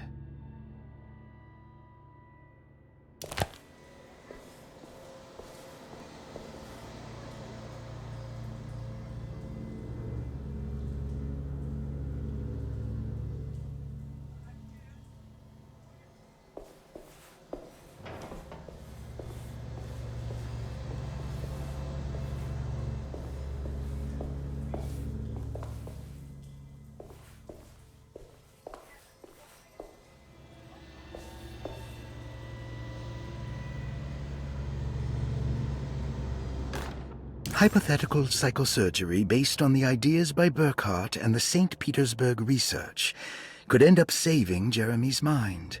Severing the connections around the frontal lobe would certainly solve most mental afflictions. The procedure would be brutal in performance, as well as in efficiency. An ice pick pushed through the edge of the eye and into the skull would untether the nerves like Alexander cutting the Gordian knot. As this would likely leave Jeremy in a very different condition, all other paths should first be explored. The medical instrument I would need for this lobotomy is missing, and I should have Waits order a new one.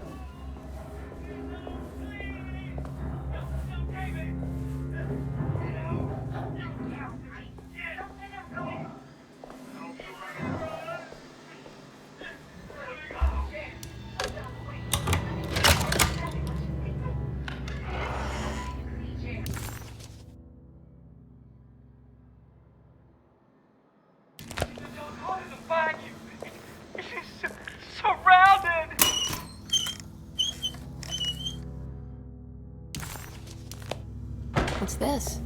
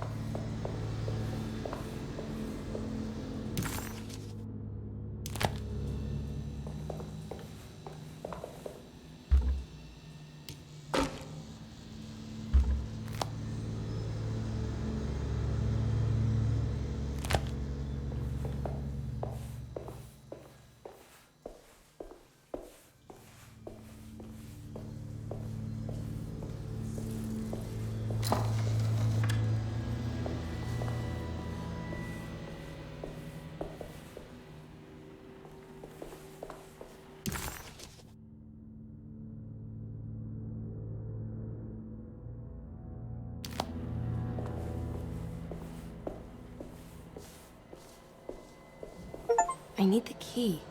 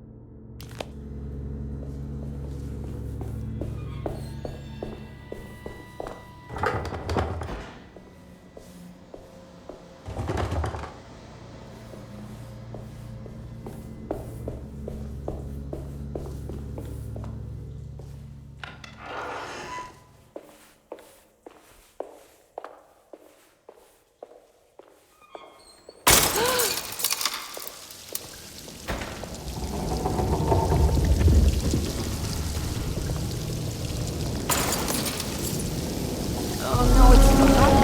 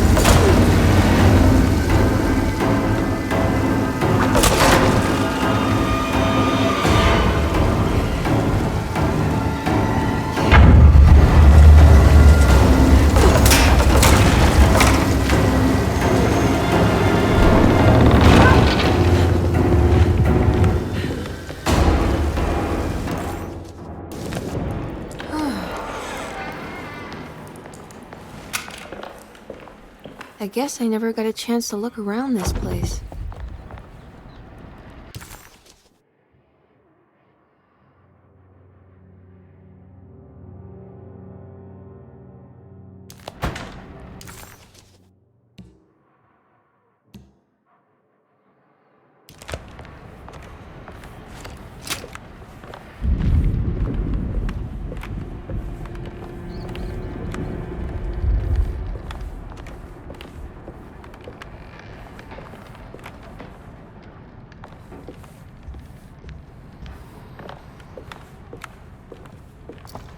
What's this?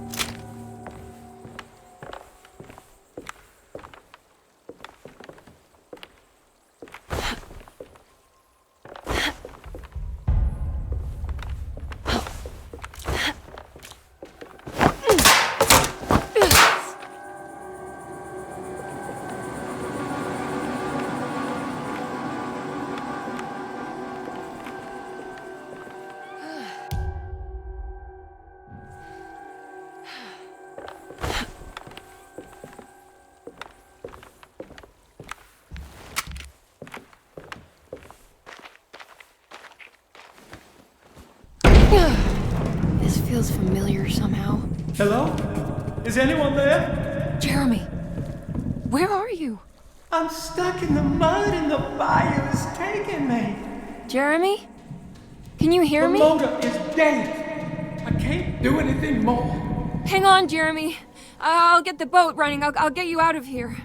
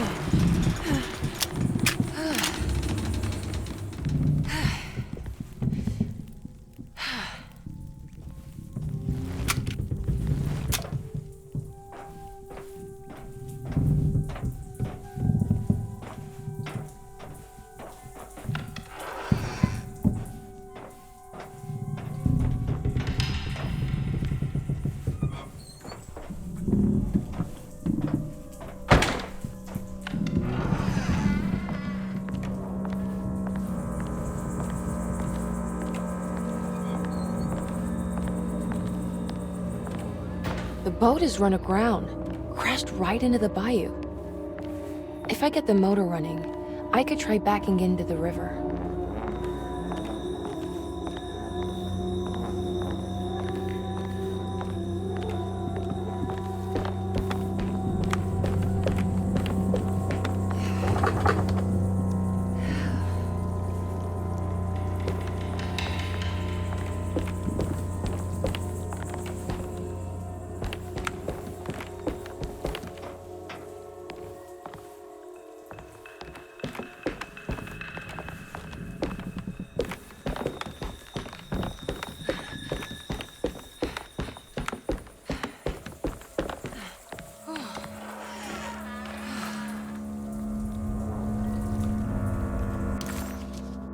A ghostly voice sounding like Jeremy called out for help.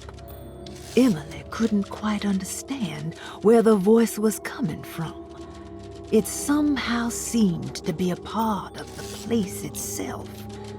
All she could make out was that Jeremy was stuck and needed her to get the steamboat running.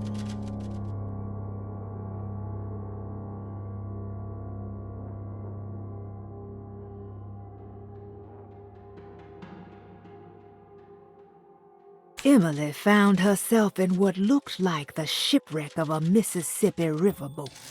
It somehow seemed more unreal than the worlds she had suffered so far.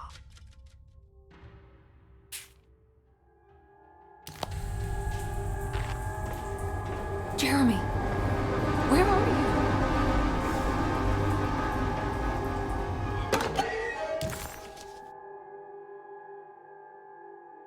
There are many ways to cross a threshold.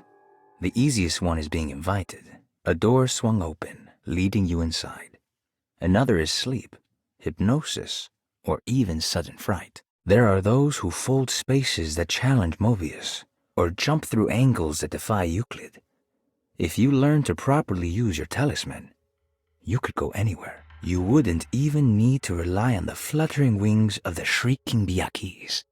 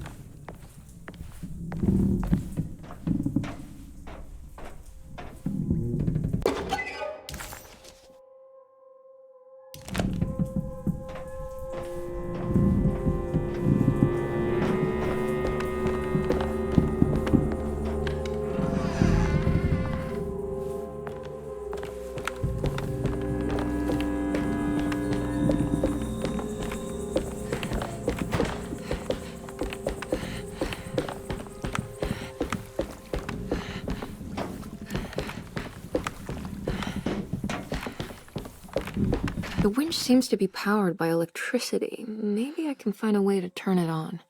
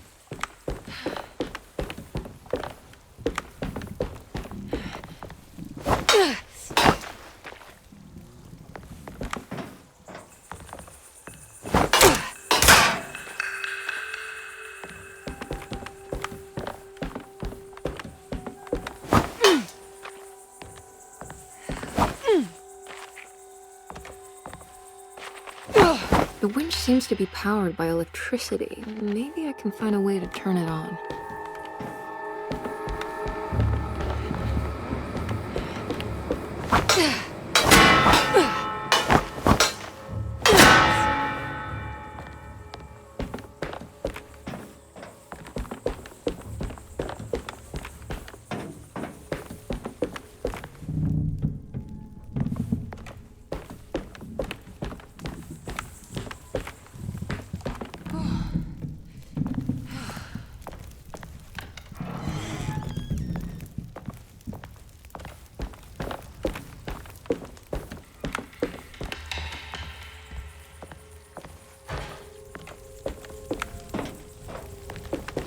I can break it. Yeah.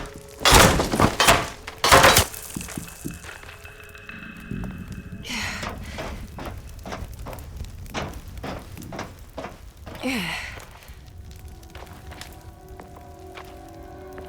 Yeah.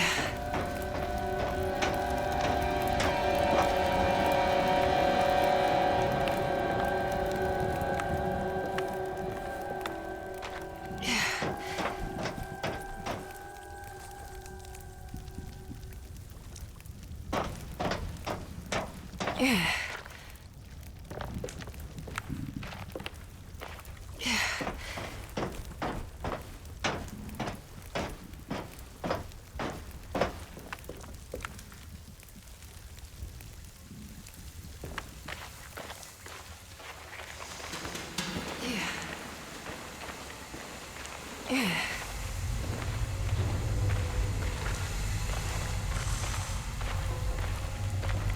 I think it just needs fuel to run.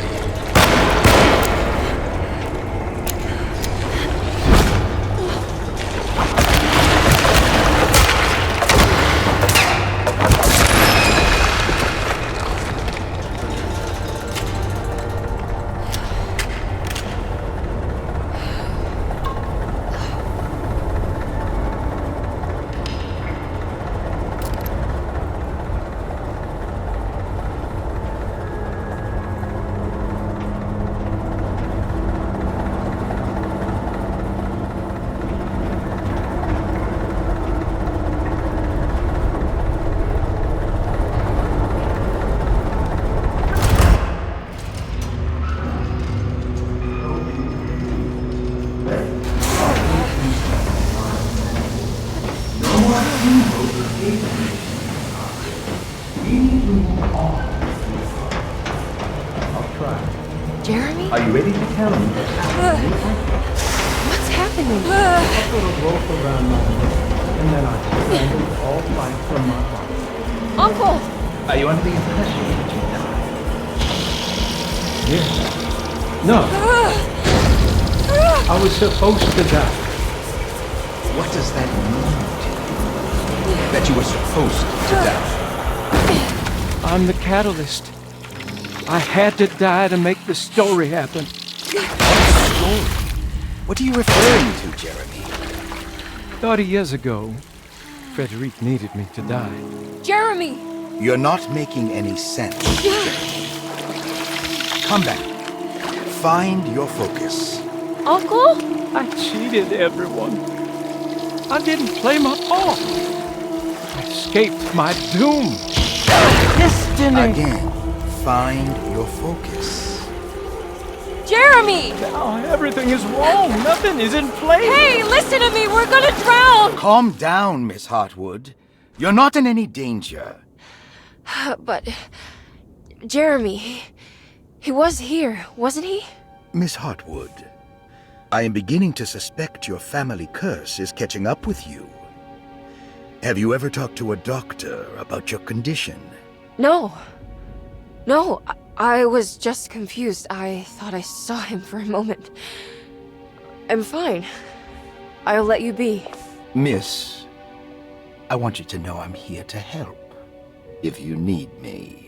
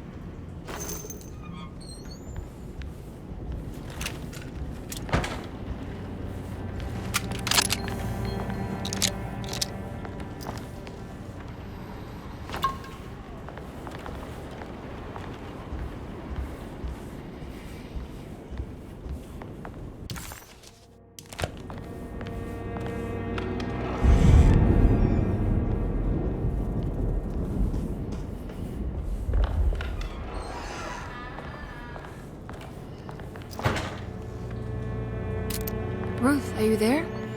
No, of course not.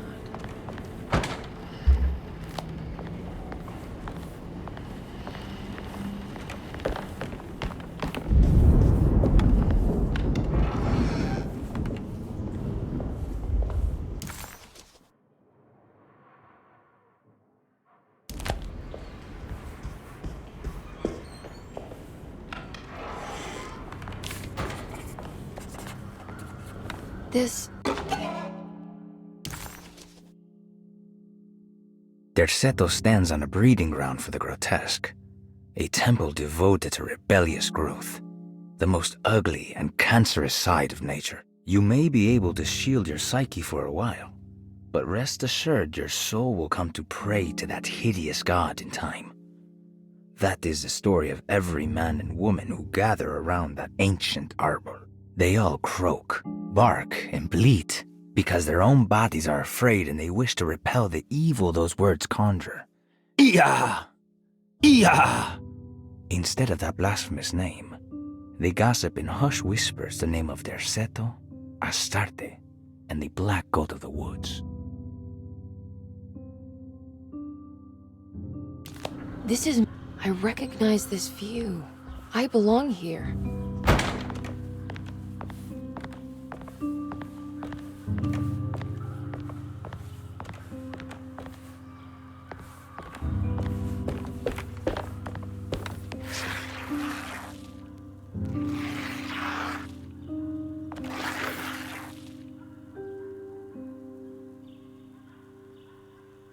When I get back, I did this.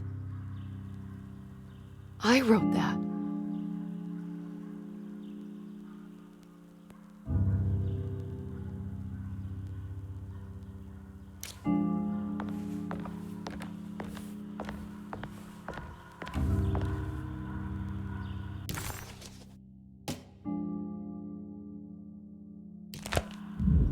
I don't know the combination. Wait, maybe I do.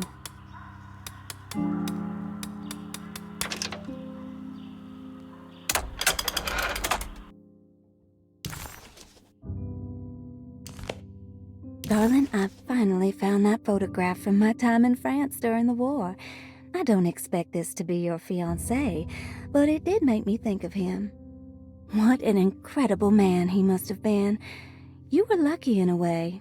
He could have been a nobody and died falling into the Mississippi. Instead, he volunteered to travel across the world to fight for people in despair, dying with honor like Achilles at Troy. I am jealous of you. Or maybe him. It's all incredibly romantic. That's what I wanted to say. Please feel free to use my camera if you want to. It might cheer you up. It might bring him closer to you.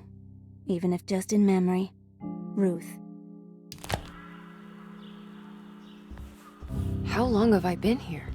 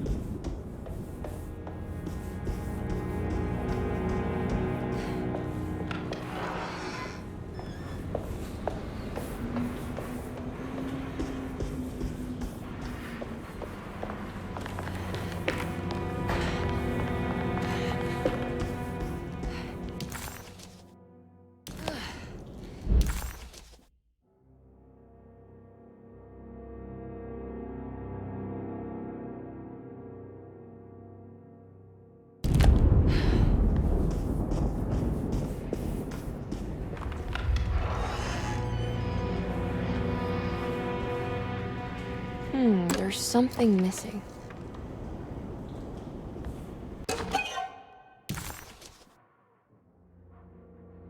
The artist spent a lot of time boating on the vast Lake Pontchartrain. Poetry, painting, photography. Everything seemed to become better by the shimmering water and the opalescent sky. One night, as the sailors returned to Derceto, they found a masquerade ball taking place. It must have been Perosi and Nora who invited their friends from the theater. The sailors quickly fashioned masks out of plaster of Paris and joined the festivities. They enjoyed themselves for hours before realizing time was not passing, nor could they find their friends.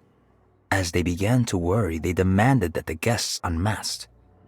But they could not, because they were not wearing any masks.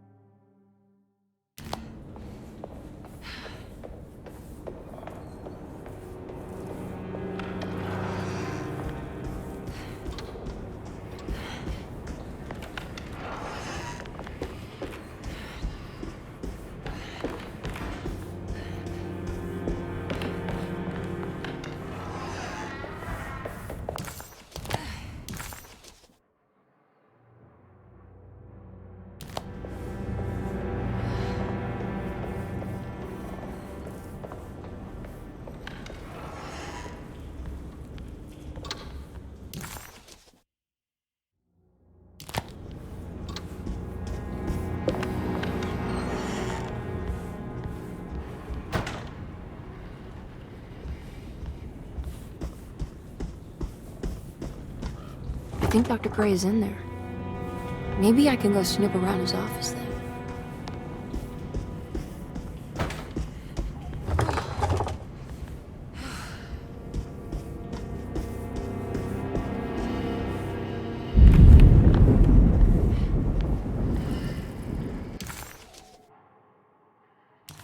It's blocked.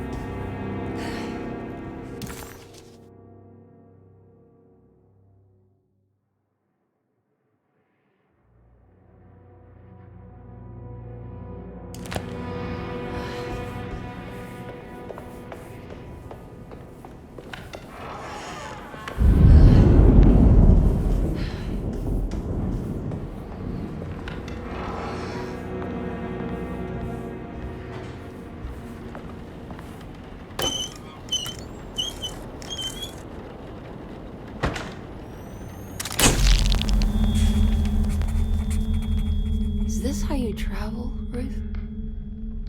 The war in Europe rages on, and America is doing its part to hold back the German aggression. Ships from Boston and New Orleans arrived yesterday to bolster our gallant forces in France. These men will play a crucial role in helping our allies defend the innocent and defeat the German war machine. In trenches, they will defend themselves against the charging horde with razor-sharp ingenuity, all while planning how to advance the front with the use of artillery, machine guns, and pure American spirit. But there are more things than bullets and explosives that can cheat a man out of his God-given right to live. On the home front, a deadly influenza has claimed many lives. In New Orleans, almost 1,000 souls have perished in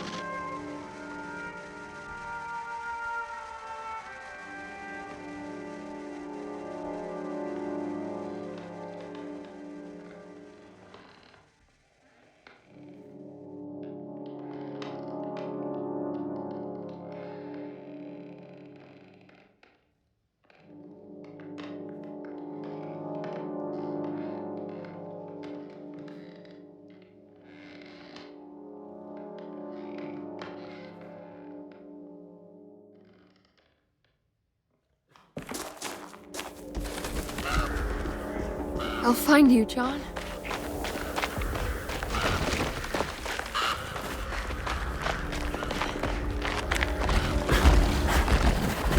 What was that?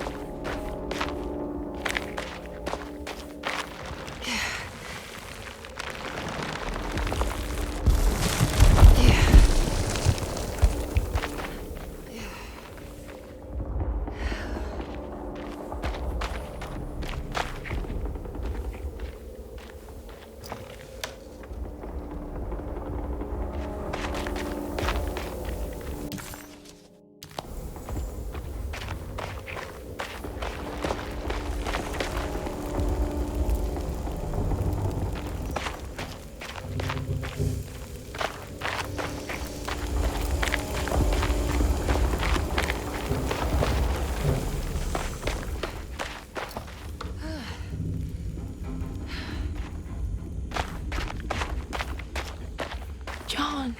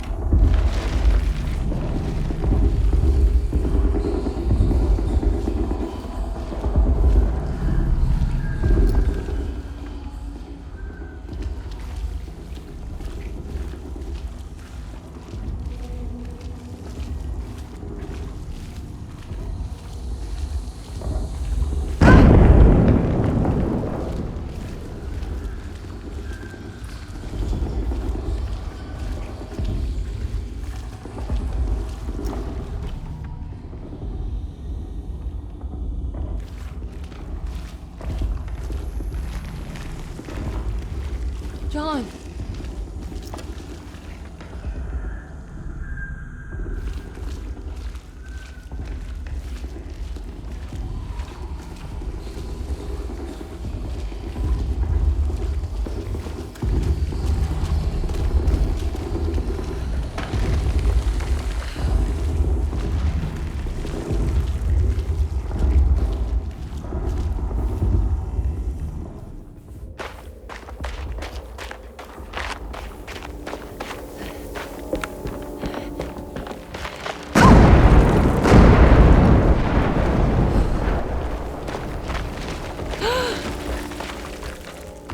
Oh God, I thought I was done with you.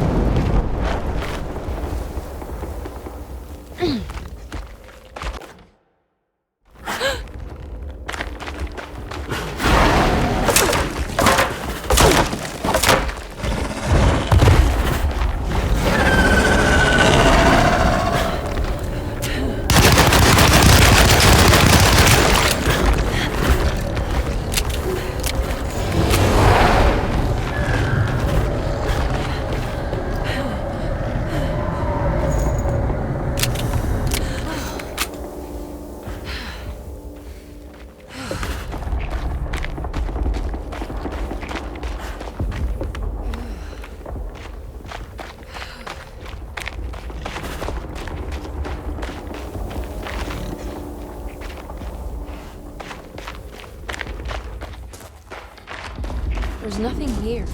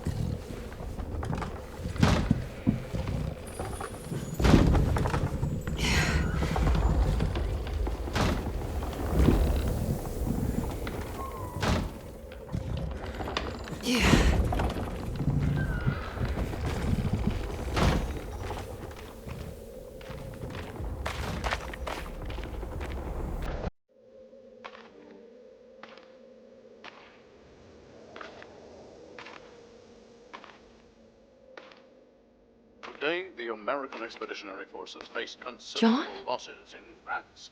The brave men fallen on these John. fields forever be Oh, as John. defenders not of just Europe, but the world. What's the matter, Emily? President Woodrow Wilson spoke to I our can't do this. asking them to stand tall. What's the matter? Their I husbands. can't take you dying again. Speak of them proudly. And remember I'm them. still hurting. What's the matter, But Emily? the war effort in Europe is not our Your death was just so death numbers on the home front are on the rise due to unfair. influenza known as the Spanish flu. The New Orleans City Council decided to open yet another emergency hospital at the old Derceto plantation.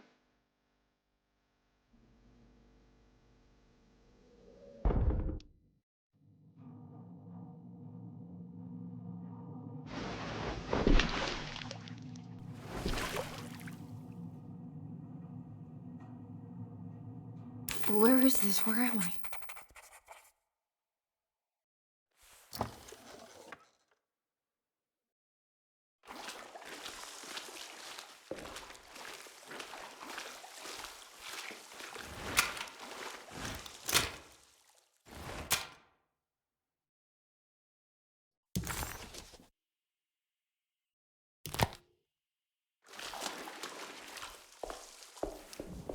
I need the key.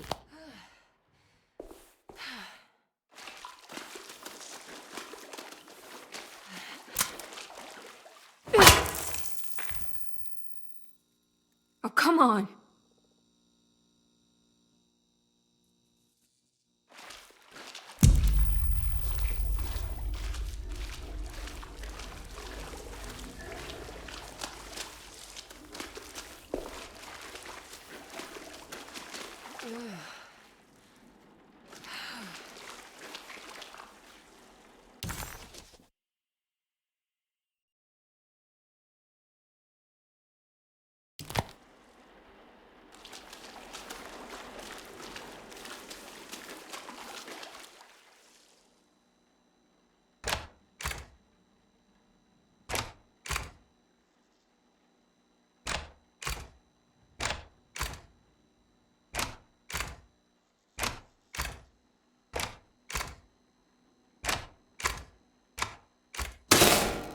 That's better.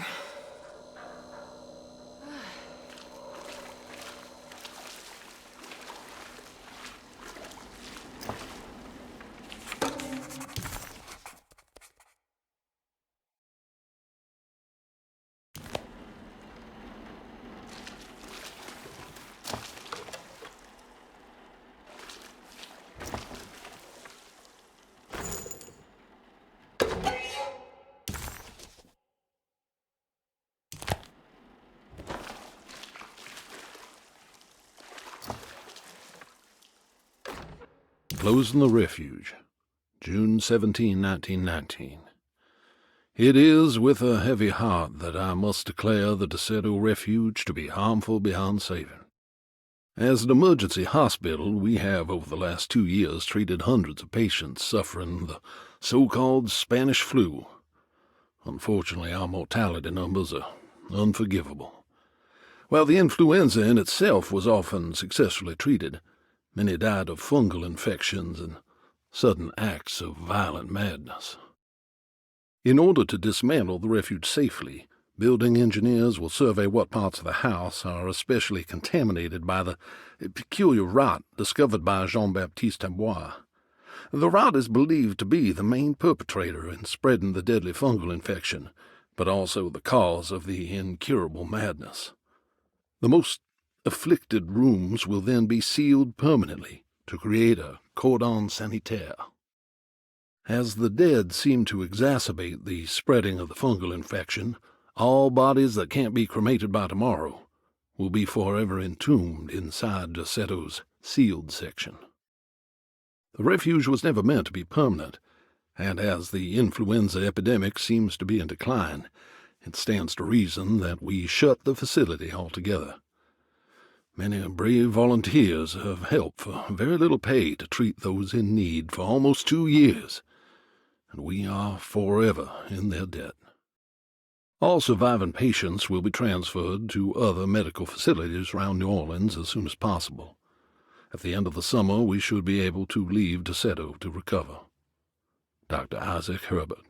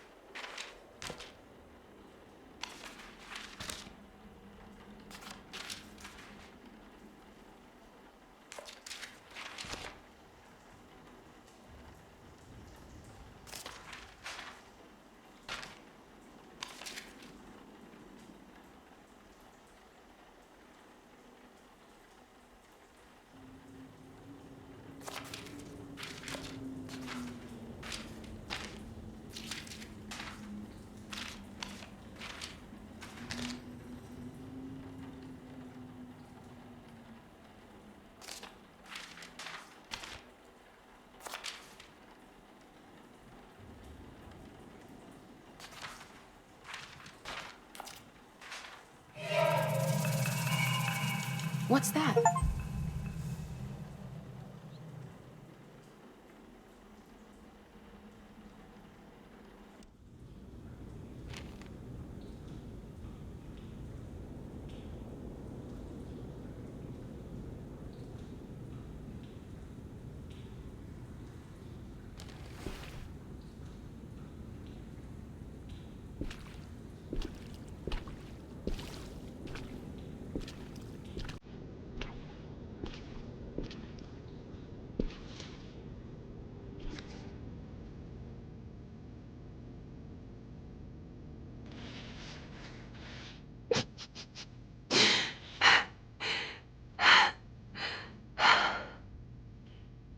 $2.17.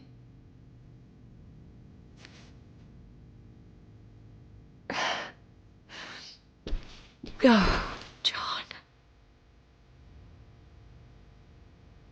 I didn't know this is where you would end up. I didn't want to know. I stopped visiting you because I couldn't stand the indignity of your awful illness. I was ashamed of you. Ashamed of myself. Forgive me. Please, John. Let me go.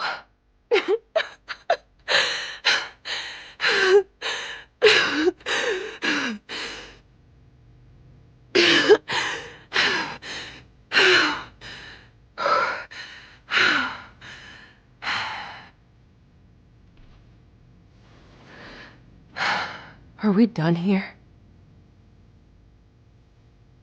Is this what you wanted?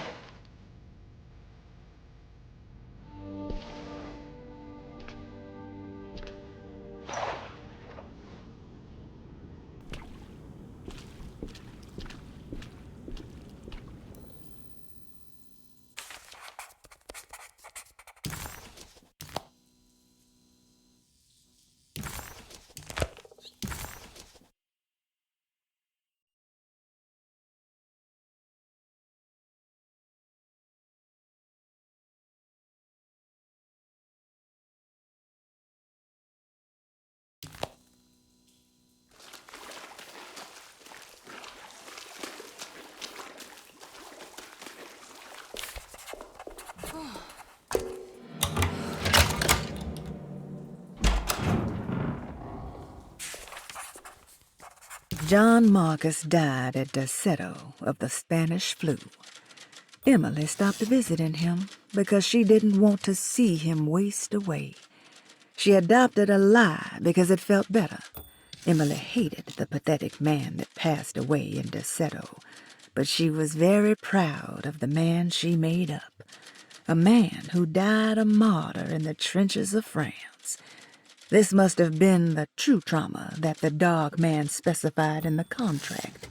But why was it Emily's and not Jeremy's?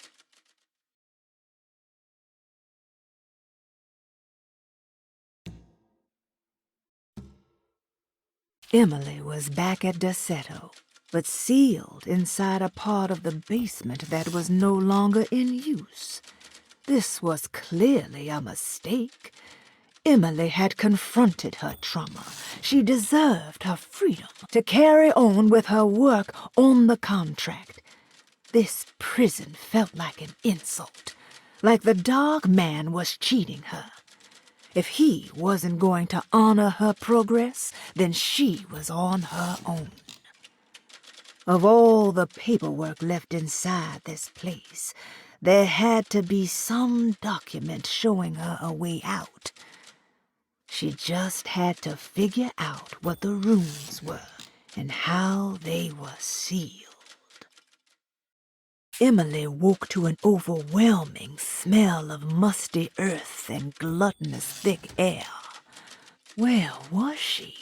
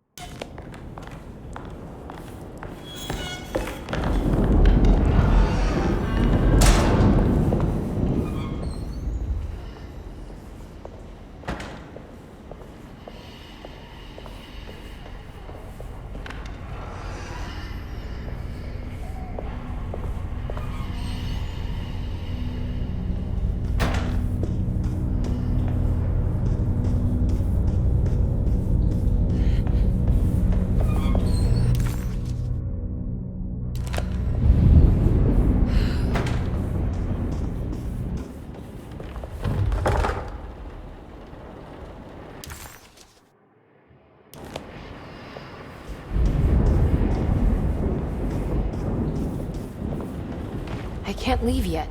I need to get Jeremy out of here.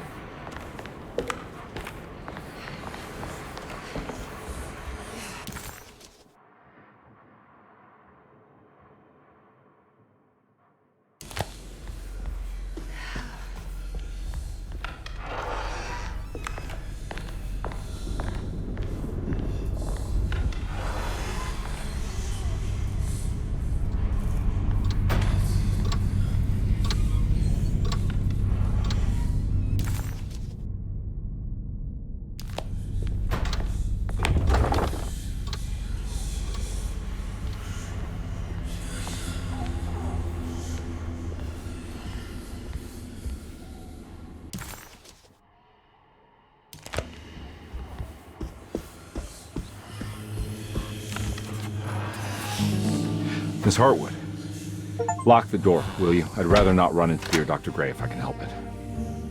This feels strange. So very strange.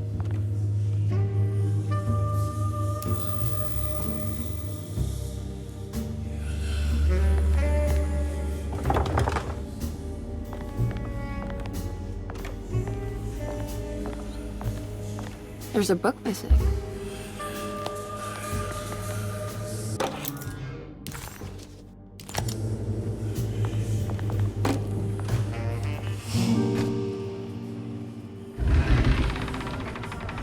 A secret door.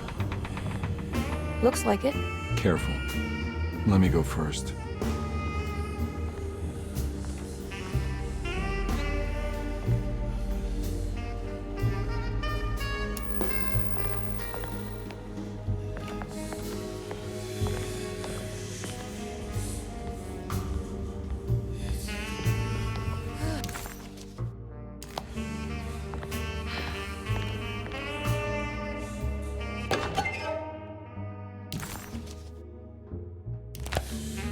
What's this?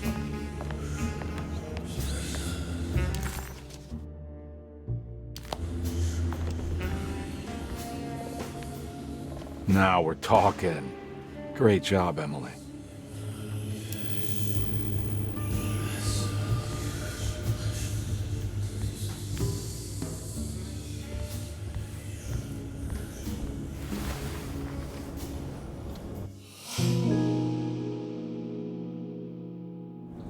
I can't believe I didn't see that before.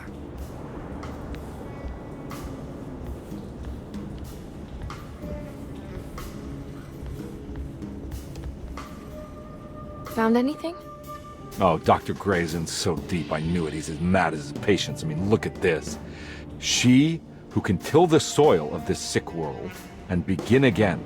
The black goat of the woods with 1,000 young.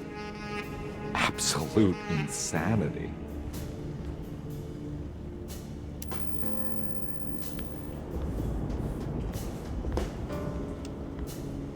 I have the strangest sensation that this is somehow Jeremy's room. What? No. This is Dr. Gray's private quarters.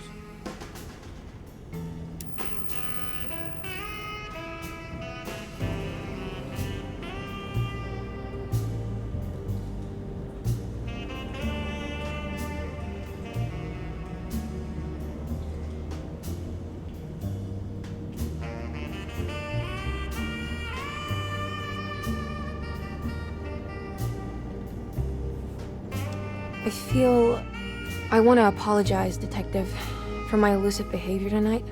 I'm glad you haven't given up on me and my uncle yet.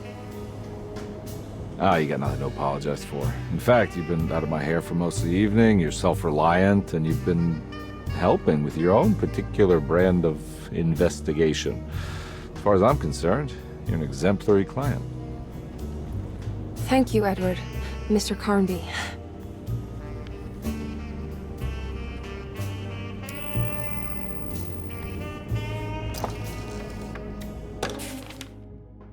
Good to finally meet you, Mr. Hartwood.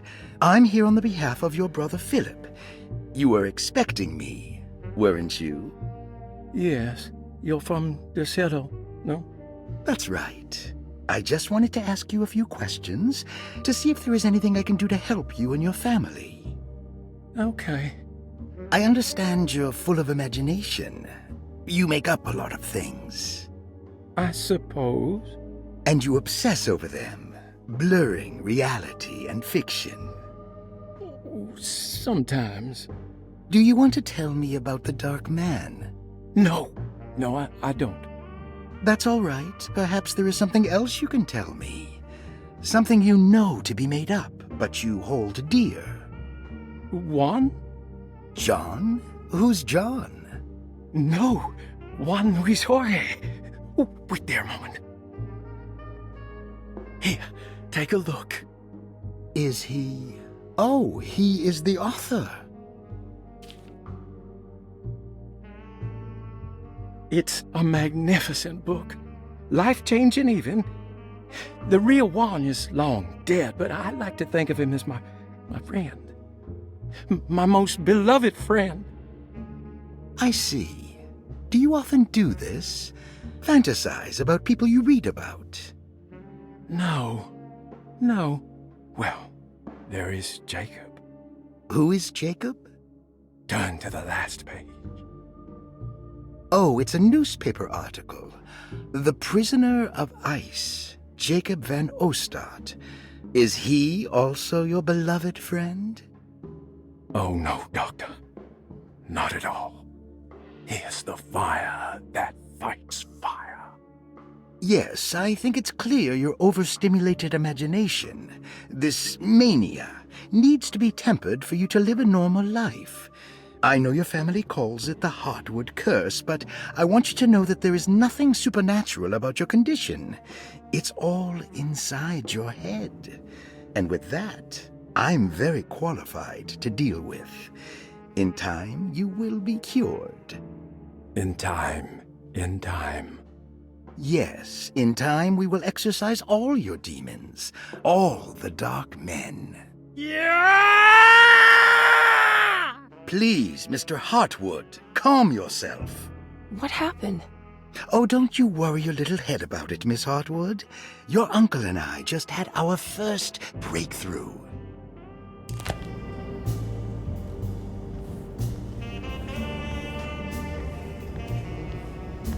This has something to do with the numbers for the talisman.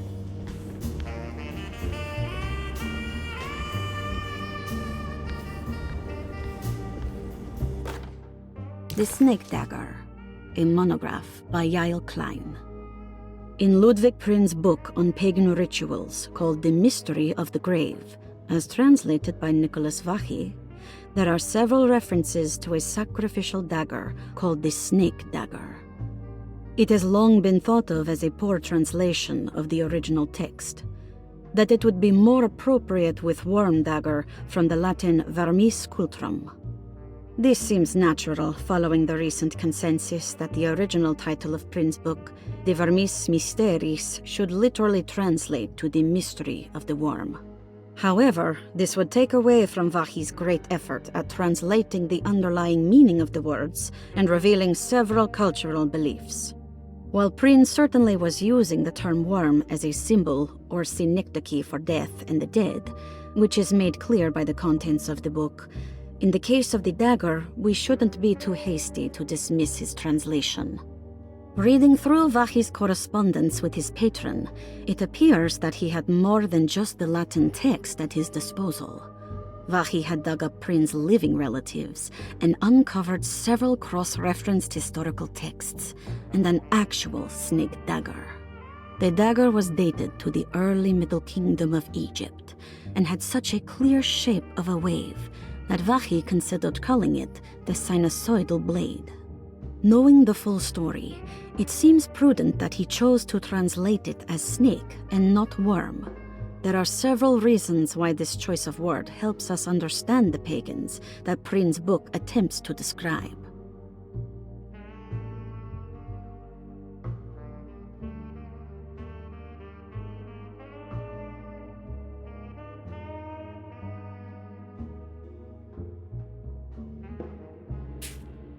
The symbolic value of the shape becomes more apparent when reading about the use for the dagger. In the passage of possession and exorcism, we find The snake dagger poisons the poisoner within the victim and is therefore pacified.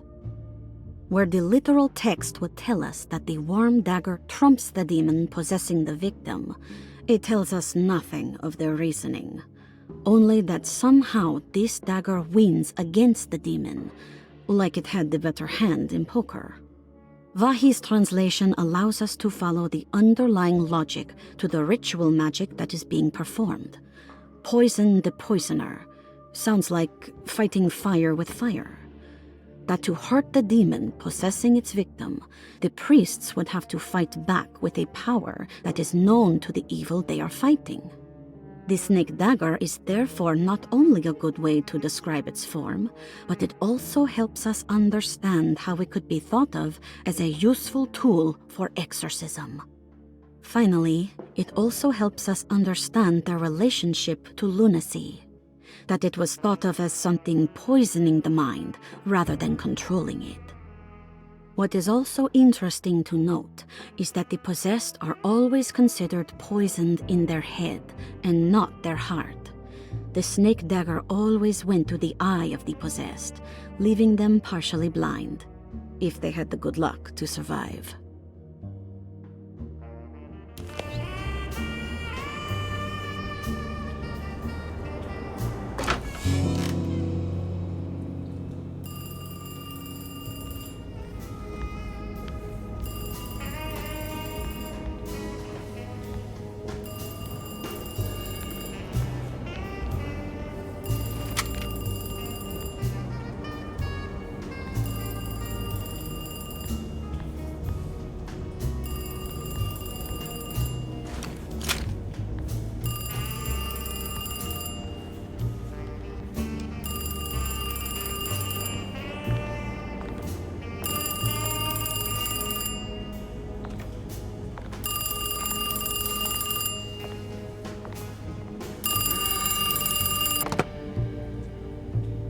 Hello?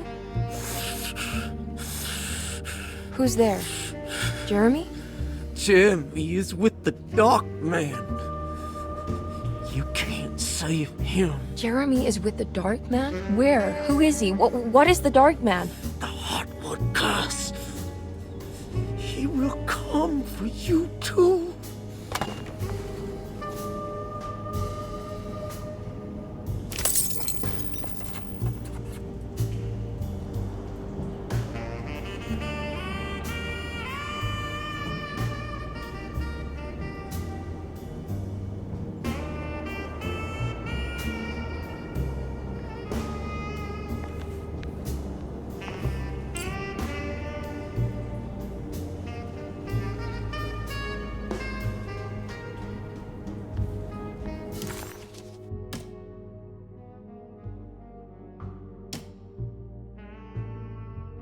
The voice on the phone was somehow familiar, yet so strange. Who was that? Emily felt detached, as if watching herself from across the room, awkwardly attempting to help Detective Conby solve the case of her missing uncle. What was happening to her? And why did this place feel so familiar?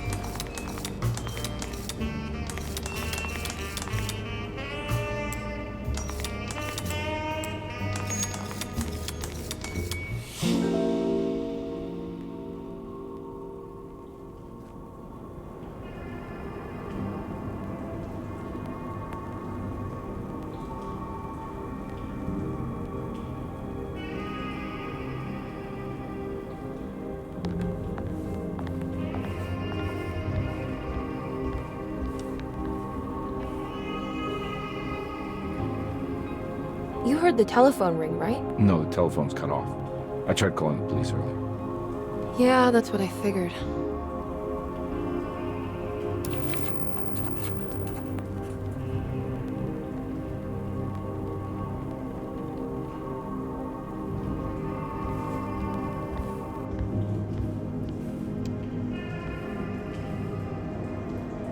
Hey, Mr. Carnby?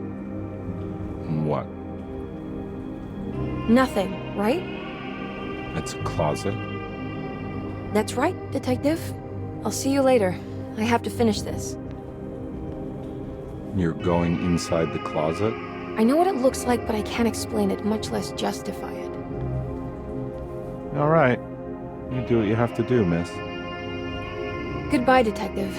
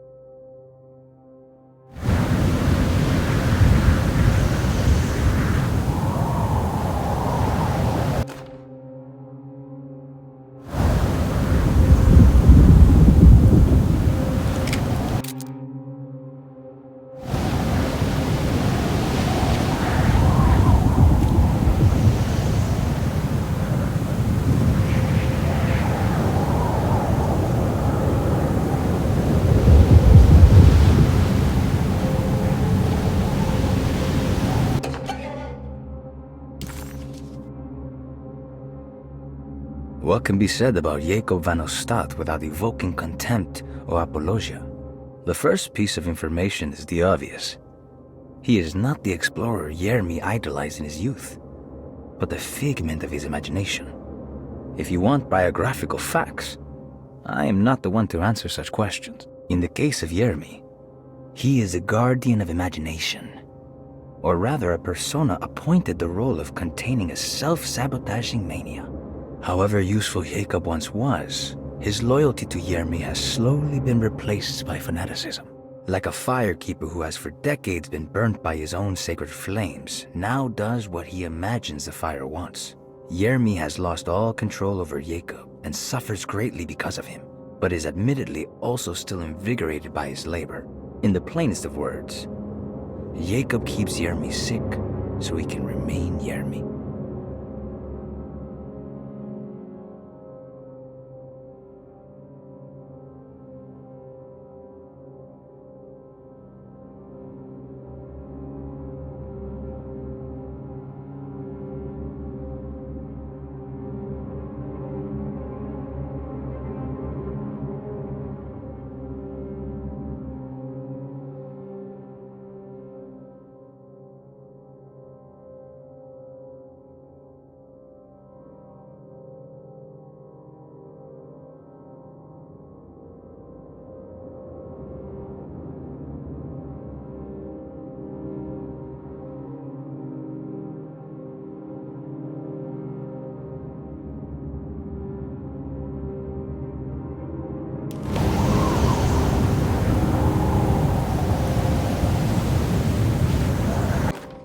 We found the ancient stellarium perched on a cliff facing the Arctic Ocean after a day of sailing due north of the Eskimo encampment.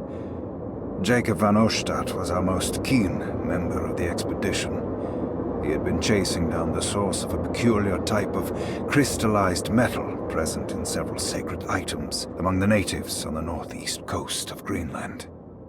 The site was a remarkable find for any explorer, and we were all enraptured in our search for enlightenment and meaning.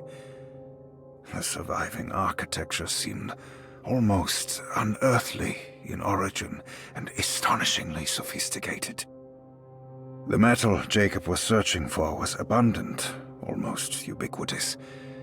We were so taken by our find that we were surprised by the sun falling below the horizon. As we quickly picked up our gear, ready to head back to our camp, Jacob van Oostad declared that he wanted to stay. He was adamant. We begged him to reconsider. The night would be getting colder by the hour, and we feared for all our safety. Jacob refused, threatening us with violence if we wouldn't leave him alone. As the snowfall turned heavier, we left him there on his own. The next day, the weather became worse, and we had to spend hours enforcing our shelter as our tents became increasingly useless. The group had written off Jacob, thinking he must be dead. I had an urge to make one final attempt to save him, so I headed out as darkness fell with a handful of flares and headed toward the coast and up the climb towards the Stellarium. That's when I saw him, transfixed by a burning sky, that celestial lantern. Jacob keeled over and let out a painful shriek that struck me with such fear and pity. He was crying in agony, for the cold weather had ravaged his flesh. I called out to him, and he turned to face me. His vacant stare held me in place like a needle through a butterfly, and he said, "You must leave now, Herrstan. Go, and never come back." And so I left.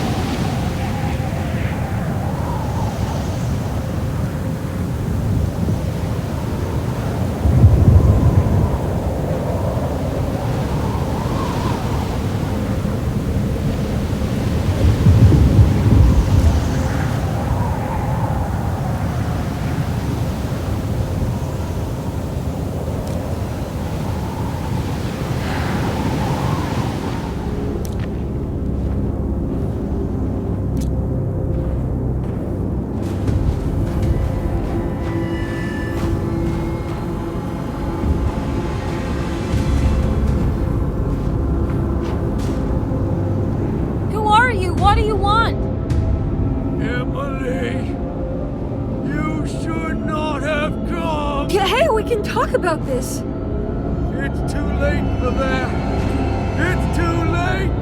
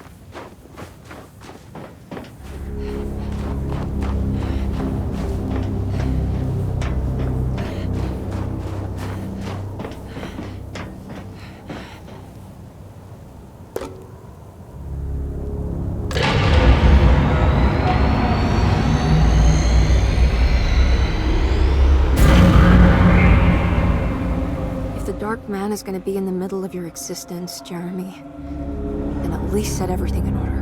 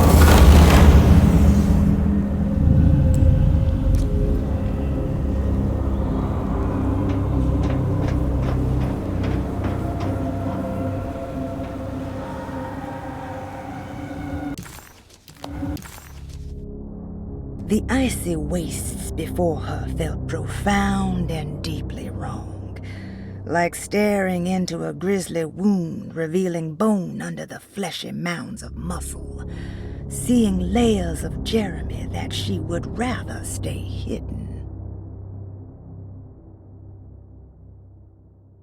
None of Emily's experiences seemed to line up with reality anymore. Even when she accomplished something, it seemed absurd. Was this what it was like to be completely consumed by the hardwood curse? Not mind-numbing terror, but a continuous state of confusion breaking you down.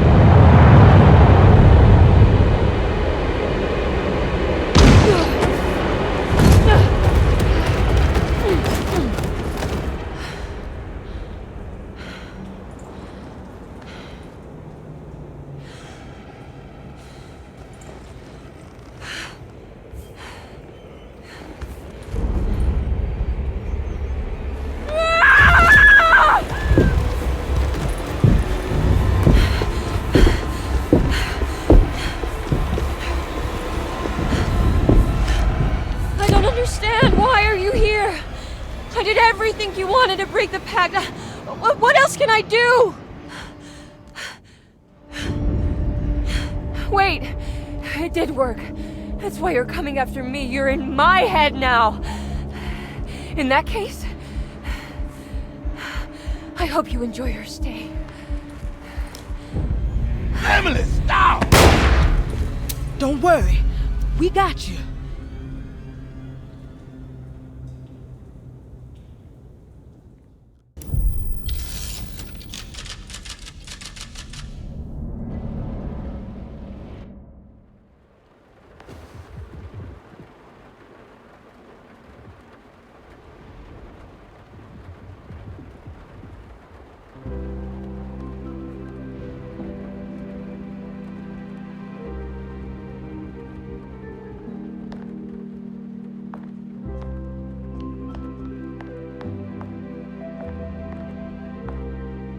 Are you alone? Or is he in there with you? Miss Hotwood is up! Heard you almost painted the foyer with your own blood and guts. Good to see you still in one piece. Stick around, will you? It's going to be an exciting night.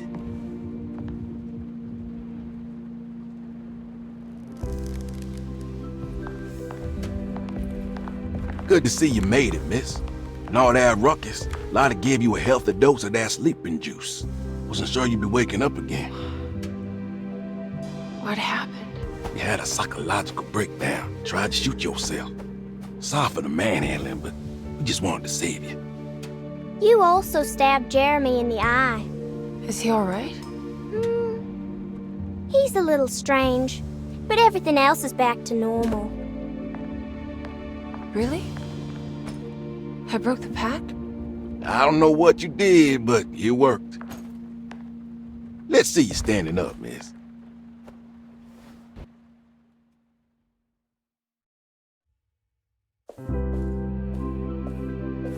Jeremy, are you okay? I'm so sorry for hurting you. How can you ever forgive me? Emily, I missed you so. I do hope you'll stay with me for a while. Uncle, what's wrong?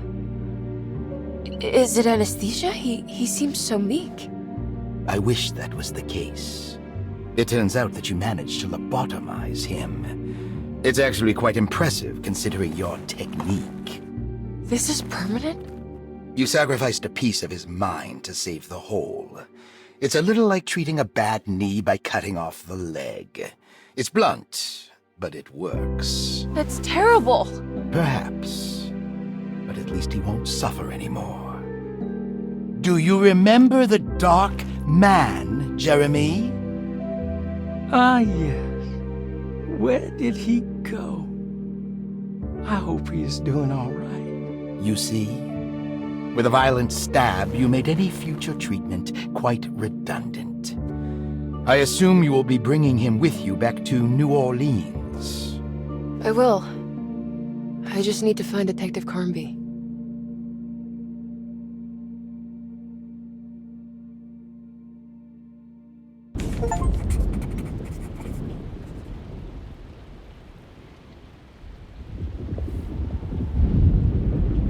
I'll be back soon, Jeremy.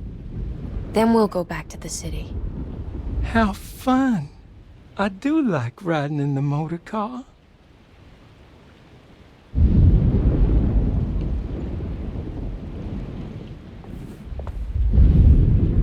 Is there any chance he'll relapse back to his previous condition? None at all. He is forever cured from all worries and other difficult feelings.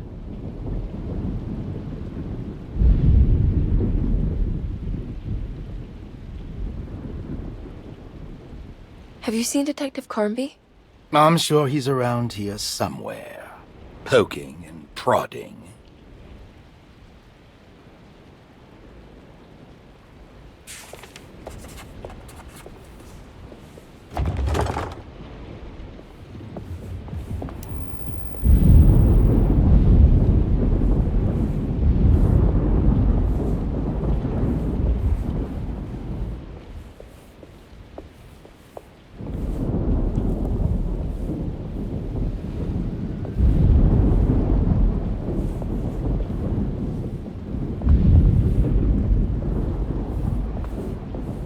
Well done, Miss Hartwood.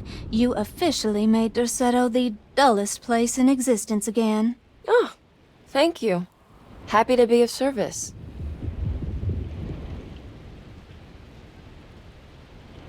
Have you seen Detective Carnby anywhere? Still chasing that lovable palooka around, are you? I'm sure you'll find him.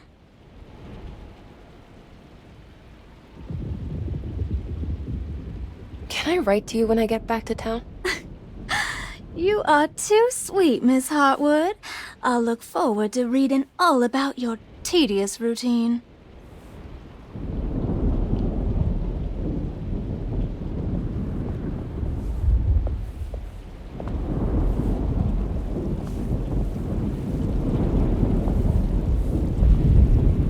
Good to see you're still with us, miss.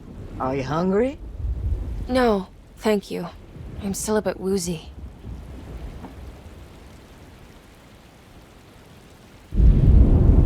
Ooh, is that gumbo? I make it every year. We set up a little feast by the wishing tree and start a new year together.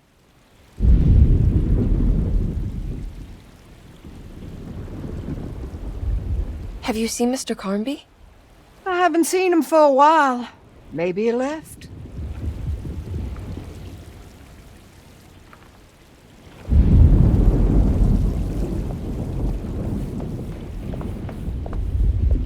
Looks like a storm's coming. Radio says it could get real bad. Floodings and such.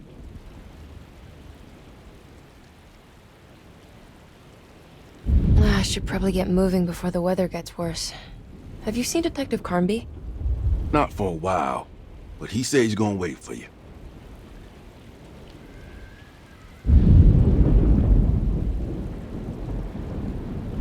Take care, Batiste. You too, Miss Emily.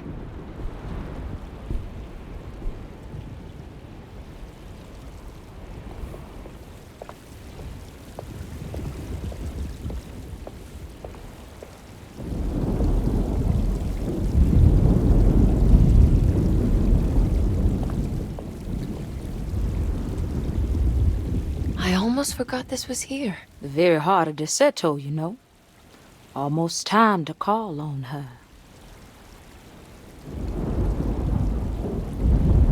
What is it that you do? Is it like the voodoo rituals you read about in the papers? I don't know, miss. I never saw one up close. My family has always been suspicious of the hoodoo.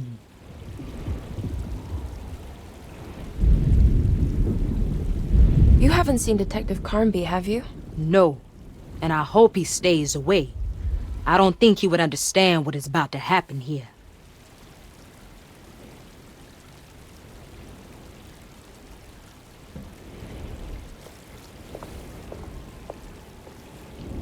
Do you know what's about to happen here?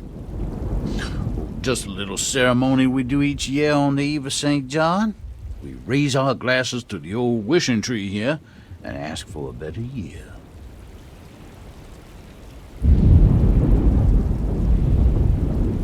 Is it all for show? Or do you actually believe the tree can help? Well, I guess some of us do. I mean, Lottie and Mags are pretty invested. Taking it a little too far, you know.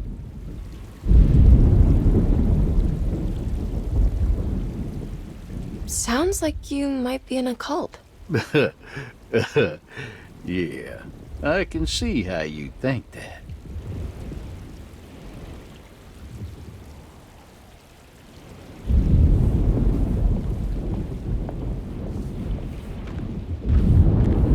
What are you doing? Preparing for the ceremony. This time she will come. I'm sure of it. Who's coming, Grace? The black goat of the woods, the mother of 1,000 young.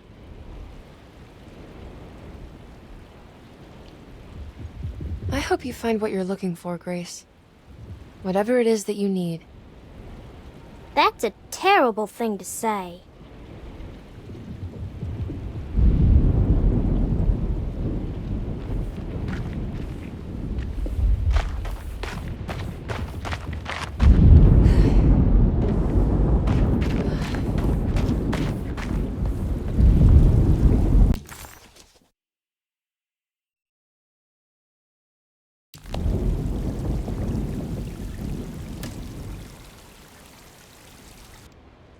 Everyone knows what to do? Y'all know the new words. Mrs. Thompson, we talked about this. I'm not sure everyone is comfortable. Doctor, I insist. This is important. We've waited for so long, Doctor. Let's just go with the old song. Not every change is an improvement. Boss, good or bad, you need to move forward. All in, Doc. Let's bet it all. But we don't know what we're dealing with. It'll be okay, Doctor. Better even.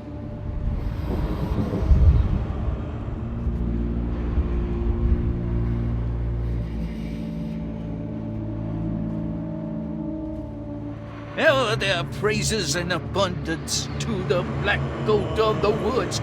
Hear us, mother. Take pity on us. Take pity on us. Ever there praises and abundance to the black goat of the woods. Ever Hear us, and take pity on us. Take pity on us. Hear us, mother. Ever there praises and abundance to the black goat of the woods. Hear us, mother, and take pity on us.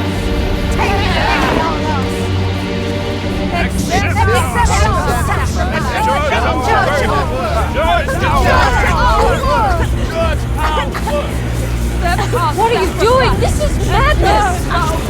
This here's what needs to happen. She's just a child!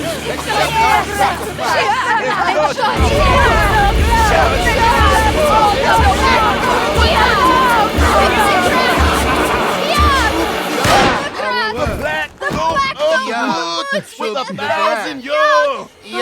Edward! Get out, Emily! We're leaving! No! There has to be a sacrifice!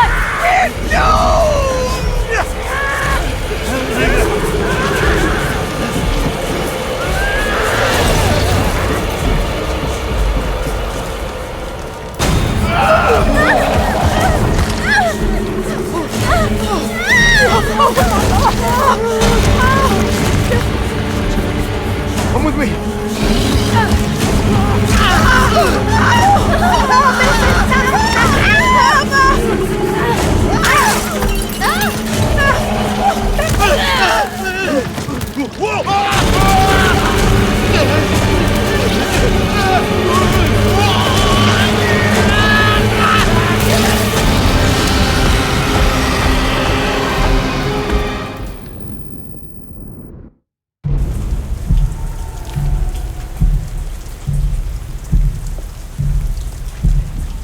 I have to stop that thing! It's gonna kill everything in its way!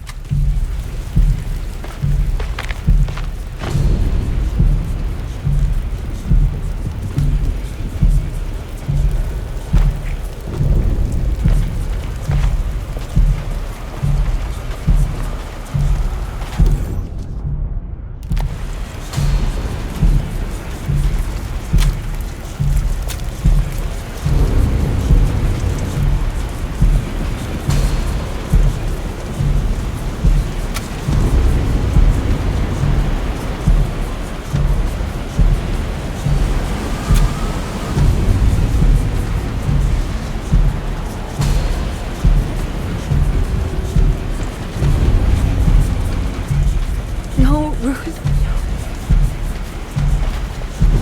Get yourself together, Emily. You have to finish this.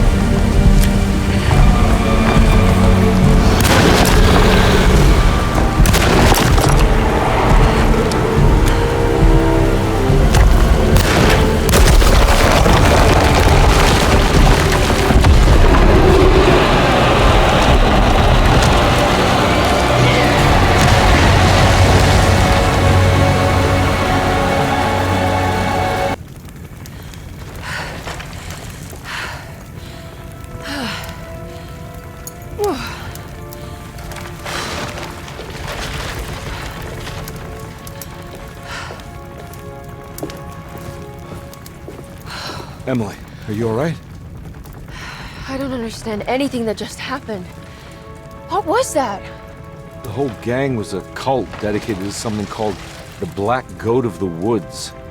I've been trying to gather as much information as I could. It was only after you started talking about monsters that I thought maybe there was some truth to all the nonsense I was finding. Where's Jeremy? Uncle! Are you alright? Everything is out of order. This isn't the way the story goes. I shouldn't be alive. Don't say that. You made it out. Be happy. Okay?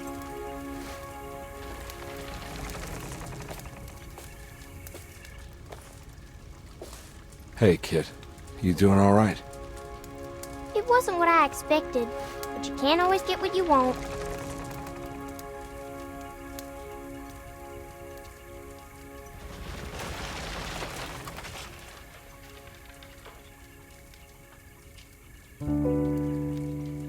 Alright, you ready to head back to New Orleans?